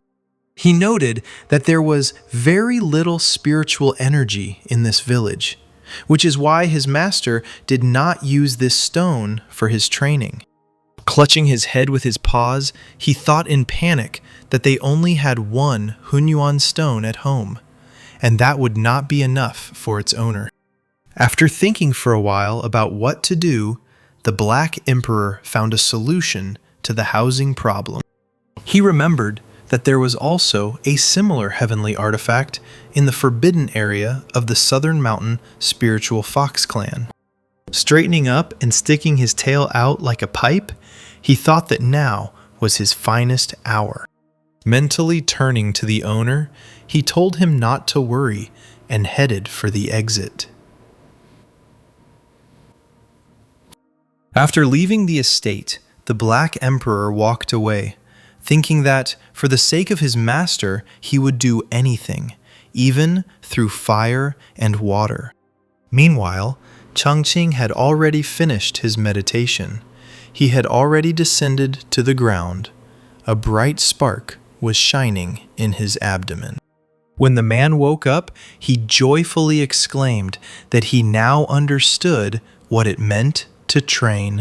Scratching his chin, he wondered why he had been unable to achieve enlightenment for more than 5 years, and then suddenly opened up.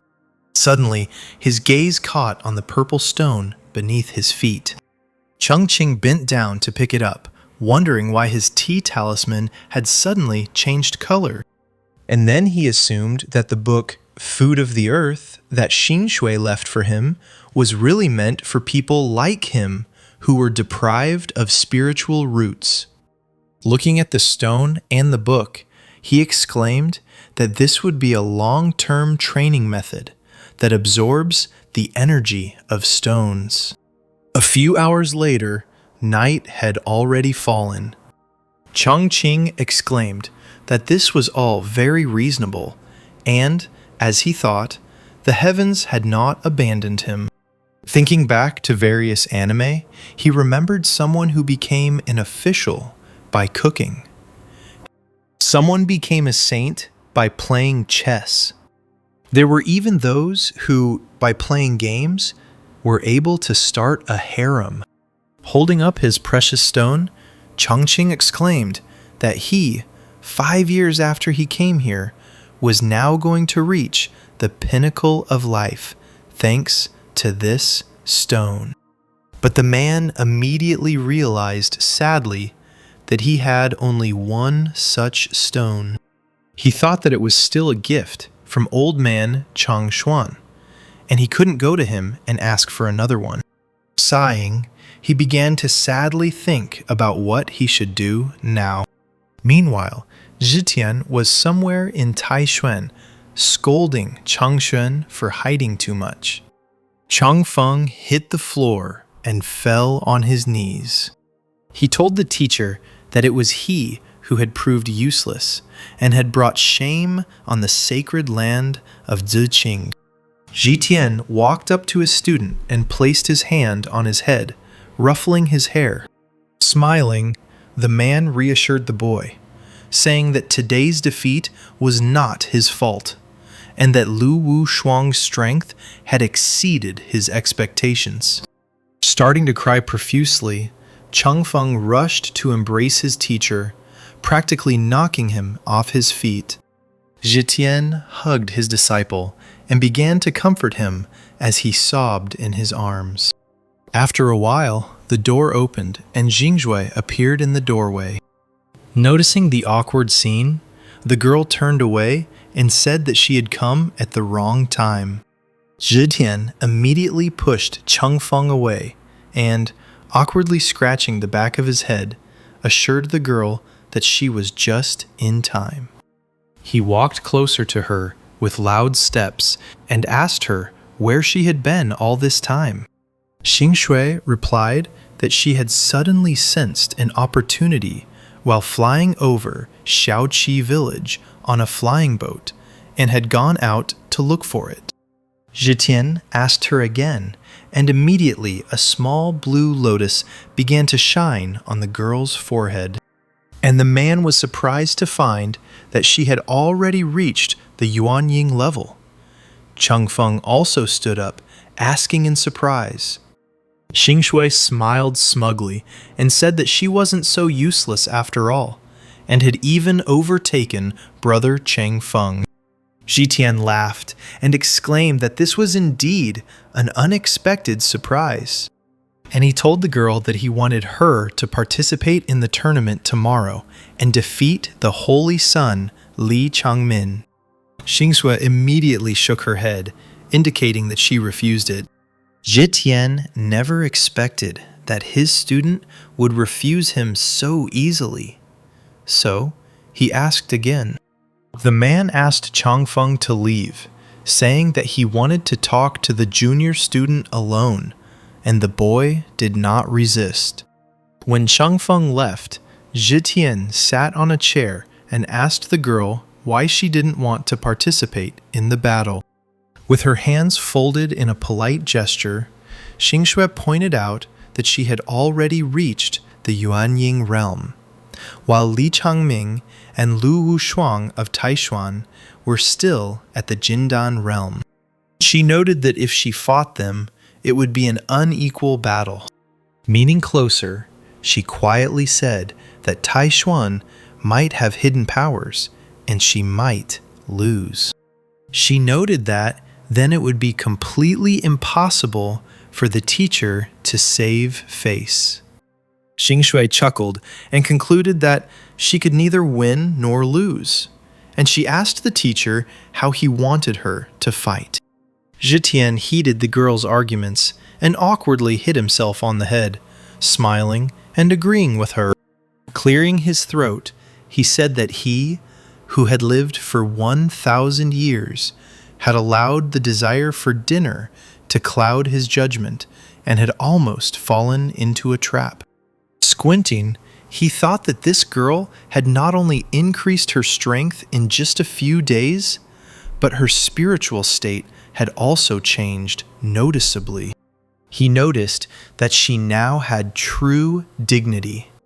Zhitian told her that since she was already at the Yuanying level, he decided that after the tournament was over, he would announce to the entire Ziqing holy place that she would become the next head. He asked her with a smile what she thought, but Xingshui shook her head again. She smiled sheepishly, apologized, and politely declined the offer. Zhitian's jaw dropped. He never expected the girl to refuse him again, especially not like this.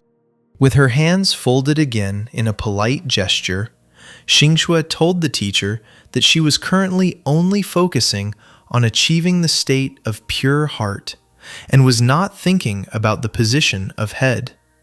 And she remarked that elder brother Yin was a more suitable candidate.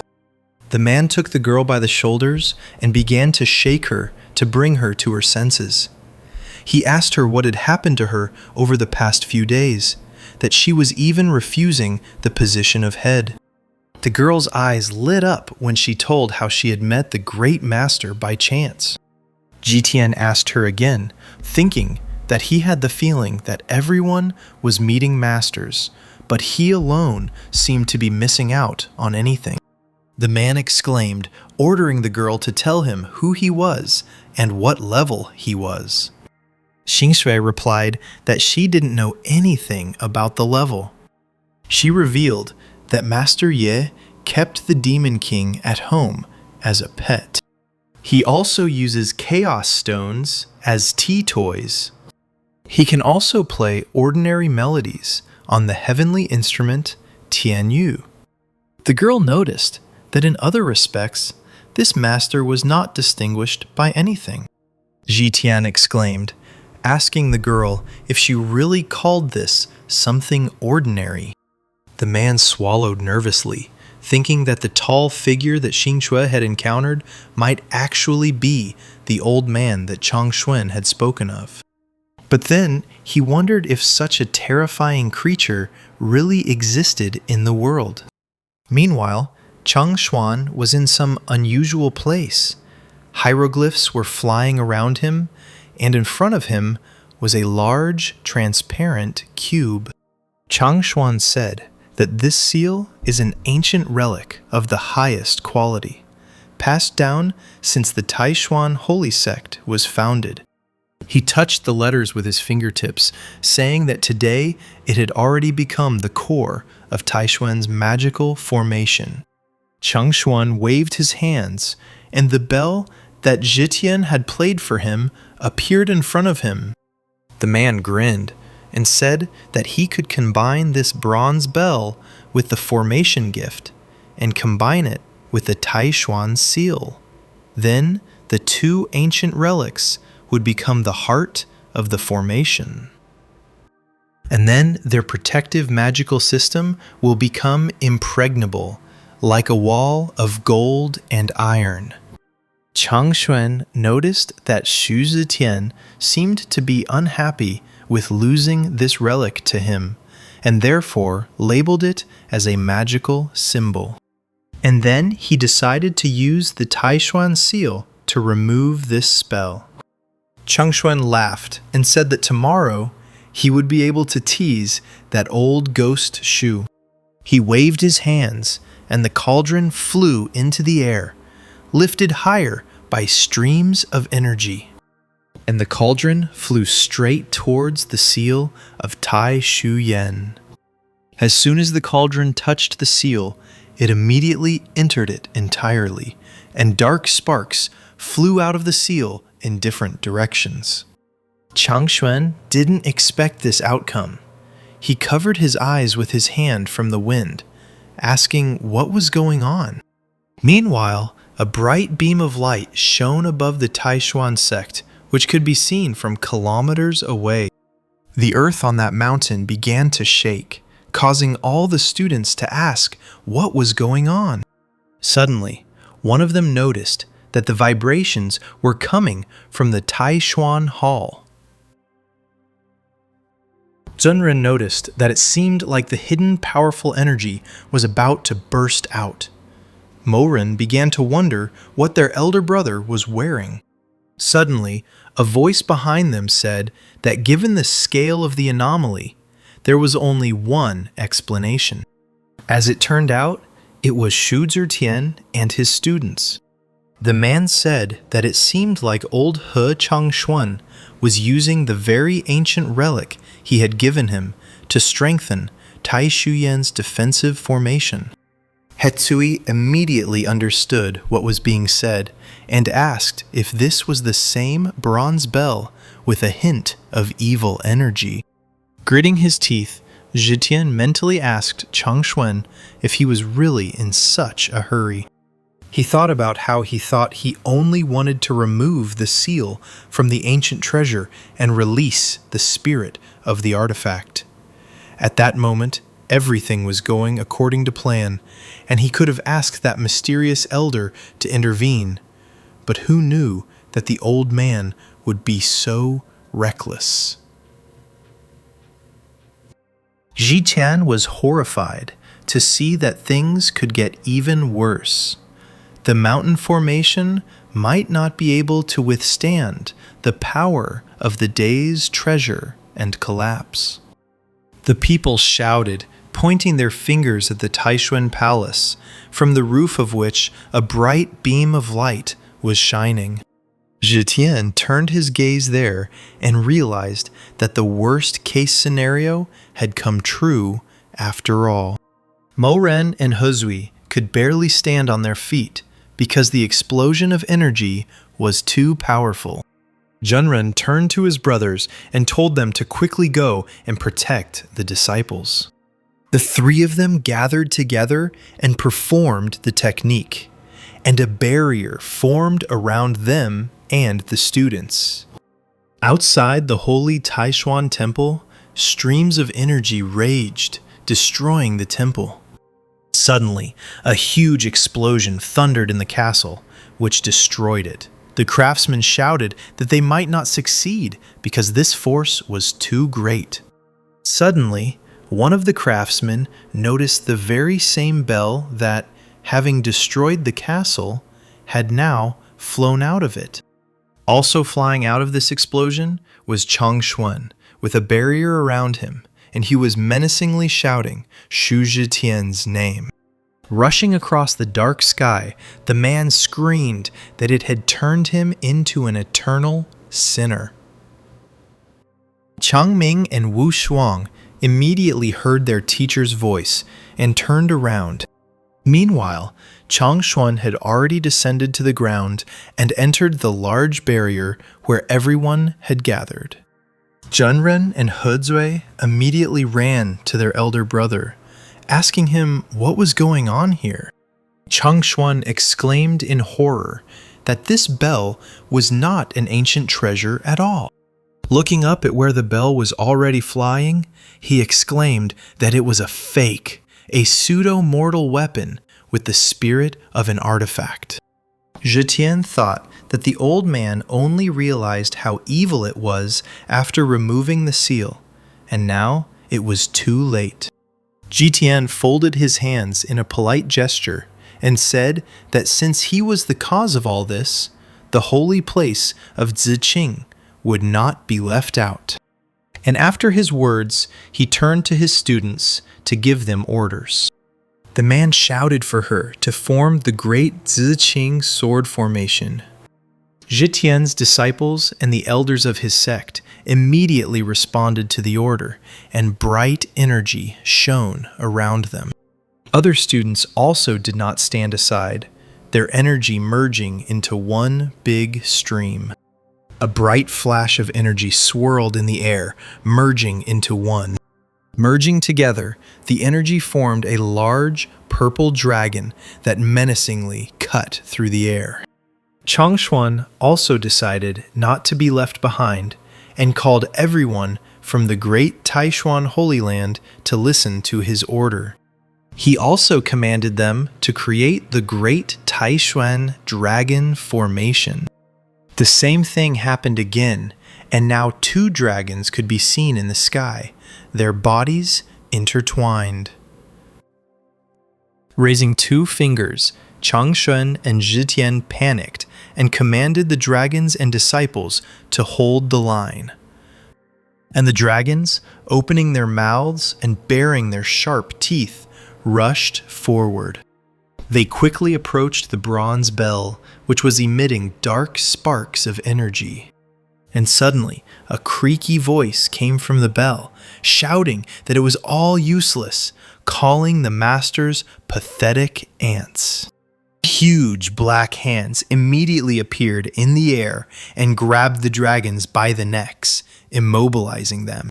None of the masters expected that the strongest techniques from the holy places would be stopped so easily. Meanwhile, an evil entity burst out of the bell, its body ablaze with lava and fire. And it said that after 5,000 years, it was finally freed. The entity clenched its hands, breaking the dragons' necks with a loud crunch. Blood flowed from the mouths of Chang Xuan and Zhitian, who were inextricably linked with these dragons. Falling to his knees, Chang Xuan asked how it was that the great Taishuan land was today doomed to complete destruction. The evil entity decided not to stop there. It waved its hand with the fireball with it, saying that it wanted to see what they were capable of. Fiery projectiles flew down, destroying the area of the holy place, but the barrier was still able to hold them back. The masters in the barrier strained their strength to hold back the enemy's powerful attack. Then the evil entity raised its hand even higher, and the fireball began to look even more dangerous. A huge black spear appeared in the entity's hand, and it swung to throw it. The entity screamed for the ants to die, and the spear flew forward with lightning speed. This time, the barrier couldn't withstand the attack, and all the masters behind the barrier fell to the ground, losing their balance. The barrier had completely disappeared, and the masters of the 2 great holy places lay powerless on the ruined square. The evil entity laughed, exclaiming that they were so weak that they could not withstand even one blow from him, and that it would be better for them to surrender immediately and become his food. But suddenly, Chang Xuan rose to his feet, again about to give orders to his disciples, and not intending to give up. His face was covered in bruises, and he told them to immediately take the disciples below the Hadao level, and the people from the purple-blue land away from here. Hezui, Mo Ren, and Jin Ren immediately realized that their holy mentor and elder brother was up to something. Releasing more energy, Changshun confirmed their suspicions, saying that he was going to use all his power to destroy him. Jitian, who was standing behind the man, asked him if he was really going to sacrifice himself. The evil entity, laughing, asked the man if he really thought he could stop him. Changshuan turned to Jitian and exclaimed that he was leaving Taishuan's disciples to him. Jitian waved his hand and opened a portal, saying that it was the passage to the purple-blue Holy Land, and he told everyone to go there for temporary shelter. Without thinking, the disciples of the two sects immediately ran into the portal. Meanwhile, a huge hammer appeared in the hands of the evil entity, and it began to swing it, saying that no one would be able to escape. Changming and Wu Shuang called out to their mentor, not wanting to simply leave him to his death. But Changshuan responded by shouting loudly at them to leave quickly. But suddenly, somewhere in the midst of all this fire and chaos, a bright flash flashed, and something flew out from under the rubble. The hammer of the evil entity that was flying towards the masters encountered some kind of barrier. This impact caused an even brighter flash to appear on the top of the mountain. Looking up, Changshuan could see the outline of some kind of cloth fluttering in the wind. When their vision came into focus, everyone around them noticed that it was the Taekwon card of eternal life. Changming and Wu Shuang simultaneously shouted that this was Master Ye's painting. Raising his hands, Changshuan shouted that the elder must have sensed Taishuan's distress and therefore helped through the painting. Jitian, not understanding anything, froze in place, wondering what was going on and who this senior Ye was. Hearing the familiar name, Xingshui wondered if they were talking about that same Master Ye from Shaoqi village. The girl smiled contentedly, thinking that she knew he was definitely an unusual person. The evil entity waved its hand to make a new weapon appear in its hand, and it exclaimed that this pathetic technique dared to stop it. Jumping up in place, the entity struck again, which was met with a barter of canvas. Meanwhile, Changqing was tossing and turning in his bed, covering his ears with his hands. His whole body trembled slightly. The man opened his red eyes wide, full of anger. Sitting up abruptly in bed, he shouted that it was too noisy today. He slammed the bed and screamed for it to stop, a wave of energy emanating from his hand. And then his hand began to appear from the canvas that hung high in the air in the middle of the battlefield. This hand grew larger and larger, extending further and further. Changqing's enormous figure appeared in the air with his hand outstretched, making the evil entity seem very small in comparison. The evil entity raised its head to look at the figure, and, recognizing the danger, it hesitantly told him to stop. The evil entity was ready to beg for mercy when a huge palm struck it. The evil entity was pressed into the floor of the square. It was completely flattened. Fire and lava splashed in all directions. Instead of that huge entity, a small light appeared, which quietly said that it turns out that such a terrible force exists here. She said in horror that her recent actions seemed to have disturbed the great master. Firepaw galloped away, bouncing off the square tiles, and he said that he could not afford to get into such a conflict. Fire reached his bell again, exclaiming that he needed to save his life as quickly as possible. And the little fire climbed back into its bell, which still radiated evil energy, but it was no longer dangerous. Zhitian shouted and asked how this bronze bell was pacified. Changshuan fell to his knees, his hands clasped in a prayerful gesture, his body shaking, and he began to thank Senior Ye for saving him.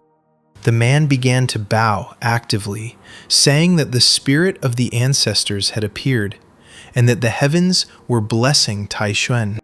The disciples followed their teacher's example and also began to bow, giving part to Chongqing. Zhitian realized that it seemed like this was the master, the one who was standing behind Changshuan. After such a fight, Chongqing simply fell asleep, wondering who was doing the repairs at such a time. Meanwhile, the scroll began to glow even brighter and increase in size. Wu Shuang looked up at the sky and exclaimed that it was simply majestic. Chengfeng and Xingxue also couldn't take their eyes off the sky, where bright sparks of light were flying. And the scroll grew larger and larger, and now it covered the entire territory of the holy place. Suddenly, the buildings of the Taishuan holy place began to glow with a bright light, and Zhutian exclaimed that he had never seen anything like it before, and he had already lived for 1,000 years. The students who were also standing in the square were also surprised and wondered what was happening. Yi's painting restored the Taishuan holy place, and the great master bestowed this grand scene upon them. The bronze bell also began to glow and flew towards the Taishuan shrine. Having reached the building, the bell disappeared inside, and a bright flash illuminated everything around. Changshuan happily said that it was Elder Ye who fused the bronze bell with the seal of Taishuan, making it the center of the mountain's protective array. He noticed that even the energy leaks were completely restored to how they were before. Changshuan was stunned, and all he could say was that it was simply amazing. Zhitian walked closer to him and put his hand on the man's shoulder, saying that what happened today had opened his eyes. He asked him if he could help arrange a meeting, since he so badly wanted to meet this master. Stroking his beard, Changshuan smiled at the man and said that he himself had just witnessed Master Ye's abilities. He told him that they could not just go to him so hastily without false preparation. Leaning closer to Zhitian, he cheerfully told him that it would be better for them to wait a few days until his wounds had healed, and then they could organize everything properly. Zhitian couldn't think of anything to say in response, so he replied that this was the only way to proceed. After bowing to Changshuan, Zhitian wished him a speedy recovery, which made Changshuan think that he was being too hasty.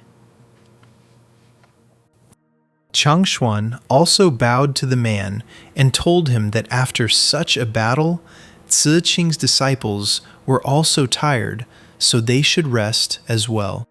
After Zhitian and his disciples left, Wu Shuang ran up to the teacher and asked him if he remembered what Master Ye had said when he gave him the painting. She noticed that then Senior Ye said that he felt something special in his soul and created this painting. Chang Xuan immediately remembered Chang Qing's words that the more he looked at this painting, the more he felt that something was missing. He wondered if it might be an atmospheric issue. Senior Ye said that at first, the palaces in the painting did not look majestic enough, and the overall atmosphere was dull. On second glance, they looked more like ruins, and overall, the painting did not look very attractive. Therefore, Chang Qing repainted the palaces and added more color, so that Mount Taishuan looked like a fairy tale place. Chang Xuan, dumbfounded, repeated the man's words about him redrawing the ruins. And then he, realizing what the girl wanted to say, asked her whether she really thought that what happened today was predicted by the Elder Yi. Tears streamed from the girl's eyes as she replied with a smile that she believed that was exactly the case. Looking back at the new palaces, Chang Xuan said that it was no wonder that Elder Ye had such incredible abilities. He bowed to him again, thanking him for his protection, and he said that they were forever in his debt. The next day, someone in a dark cloak reached Shaoqi village. The figure, quickly and quietly, made its way into the village, trying not to attract unnecessary attention. As it turned out, that someone was Nangong. Walking through the streets of the village, he thought that he had never even imagined that there could be such an unusual place of power on the territory of the holy place Taishuyan. Streams of energy led him to a small shop. The man noticed that the highest concentration of Tao was concentrated here. But suddenly, he was struck by a revelation when he noticed that it was not only the Tao that was collected here. It turned out that he sensed the presence of the aura of heavenly materials and rare treasures. Taking off his hood, he wondered if this place was an ancient ruin or the home of a great master. The door of the shop slowly opened, and even stronger streams of energy flew at Nangong. The old man's body shook as he suddenly felt himself covered in sweat. Chang Qing cautiously peeked out from behind the door. In front of his doors, he noticed an old man standing in a strange pose, his face contorted with fear. Chang Qing immediately rushed to ask him what was wrong with him and whether he was okay. Coming closer, he asked him if he was overheated, and Nangong, looking at him, thought that this young man at first glance seemed like a completely ordinary person. There was not a hint of true energy around him. The man wondered how he had managed to pass the end of the Tao path without a single scratch, and Chang Qing called out to the elder again, noticing that he was not responding. Nangong suddenly bowed to Chang Qing and introduced himself to him, saying that he had met a true master. Chang Qing stepped back in surprise and asked if it had really started again. Chang Qing escorted Nangong to his backyard. Pouring tea into a cup, he told him that it seemed like he had started to see things in the heat. Having handed the cup to the old man, he continued to refresh him a little. Nangong folded his hands in a polite gesture and thanked the man. Looking at the board where the pieces were arranged, Nangong quietly muttered that this was black capture of 13 souls. White protects 12 yang springs. Hearing these words, Chang Qing, with shining eyes, asked his new acquaintance if he understood the game of Go. Nangong responded by exclaiming that he did not dare lie to the master. He had dedicated his entire life to studying this game. In response, Chang Qing happily said that this was wonderful and he had not met a worthy opponent for a long time. Nangong asked again in amazement, and thought that it turned out that his whole life had been waiting for this moment. The game began, and Nangong thought that everything in his life had led him to play with this great master. Chongqing told the man that he had heard that great Go masters, when making a move, already calculate millions of possible game developments. He asked him if he thought it was true. Taking up the piece to make a new move, Nangong replied that it was correct. Looking at the board, the man thought that he could not understand this move of the master. Suddenly, the realization struck him that perhaps this master had defeated him with the help of Saint Master Taishuan. And now, by chance, he came face to face with him. Chongqing took a piece to make a counter move, and Nangong felt as if he was being knocked off his feet by an incredible force. Feeling incredible pressure, the man thought that this must be a test from the master. Reaching forward, he thought that if he could just grab it, it would already be an incredible success. With a sharp wave of his hand, Nangong made his 214th move. Chongqing's face showed growing curiosity and mischief as he began to respond to this move. His fingers reached out to the board, making the final, decisive move. In response to this move, a strong tremor ran through Nangong's entire body. He said that all his life, people called him a holy master of the game of Go.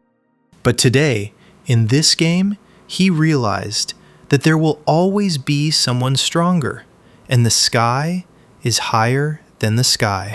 Following his words, Nangong felt something stirring in his head. He noticed that the mystery of his power, which had held him back for almost 1,000 years, was beginning to unravel. With shaking hands, the man reached over the figure, thinking that if he could hold on just a little longer, he could win.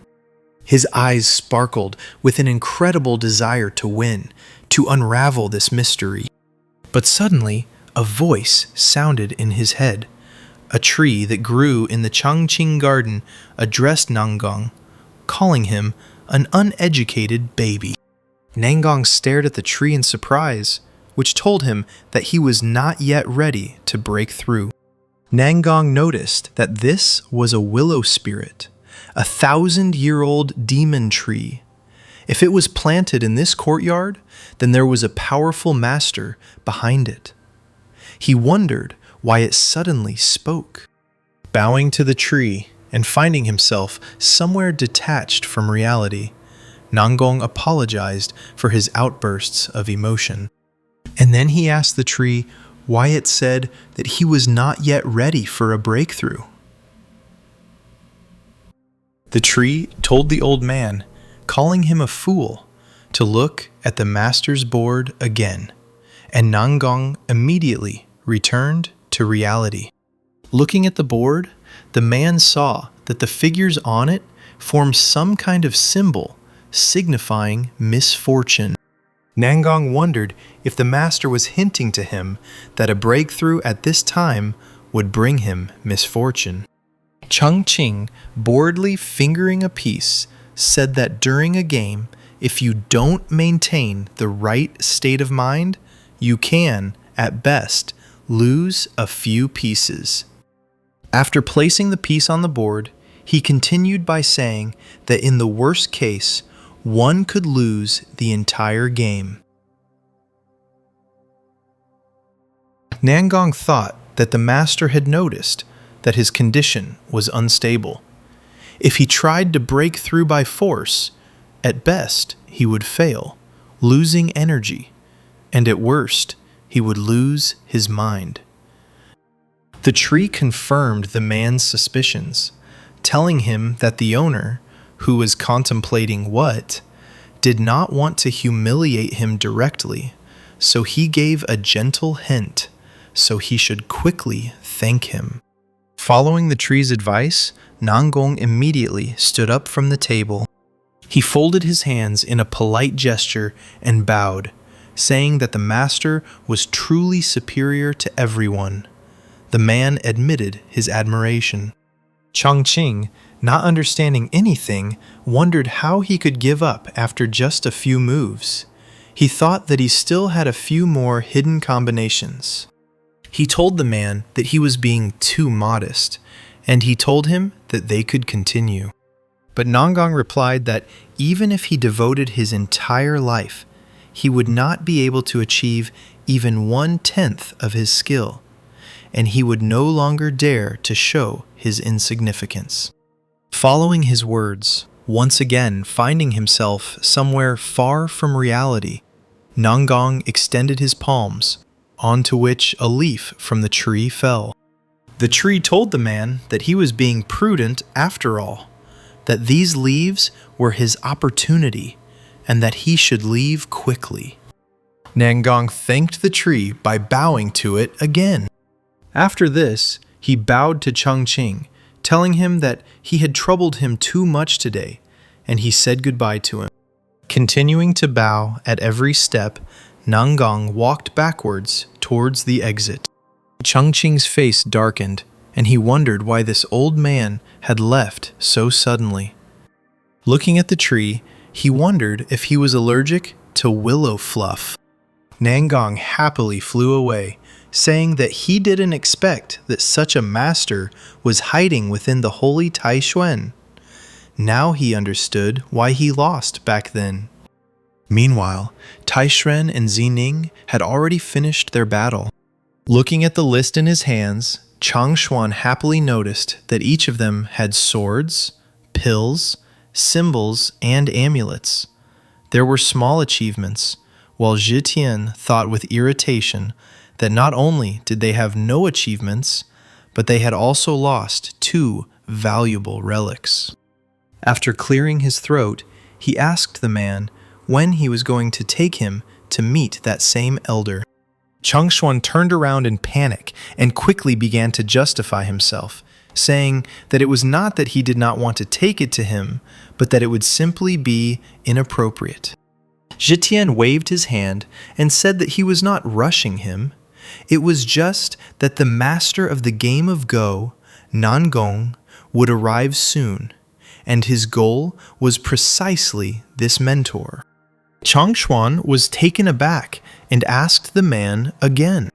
He told him that the elder Nangong had already mastered the path through the game of Go and reached the level of emptiness, and that he would probably break through to a new level in the next 50 Leo years.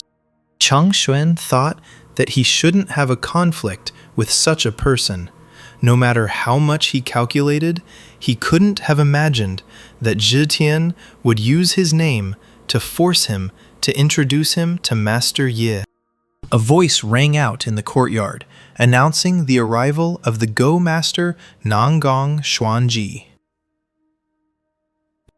Nangong entered the hall where Changshuan and Zhitian were.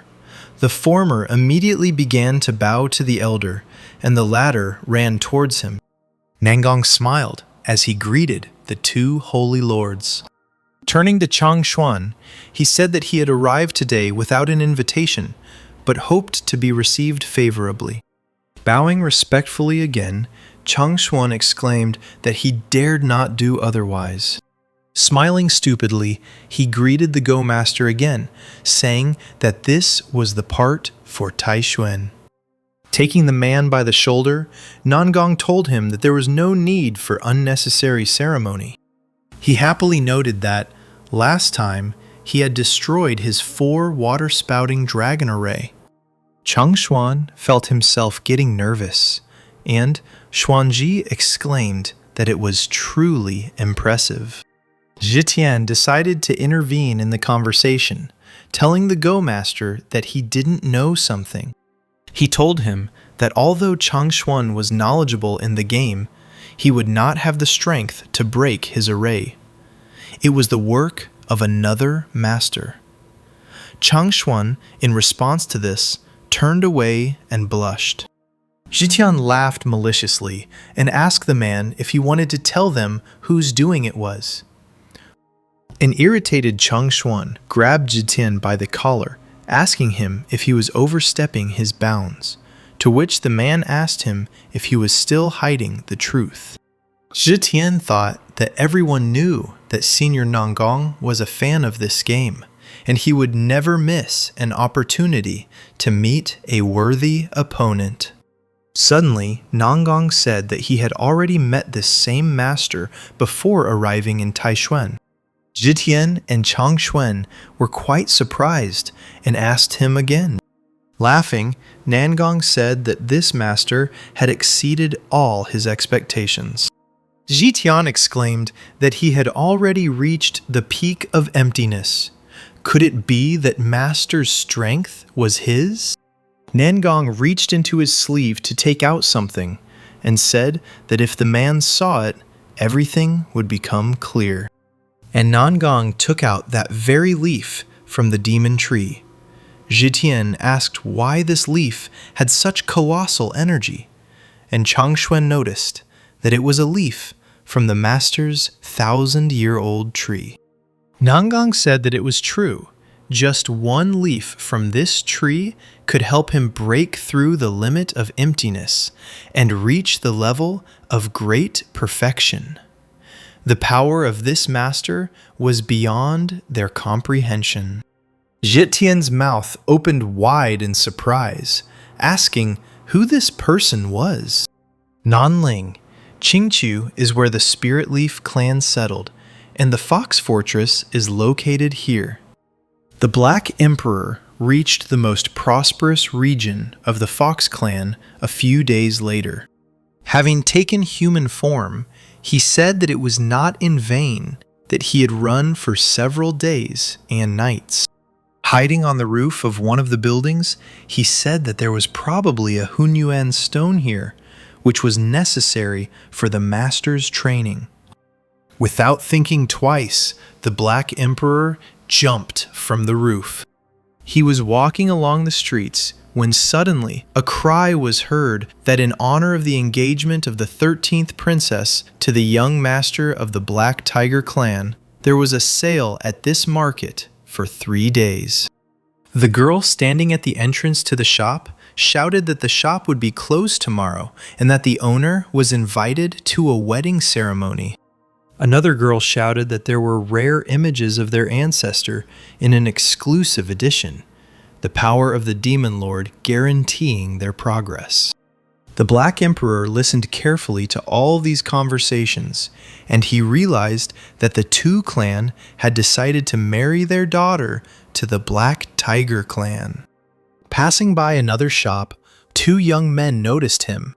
One of them immediately recognized the Black Emperor and called him. The 2 guys rushed to the Black Emperor and told him that the 7 great demons were currently looking for him everywhere in Nanling, and he still dared to show up here? One of them said that since he had received serious injuries then, they would not attack him, but he should surrender immediately. The Black Emperor only laughed in response to this, his energy sparkling around him. A powerful stream of spiritual energy burst out of his body, pushing the boys in different directions. The Black Emperor raised his hand, lifting the 2 boys off the ground with his energy. He exclaimed that they were such fools and asked them how they saw that he was wounded. And he himself thought that after blessing the portrait of the Black Emperor of his master, he felt stronger than before. One of the offenders exclaimed in panic, asking the Black Emperor if he was really ready to break through to the rank of Demon Emperor. Continuing to squeeze the necks of the offenders, the Black Emperor said that he heard that their 13th princess was going to marry Ming Yan of the Black Tiger clan. And he remembered with a grin that just a month ago, he had been the head of a conspiracy against him. The Black Emperor slowly clenched his black-nailed fingers. The grip on the boys' necks became even tighter. They were practically suffocating. One of them defiantly asked the Black Emperor what the big deal was about it, and he exclaimed that the ancestor of the Spirit Fox clan would be at the ceremony, so he shouldn't even think about disturbing the order. The Black Emperor grinned and noticed that he had given him excellent news. Clenching his fist even tighter to break the necks of the offenders, he said that since their ancestor would be at the ceremony, he could take advantage of this opportunity to penetrate the forbidden lands of the Fox clan to obtain the Hunyuan stone for the master. The next day, all the townspeople were informed that the young Black Tiger Master, Ming Yan, had come to greet the bride. A procession walked through the streets of the city, but it was absolutely silent, which made people nervous, and they began to talk about how the Black Tiger clan apparently did not want to recognize this marriage. Ming Yan himself rode through the city gates on a huge black tiger. He thought that he didn't want everyone to be ashamed of him for marrying a girl from another clan. He thought about how the two guards' bodies from yesterday were filled with the Black Emperor's aura. Ming Yan gritted his teeth, thinking that this bastard wouldn't dare to appear in front of him, and even if he did, he would die on the spot. Suddenly, the townspeople began to shout that the orchestra had finally arrived, and just in time. Turning around, Ming Yan asked who dared to disgrace him. As it turned out, it was the Black Emperor and several other men who were actively jumping and singing a song. Coming closer, the Black Emperor congratulated Ming Yan, saying that he had specifically asked the boys to play the Jianghu Smile. Ming Yan got off the tiger and pointed his finger at the Black Emperor, asking him how he dared to appear in front of him. A fireball glowed in his hand, and the man rushed forward, shouting that he had not spared his life so that he could be here today. The men standing behind the Black Emperor immediately ran away in fear. The Black Emperor grinned and asked his opponent if this was all he could do, and he easily dodged Ming Yan's attack. And then he began to attack himself, waving his finger. Dark chains immediately appeared around Ming Yan's body, restricting his movements. But the Black Emperor, manipulating his chains, swung his hand downwards. And Ming Yan, driven by chains, flew straight, head first, into the ground. Finding himself pinned to the ground, he asked the Black Emperor if he had really been cultivating all this for 3 months. And he himself thought that he had been seriously wounded then. But now he had not only recovered, but had also become much stronger. The Black Emperor smiled again, congratulating the man on his wedding with the 13th princess from the purest bloodline of the Fox clan. Still clinging to the ground, Ming Yan hissed at him to stop being hypocritical and let him go immediately. Otherwise, he would bear the consequences.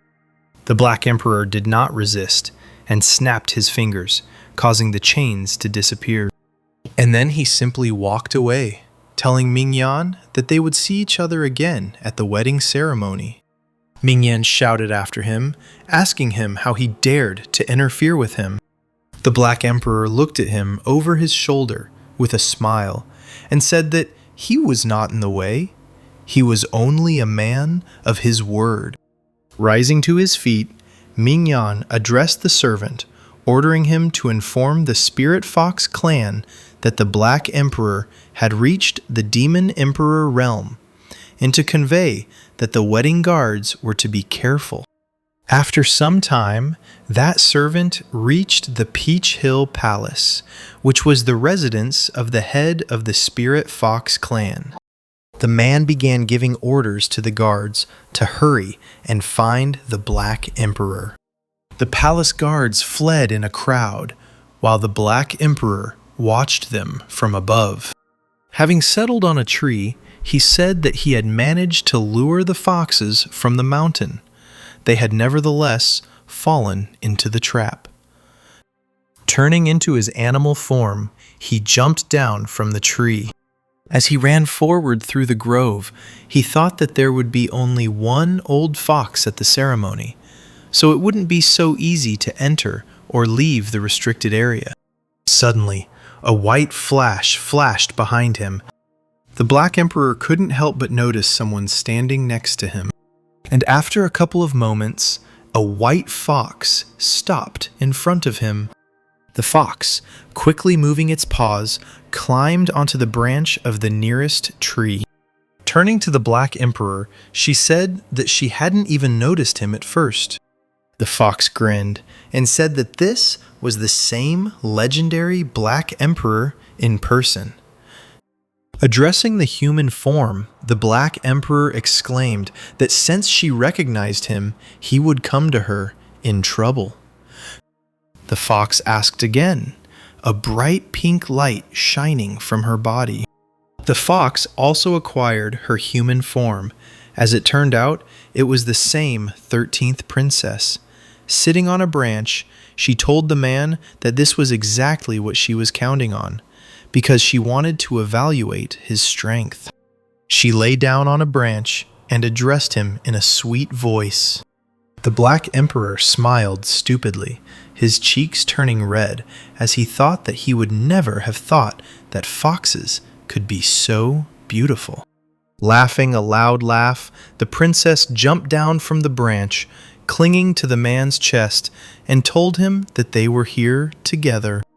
But the Black Emperor only hit her on the neck, stunning her, and he lifted her onto his shoulder, saying that he was a real wolf, and such tricks didn't work on him.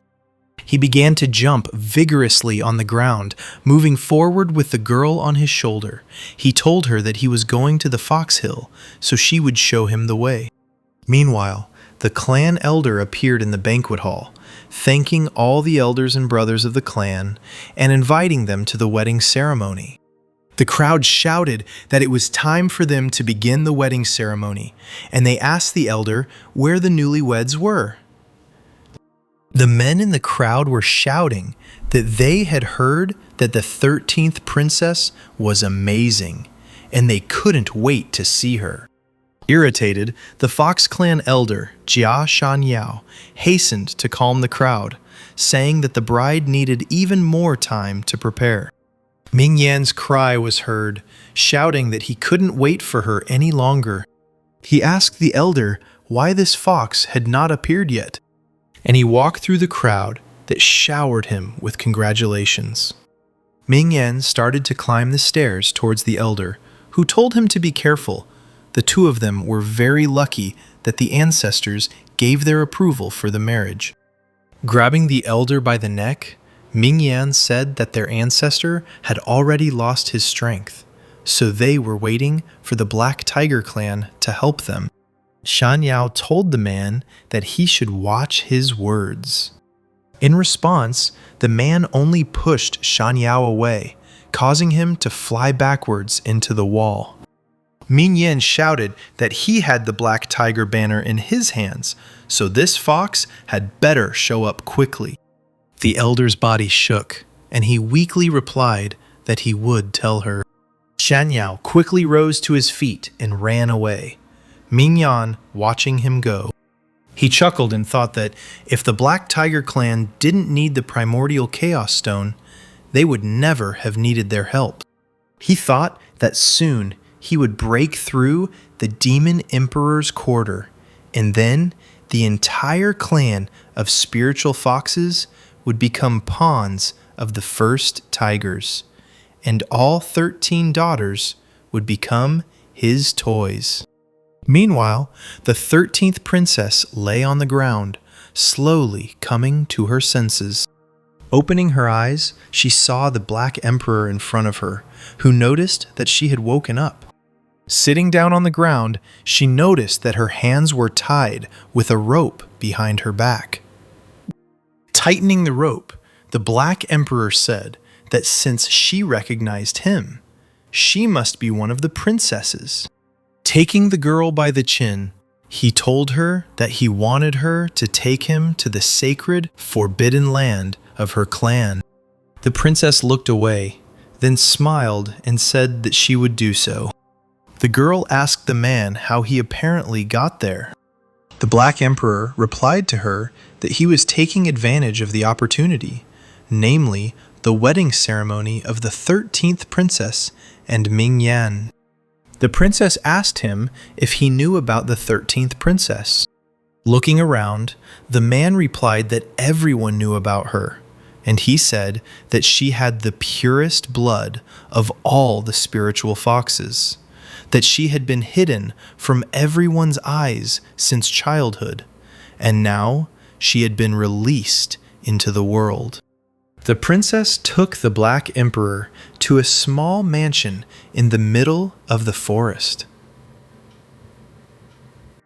Turning to the man, she asked him if she could go now.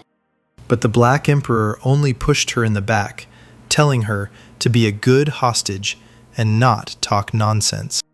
He and the princess headed towards the entrance of the building, and on the roof, a fox was sitting crouched.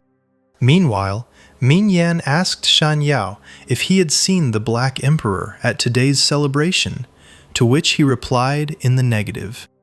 Baring his teeth, Ming Yan wondered if he was teasing him. Suddenly, a maid burst into the hall, shouting that they were in trouble.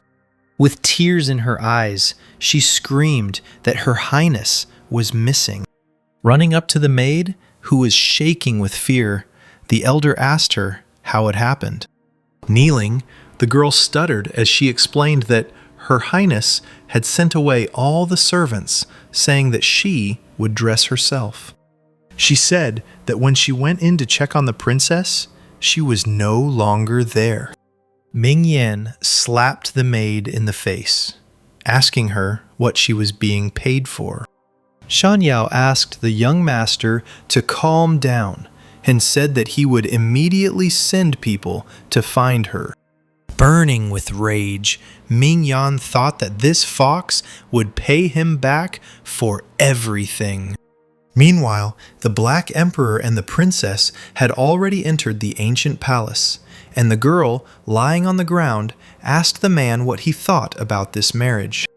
Rummaging through the chests and throwing the contents in all directions, he replied that it seemed to him that Ming Yan was thinking only of himself.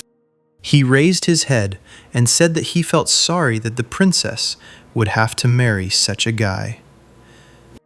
The princess sighed and began to talk about who she would like to marry, but she immediately came to her senses, changing her words so as not to reveal her identity. And she said that the princess had said that only a powerful, elegant man with a pleasant and easygoing character, capable of bringing people to their knees with just one movement, could become her husband. The princess sadly leaned her hand on the floor, asking whether such a person really existed. Turning to the girl, the Black Emperor asked her how she could say such a thing in front of him. And then he said, raising his hands up, that his master's development is simply unattainable, but he is not arrogant and gives others a chance. Grinning, he asked the girl if she knew how long his master had been cultivating. The princess estimated that since he had already reached the realm of the Demon Emperor, he must have been cultivating for about 500 years. In response to this, the Black Emperor merely showed her 5 fingers. And then, beaming with pride, he explained that he had only been cultivating for 5 years. The princess cried out in surprise that this simply couldn't be.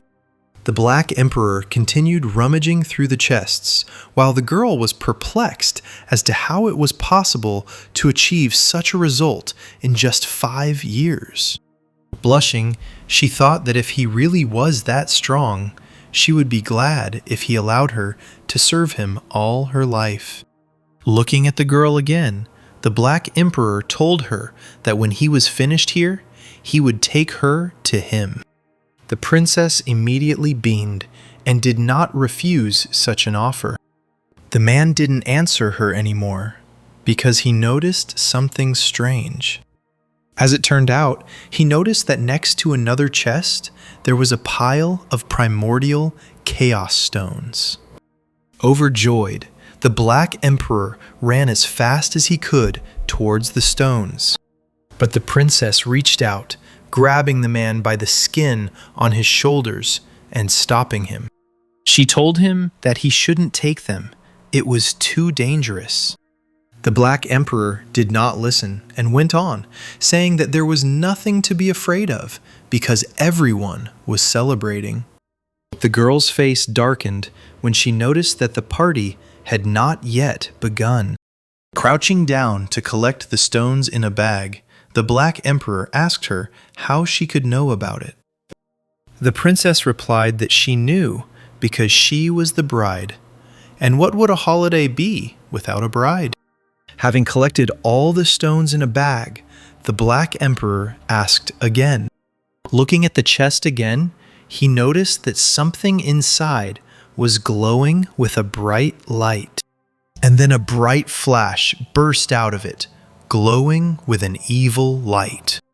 This flash ordered the Black Emperor to throw stones. The man obeyed and put the bag in his pants, jumping away from the chest. Turning around, he exclaimed that it would be too humiliating for him. And then, while two bright flashes were flying at him, he ran to the exit. The princess kept up with him and even overtook him. The Black Emperor, sensing something was wrong, asked the girl what she was planning. The princess didn't answer, but quickly jumped out through the closing doors. Standing outside the doors, she thought that she wanted to see what this Black Emperor was capable of. Her hand reached for the lever by the door. Pulling it down, causing the doors to close even faster, she thought that if he could get out, she would meet his owner. The doors closed, leaving a small gap in which the Black Emperor shouted at the girl that she was a stupid fox. The doors slammed shut, and the room was plunged into darkness, in which only unfriendly flashes sparkled. Chains suddenly appeared around the Black Emperor's body, restricting his movements. The voice from the chest told the man that he had not only spoken offensive words on forbidden sacred territory, so he even dared to steal the stones of the unrivaled chaos. A figure of a woman with 9 foxtails appeared above the chest, and she said that the penalty for this was death. After hearing this, the Black Emperor broke the chains without much difficulty. He said he was sorry, but his master needed these stones, and they should be shown respect. Fox Clan ancestor Tu Si said that he was still there. Even she couldn't use him for practice. She asked him who his master was then, since he wanted to cultivate the stones of unrivaled chaos. The man waved his hand in irritation and replied that his master could kill her with one hand. Tusi waved her hand in response, and a bright flame shone on her palm as she said that she had been cultivating for hundreds of years, but had never met anyone so arrogant. She fired her fire forward, attacking, and said that she would have to teach him a lesson. The Black Emperor crossed his arms over his chest, defending himself from the attack with a barrier. And then he also hastened to attack the woman. Their spiritual energies met, causing a bright flash. There was an explosion, and Tusi was thrown to the side. Blood started to flow from the corner of her lips, and she decided to attack her opponent again to kill him. The Black Emperor, however, exclaimed with a smile that she could not kill him. Then he waved his hand, and a scroll appeared in it. The scroll unfurled, growing in size, and appeared behind the man, revealing a picture. 2C looked at the canvas and asked if it was the Demon Emperor's scroll. Meanwhile, energy began to swirl around the scroll in bright streams. 2C felt as if something invisible was pushing her back and she was unable to resist. The pressure was so strong that the woman was thrown from her seat and flew straight into the wall. Blood spurted from the woman's mouth as she hit her back against the wall. 2C, sitting on the ground and holding herself on her side, said that she couldn't believe that the scroll had returned to the world again. The Black Emperor, with the help of this scroll, attacked the wall, creating a new exit for himself. When the matter was finished, the Black Emperor rolled up the scroll, saying that he had nothing personal with their clan, he just came to pick up a couple of stones. Looking back at the woman, he told her that everyone was on their own. Meanwhile, the 13th princess had already escaped from the forbidden sacred zone and found herself on the edge of the cliff. Her father and his servants stood behind her, and the girl asked her father if he had been looking for her. Shan Yao asked the girl how she dared to do this before her wedding. Did she really want to make him crawl on his knees in front of the Black Tiger clan and apologize? The servants told the princess that she should not act so recklessly, and if not for the sake of the elder, then for the sake of the ancestor. Shan Yao agreed with these words, saying that the ancestor was unable to break through and suffered a blow, and only the Black Tiger banner could repair her internal damage. As the princess's father continued to count her down, the figure of the Black Emperor flashed behind him. The girl couldn't help but notice this, and she was surprised that he actually managed to escape. She asked her father what if she found a stronger supporter for their clan. Shan Yao asked her what she was talking about. Who could be more powerful than the Black Tiger clan? Spreading her arms, the princess told the man to just wait and see for himself. And then she took a step back and started falling off the cliff. Shan Yao and the servants rushed to the edge to save the girl. They screamed helplessly, standing at the edge, and someone appeared behind them. The Black Emperor pushed the servants aside and rushed down himself.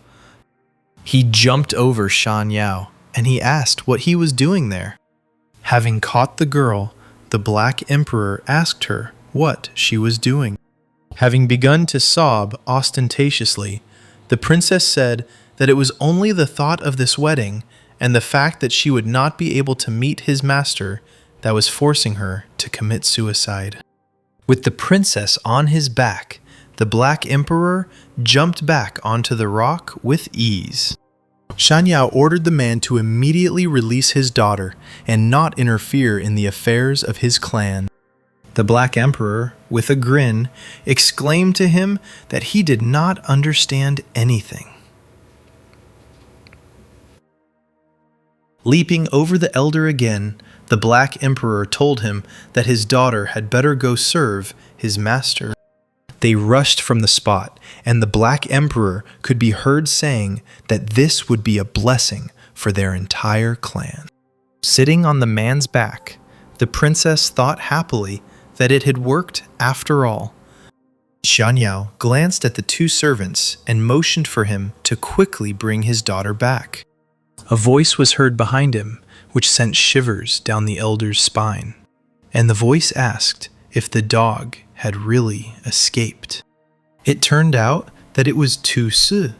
Shan Yao asked her what she was doing there.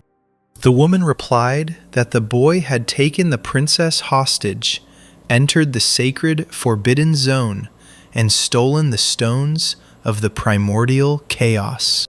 Shan Yao immediately began to worry about the marriage of the princess and Ming Yan. 2C also told him to announce to everyone that the Black Emperor had forcibly kidnapped the 13th princess in order to take revenge on the Black Tiger clan.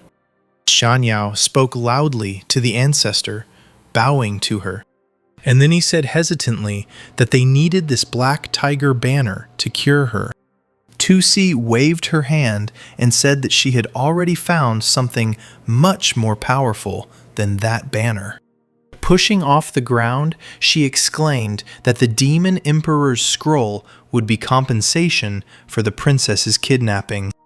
Returning to the ceremonial square, Shan Yao told Mingyan everything. He said that this shameless Black Emperor not only took away his daughter, but also caused serious harm to the people. He exclaimed that he even dared to speak arrogantly about young Master Ming Yan, which made him even more angry. Boiling with anger, Milyan asked how this bastard dared to kidnap his bride on her wedding day. Gritting his teeth, he said that it was such a shame for his clan. Following this, the man began to shout a spell, calling upon his ancestor, causing a bright flash to appear on his forehead. A tiger figurine flew out from Ming Yan's clothes, and someone noticed that it was a jade talisman that had been passed down from generation to generation. The servants exclaimed that legend said it could only be used once at the most critical moment.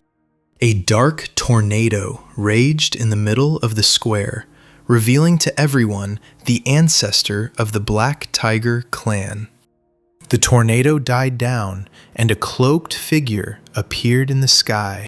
Folding his hands in a polite gesture, Mingyan told his ancestor that it was he who had summoned him. Everyone in the square immediately fell to their knees. Shan Yao couldn't believe that the man had actually summoned the ancestor.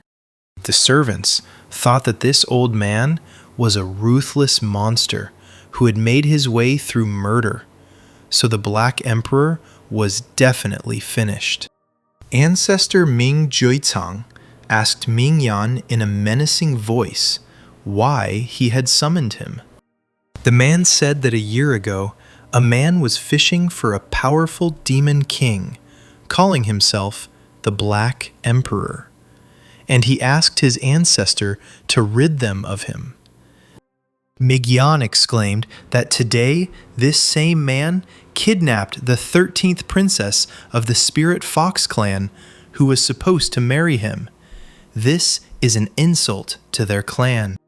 Concluding his speech, the man said that this was precisely why he had called upon his ancestor. Suddenly, something flew into Ming Yan's stomach at high speed, and Ming Juezhang exclaimed that he was worthless.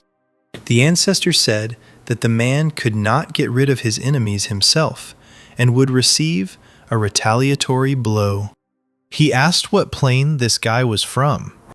Shan Yao bowed and replied that he came from the central plain and seemed to be a black dog. Hui Cheng laughed, noting that it was just a dog raised by a man, and he was asking where Tu Si was.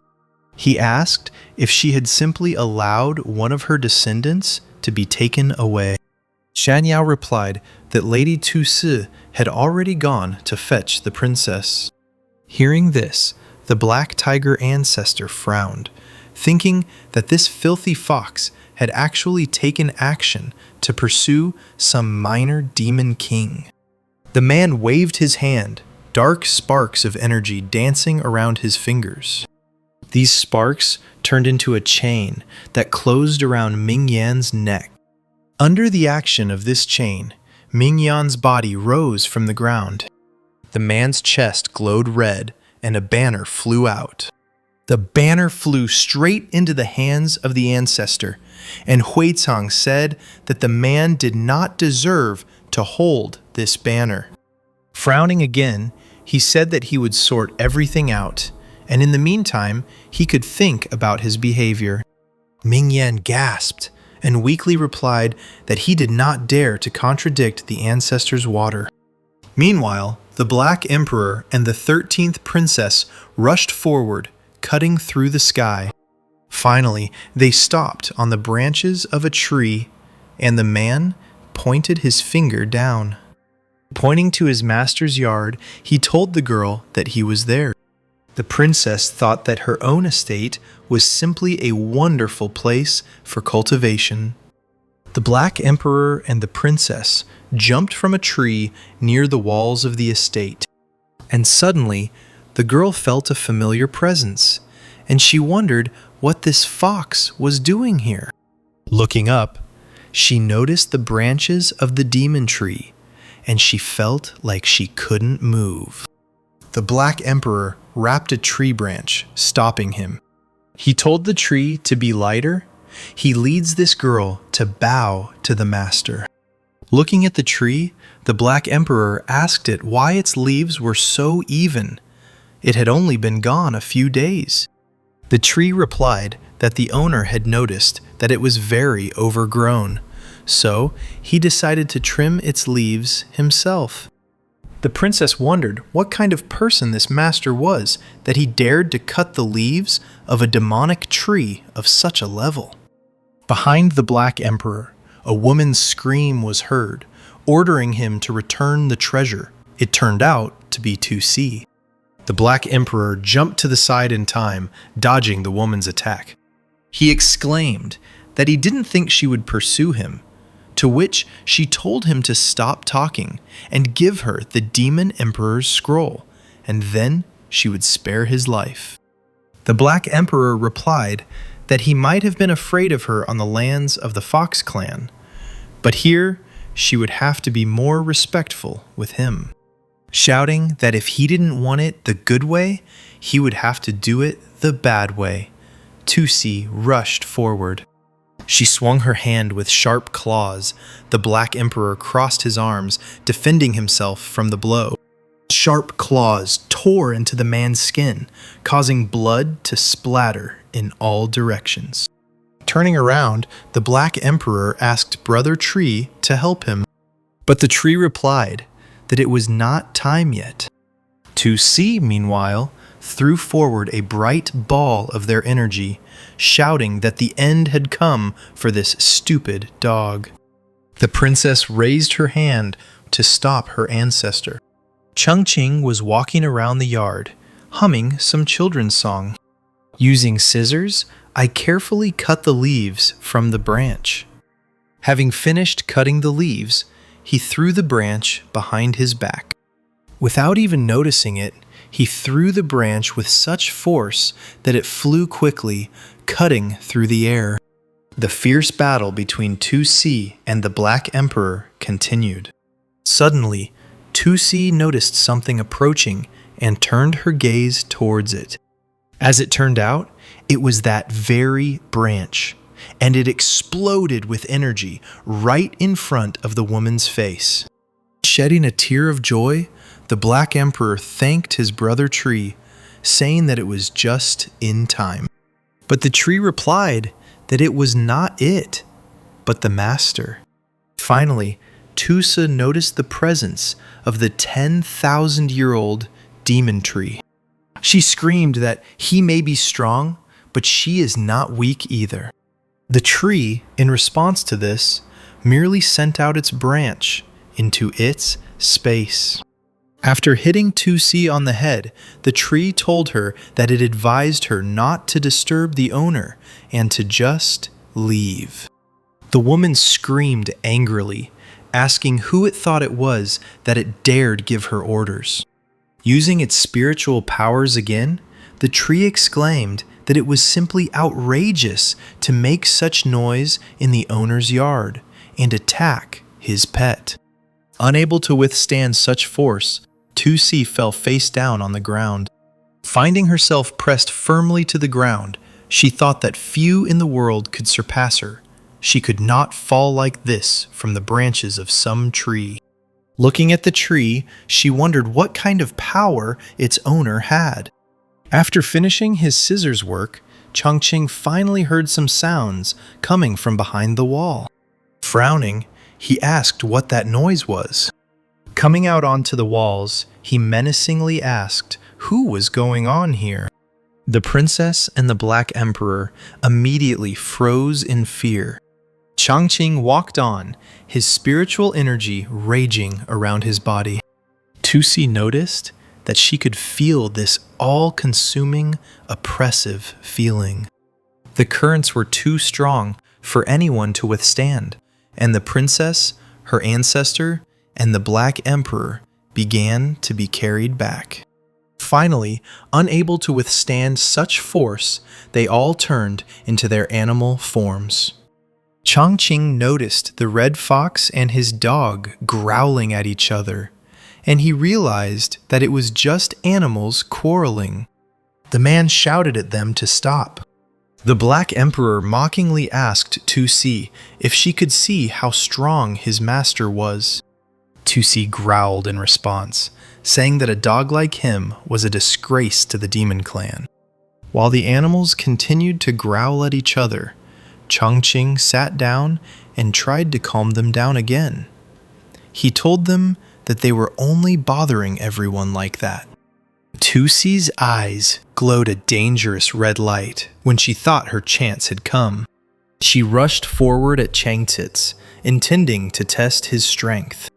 But the man only grabbed her by the fur and shouted irritably, asking her if she really wanted to scratch him. With a wave of his hand, he sent the fox flying, telling her to get out of here, otherwise he would quickly make a fur coat out of her. After finishing with Tusi, Changqing turned around, hearing some more sounds. As it turned out, it was the 13th princess, who was whining pitifully and squeezing her paw. Changqing rushed to hug the white fox, exclaiming that she was so cute. Looking at the fox, he noticed that she was wounded. Taking her more comfortably, he told her that he would carry her into the house and help her. Tusi didn't go far. She bared her fangs, thinking about how shameless he was. Changqing hit the Black Emperor on the head and told him not to see him married next time. The Black Emperor whined pitifully, admitting his mistake. Tusi barked in irritation, mentally telling the man to return the 13th princess. The princess smiled slyly, telling her ancestor not to worry because she had done it on purpose. She told her that, as she had said before, with this man by their side, they would be able to forget about the Black Tiger clan once and for all. Hiding behind the doors of Changqing's house, she finally told her ancestor that she would definitely find a powerful artifact to cure her. Tusi thought in confusion that there was no need for her to rush here back then. Several masters gathered for a meeting at the Yin-Yang Shrine. They sat in a circle in one of the halls of a beautiful palace. At the head of the meeting sat the wisest lord of the Yin-Yang Shrine, Duan Zhangde.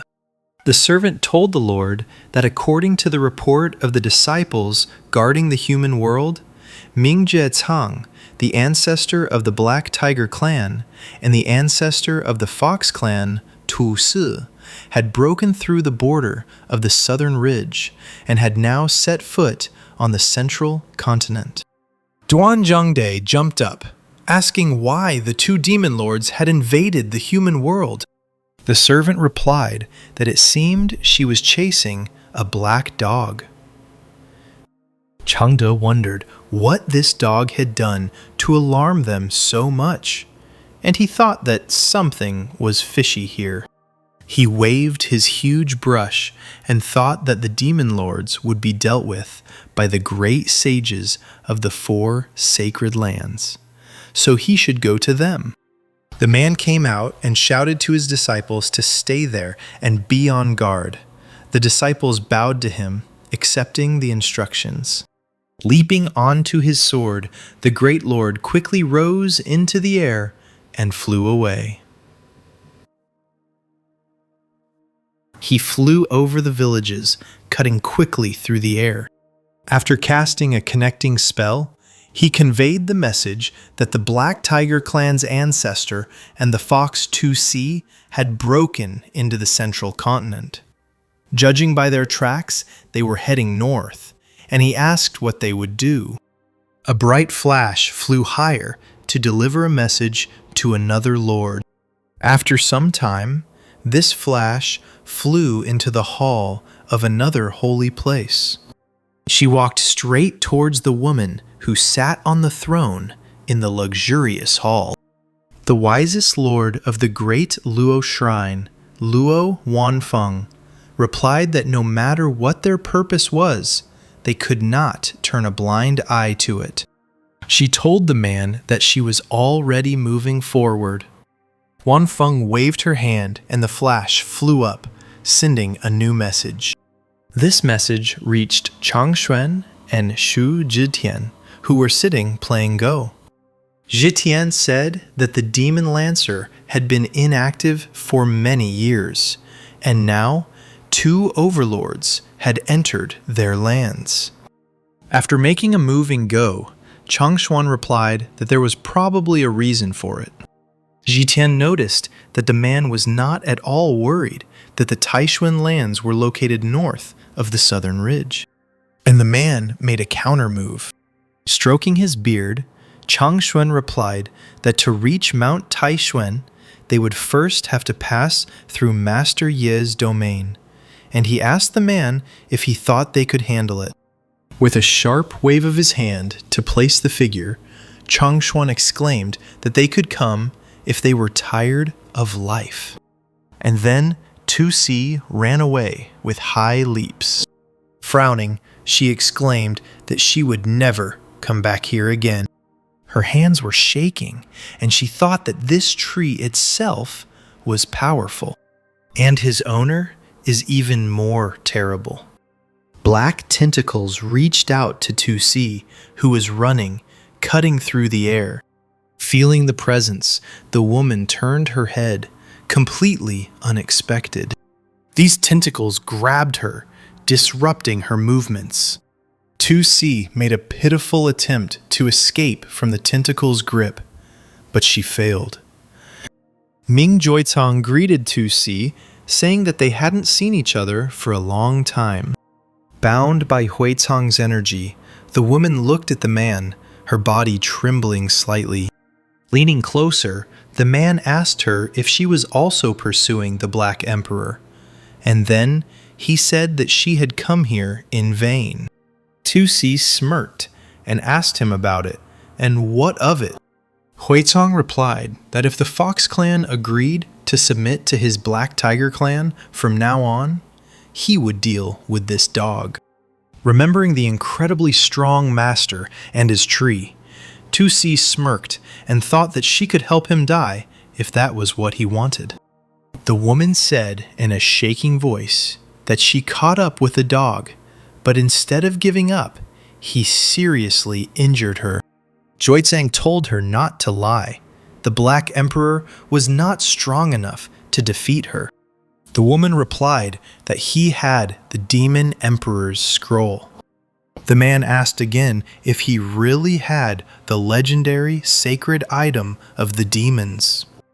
He understood why this fox was chasing him like that, and thought that if he wanted to become a demon lord, he needed this scroll.